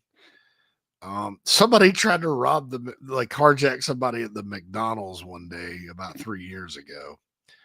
Because the criminal element is to the east. And Chicago is basically a bunch of endless suburbs, right? Endless suburbs. Like one, like it's like when you go from Taylor's to Greer, Phil. Right. There's no line. I mean, you're just all of a sudden in Greer. Okay, and then you're in Lyman or whatever. It's like that most of the place. But to get to Homer Glen, where I live, coming from the east, you go through Tinley, where my in-laws live, then Orland Park, which is a suburb with a higher population than Spartanburg City. Not county. Right. Yeah. And then you go through this farmland, like you're out in like Reedville almost and nothing. And I think some of the criminal element just gives up. It's like, oh, we're out in the sticks now. Let's turn back around. So we're a little bit insulated from all of it, but it won't be that way forever, but my ass will be long gone. I ain't staying here. But a lot of the violence in Chicago, though, is not like crazy people that mass shooters. It's gang related, criminal related. Some of the site. You look at what happened, unfortunately, at Virginia Tech. Phil, and honest to God, man, That the 18th anniversary of that was yesterday. I know that's what and I was, the first thing I thought when this was all reported, I was like, oh, the irony that we were just talking about Virginia Tech right here on the show. I'll never forget that day, dude. I was that was crazy. I was on a flight back from a Nike camp in LA, Mm-hmm. back to Nashville, and that's before there was Wi-Fi on planes. So you got a nice break, and you're just like, sleeping and talking. Yeah. And we landed, and everybody's like, "Oh my God, there was a shooting at Virginia Tech," and it was awful. I mean, that was. There's got to be something about this stretch of April, man, because you got to think within 5 days, it's like there's Oklahoma City bombing happened, Columbine happened, and I mean, you just all this like the 15th through 20th of April is just apparently something in the wind. Columbine was when, the 20th, 420? I think, was it 20 or 19? It was 19. Another thing in Sherbert's travels, like Gulliver's Travels, I was out in Denver seeing recruits and had to go through Littleton and was just going to go by the Columbine Memorial and see it. My dumb butt didn't do any research, right? And it was crowded. I was like, man, this must have really hit them hard. This was like in 2014, 2015, something like that. I'm like, this must have hit these folks hard because there's a bunch of people here and it's a random Thursday or whatever. No, it was the anniversary. It was the 19th of April. The 20th, yeah, 20. The 20th of April. 420, yeah. So, yeah, that is weird. All this stuff's happening around now. Yeah, that was my senior year in high school. I remember that, and I stayed home from school that day for whatever reason. Of course, it was April, and yeah, I was pretty much done with it at that point. So that might have been why I was at home. But I remember watching the coverage unfold live on TV that day. It was nuts. That was just horrible. Yeah, I mean, those kids, those two. Anyway, all right. So now that I'm on that note, we'll keep you updated. More from the Nana's Porch chat box. Get back on the basketball topic a little bit to close things out. I don't want to talk about baseball. I mean, you guys know with basketball is all that. Well, here's how we fix it, NIL, whatever. I don't want to talk about NIL for baseball right now. I'm just not ready to do it yet because I don't know. Yeah, it's actually really good this year. like we're talking between 3 and 5 times more than they had the last 2 years combined when they went to a regional and super regional.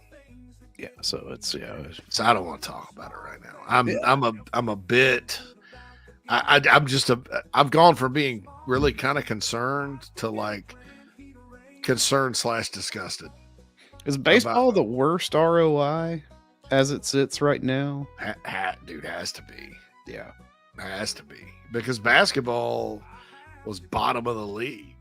Baseball, no, was not. And I'm like, and basketball overachieved last year compared to the dollars spent. Football overachieved quite a bit. I mean, well, yeah, that's the thing is like football has overachieved compared to money spent.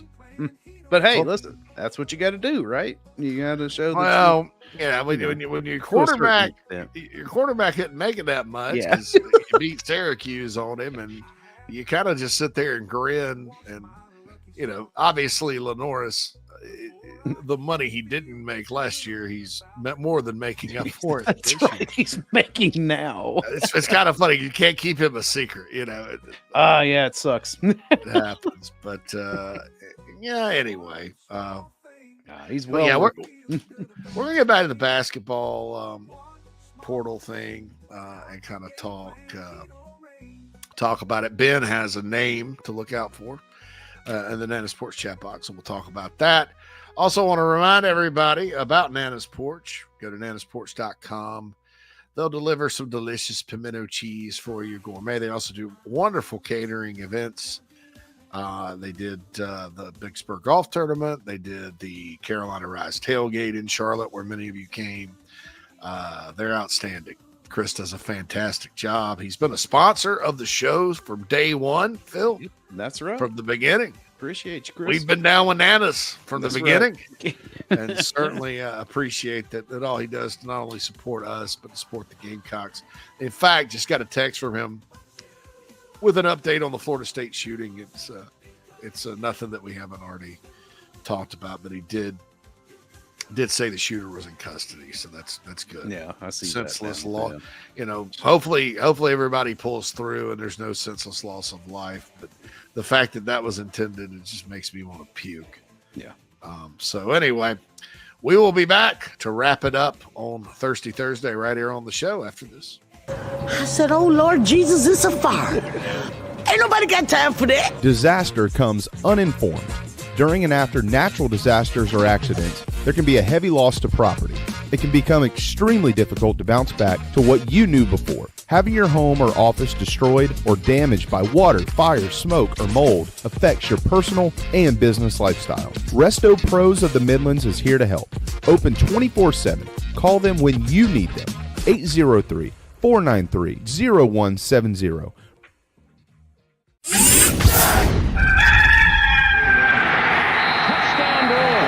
Set up a screen, and it goes to Brewer. 20, 15, 10, 5. Touchdown, Brewer, his second of the day. Pitches it to Brewer, turns the corner. Touchdown, number 3 of the afternoon.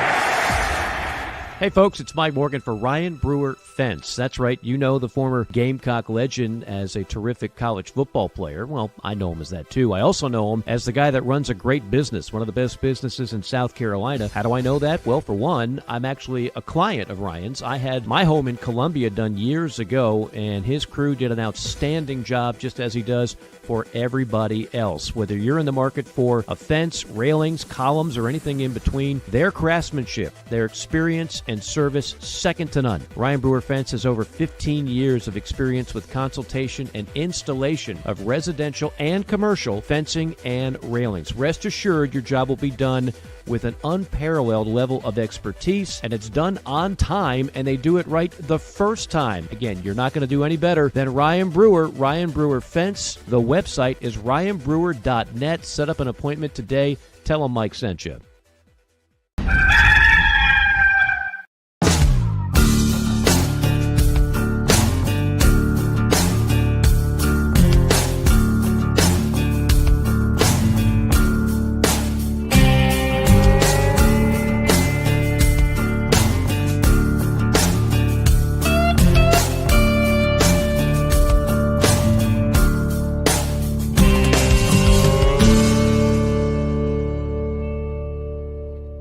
We are back inside the Gamecocks, the show. Final segment of the show here for Thursday afternoon.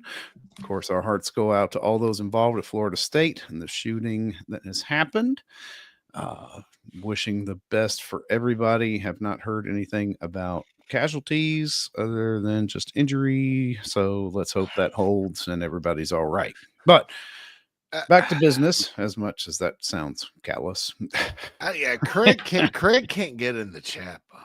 I don't know what I was trying to look into that, and I'm very upset with YouTube that we do not have the ability to go in there and manage that members list. No, there's no way to do it. In fact, probably need to reach out to YouTube and be like, there may be some changes coming to that particular maybe we need to make that look different. I just I don't know. I do have some hats to mail out to people, the Golden Gear members.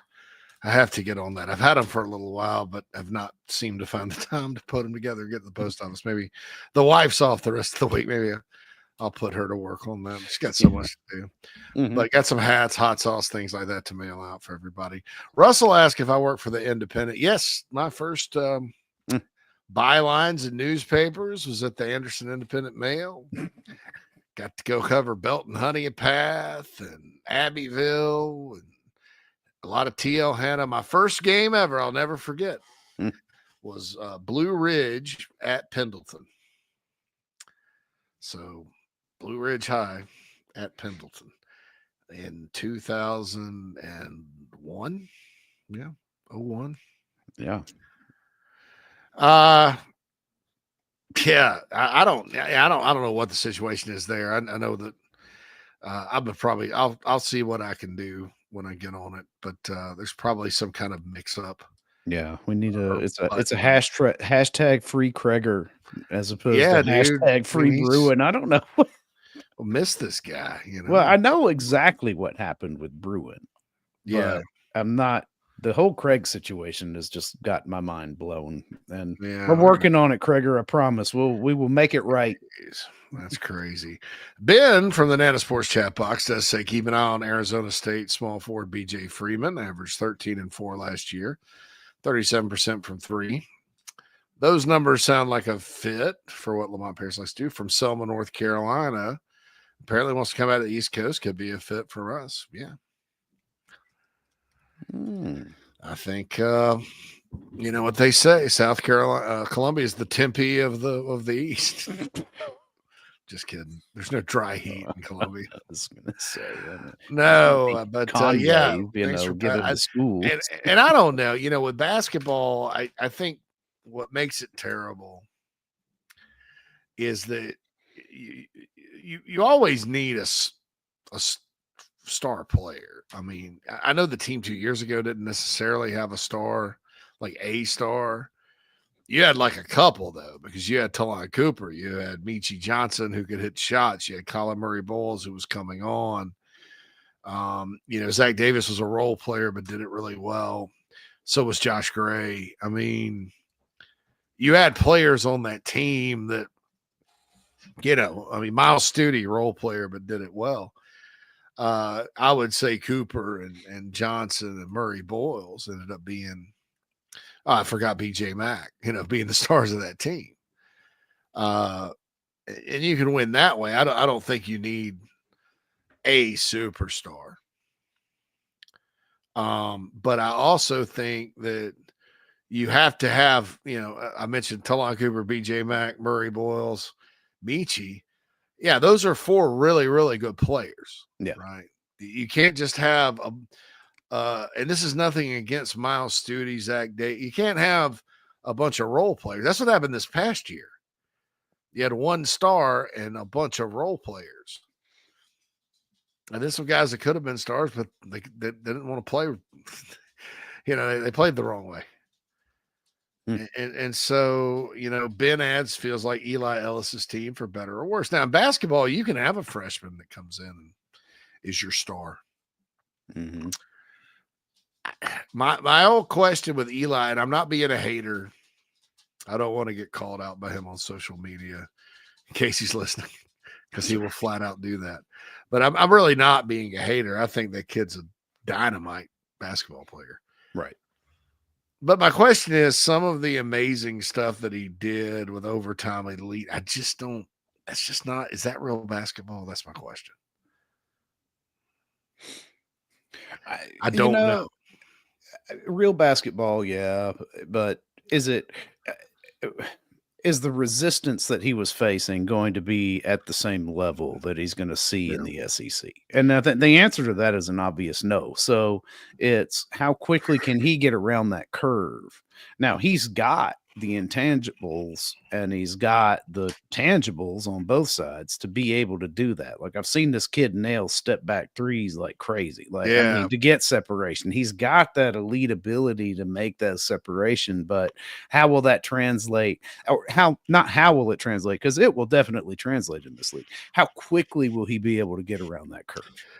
If you're looking at having a backcourt of Michi Johnson and Eli Ellis, that's I like the pairing because it's a pretty fun backcourt, I think. Yeah.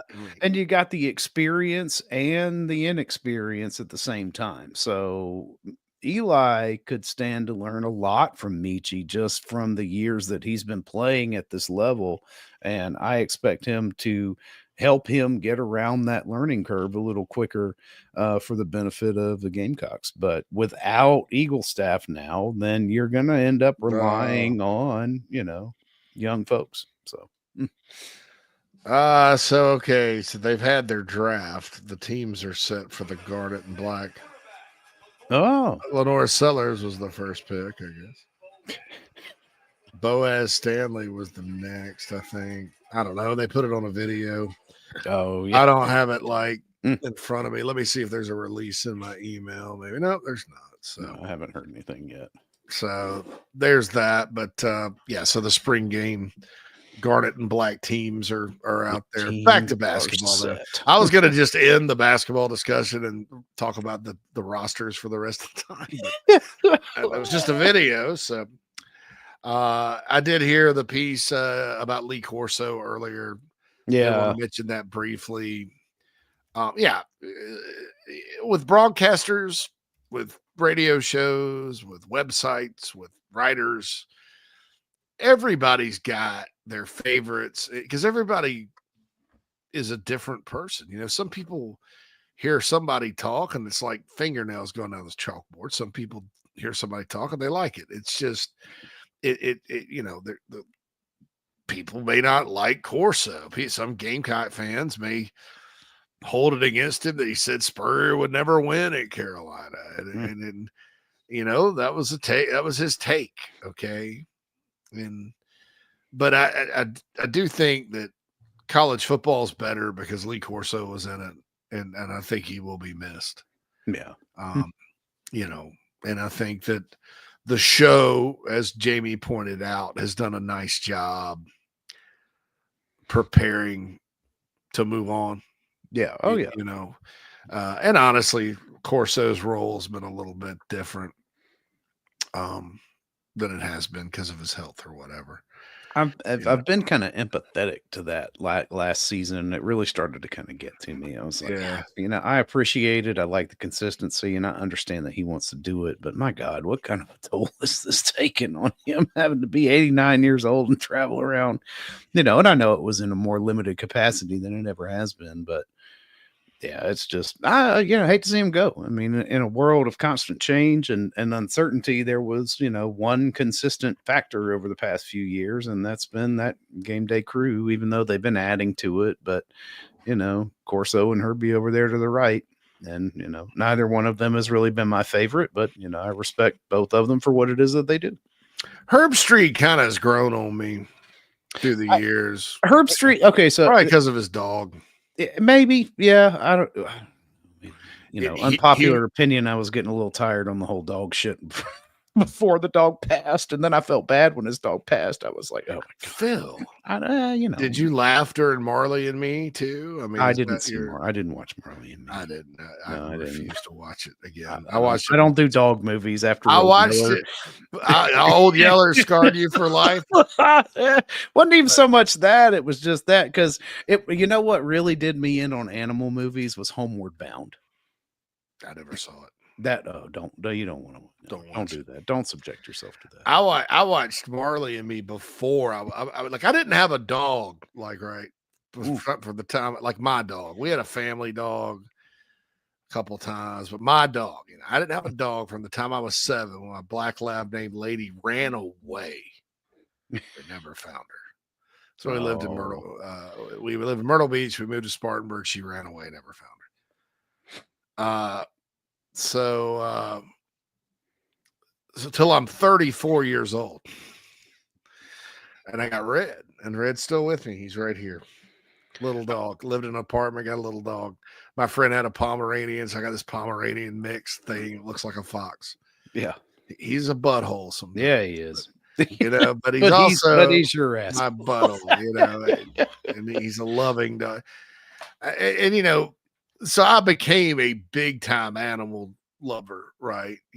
I'm not going to say I didn't care, but it didn't have that personal connection with me because it had been a quarter century since I'd had a pet. Yeah. We had never owned a dog when I was growing up. Yeah. My first dog I had was my wife's dog when we got married. Booty? And yeah, Bootsy. Yeah. I remember that. No, I thought I called her Booty for some reason. No, we do. We used to call her Booty. Booty yeah. Bootsy. But I watched Marley and Me before I got a dog and got back in tune with that. Mm-hmm. But yeah, and I shed a tear. I mean, it couldn't. I decided they had that movie A Dog's Life that came out a couple of years ago. Skipped it.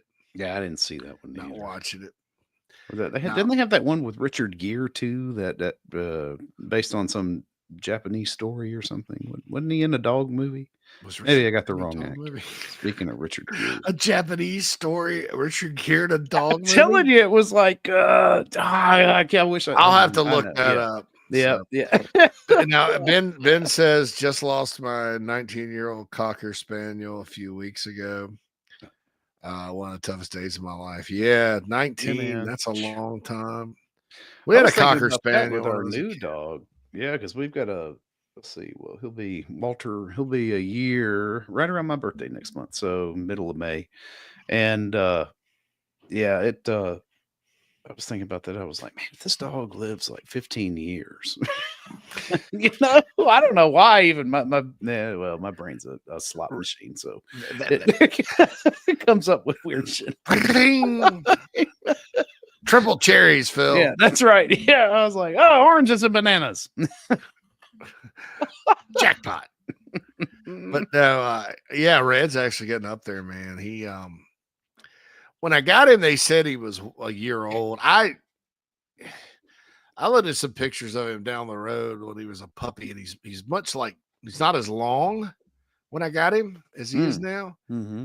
And so I think he was probably less than a puppy, or less than a year old. I think he was like really a puppy, but so he's probably like 8 months when I got him, and that was in 2013. So in early April. So I've had him now 12 years. So he's 12, almost 13, between 12 and 13 years old. And still like, he takes more naps in the afternoon now and his snout's gray. But he gets up in the morning wild as ever, gets down, runs down the steps, runs around the yard, barks at the bunnies, demands food, wakes up my wife, demands more food, runs around after he does this thing after he's had his meal where he goes and attacks his bed and drags it all over the floor. and then he touches it. He just naps the rest of the day. And every now and then he has to go to the bathroom at night. So he'll bark at the door and go outside, but that's it. So anyway, the movie is Hachi. Okay. Hachi. Yeah. I'm not going to watch that either. I probably wouldn't watch that either. No, it's it'll touch your heart because it's about a connection, dog and man, devotion. Yeah. Oh Lord. That, or at least that's what I gathered from it. I didn't. Man, one time I was. It was right around the time I got Red actually, and I'm seeing this girl much younger than me, but it was one where I had to kind of get out of that. I was planning on getting out, but. I just flew with her to Las Vegas for a wedding, right, that she was going to, but then I got to stay in the hotel. It was the weekend of the Kentucky Derby. I got to tell the story real quick, so we're gonna go over by about a minute. No, you're good. Here, I'll fire up the music. And we can have something under it. Yeah, and this is how we used to call Steve Wiltfong the Oracle. The Oracle. 24/7. I was working 24/7 time. This is where I solidified the nickname for him. So we fly out there. It's around Kentucky Derby time. And I was just, this girl, it wasn't really even a serious relationship. I had another one that I was kind of getting over, kind of just thought about too much. And so probably just me, and so I was kind of, I didn't drink anything on the plane out there to kind of relax or anything. And The Life of Pi came on as the in-flight movie. It disturbed the hell out of me. And we're on American, so we flew into LAX and then flew back to Vegas. LAX and then back to Vegas. Oh, that's the dude in the tiger in the boat, right? Yeah, dude. I and didn't see that one. Screwed with me Really? about life and stuff. Just terrible. Good movie, but not something I don't want to go down that road again. And so then we get on the plane back to Vegas. Guess who's sitting in first class? John Voight. Oh, jeez. I got a little picture. And so I go, and I guess she goes to her friend's wedding or whatever. They had it at what's it called? The Italian place that's Maggia. Gosh, what is it? Where? It's an Italian place. It's fast cat. It's anyway. Fazoli's? No. Fazoli's. It's a little bit.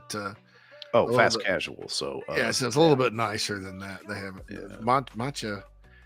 Anyway, it was someplace you would just not expect. You know, it was like a Carrabba's or something along those lines. Yeah. So, shoot, this is going to drive me crazy if I don't get it.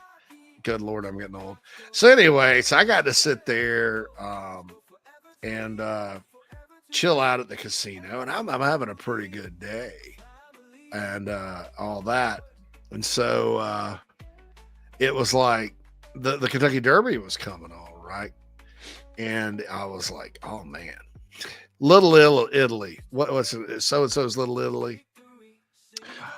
Oh, shoot. It was just on the tip of my tongue. I know. Good Lord. Maggiano's Little Italy. Good God. So I was like, you're going to go to Vegas and go to a wedding at Maggiano's Little Italy. This is crazy. But I'm sitting there winning. So the Kentucky Derby's on. I know next to nothing about horses. No, yeah. And I'm like, so I text Wilt Fong because, you know, we'd started Crystal Ball and he was really good at it and still is.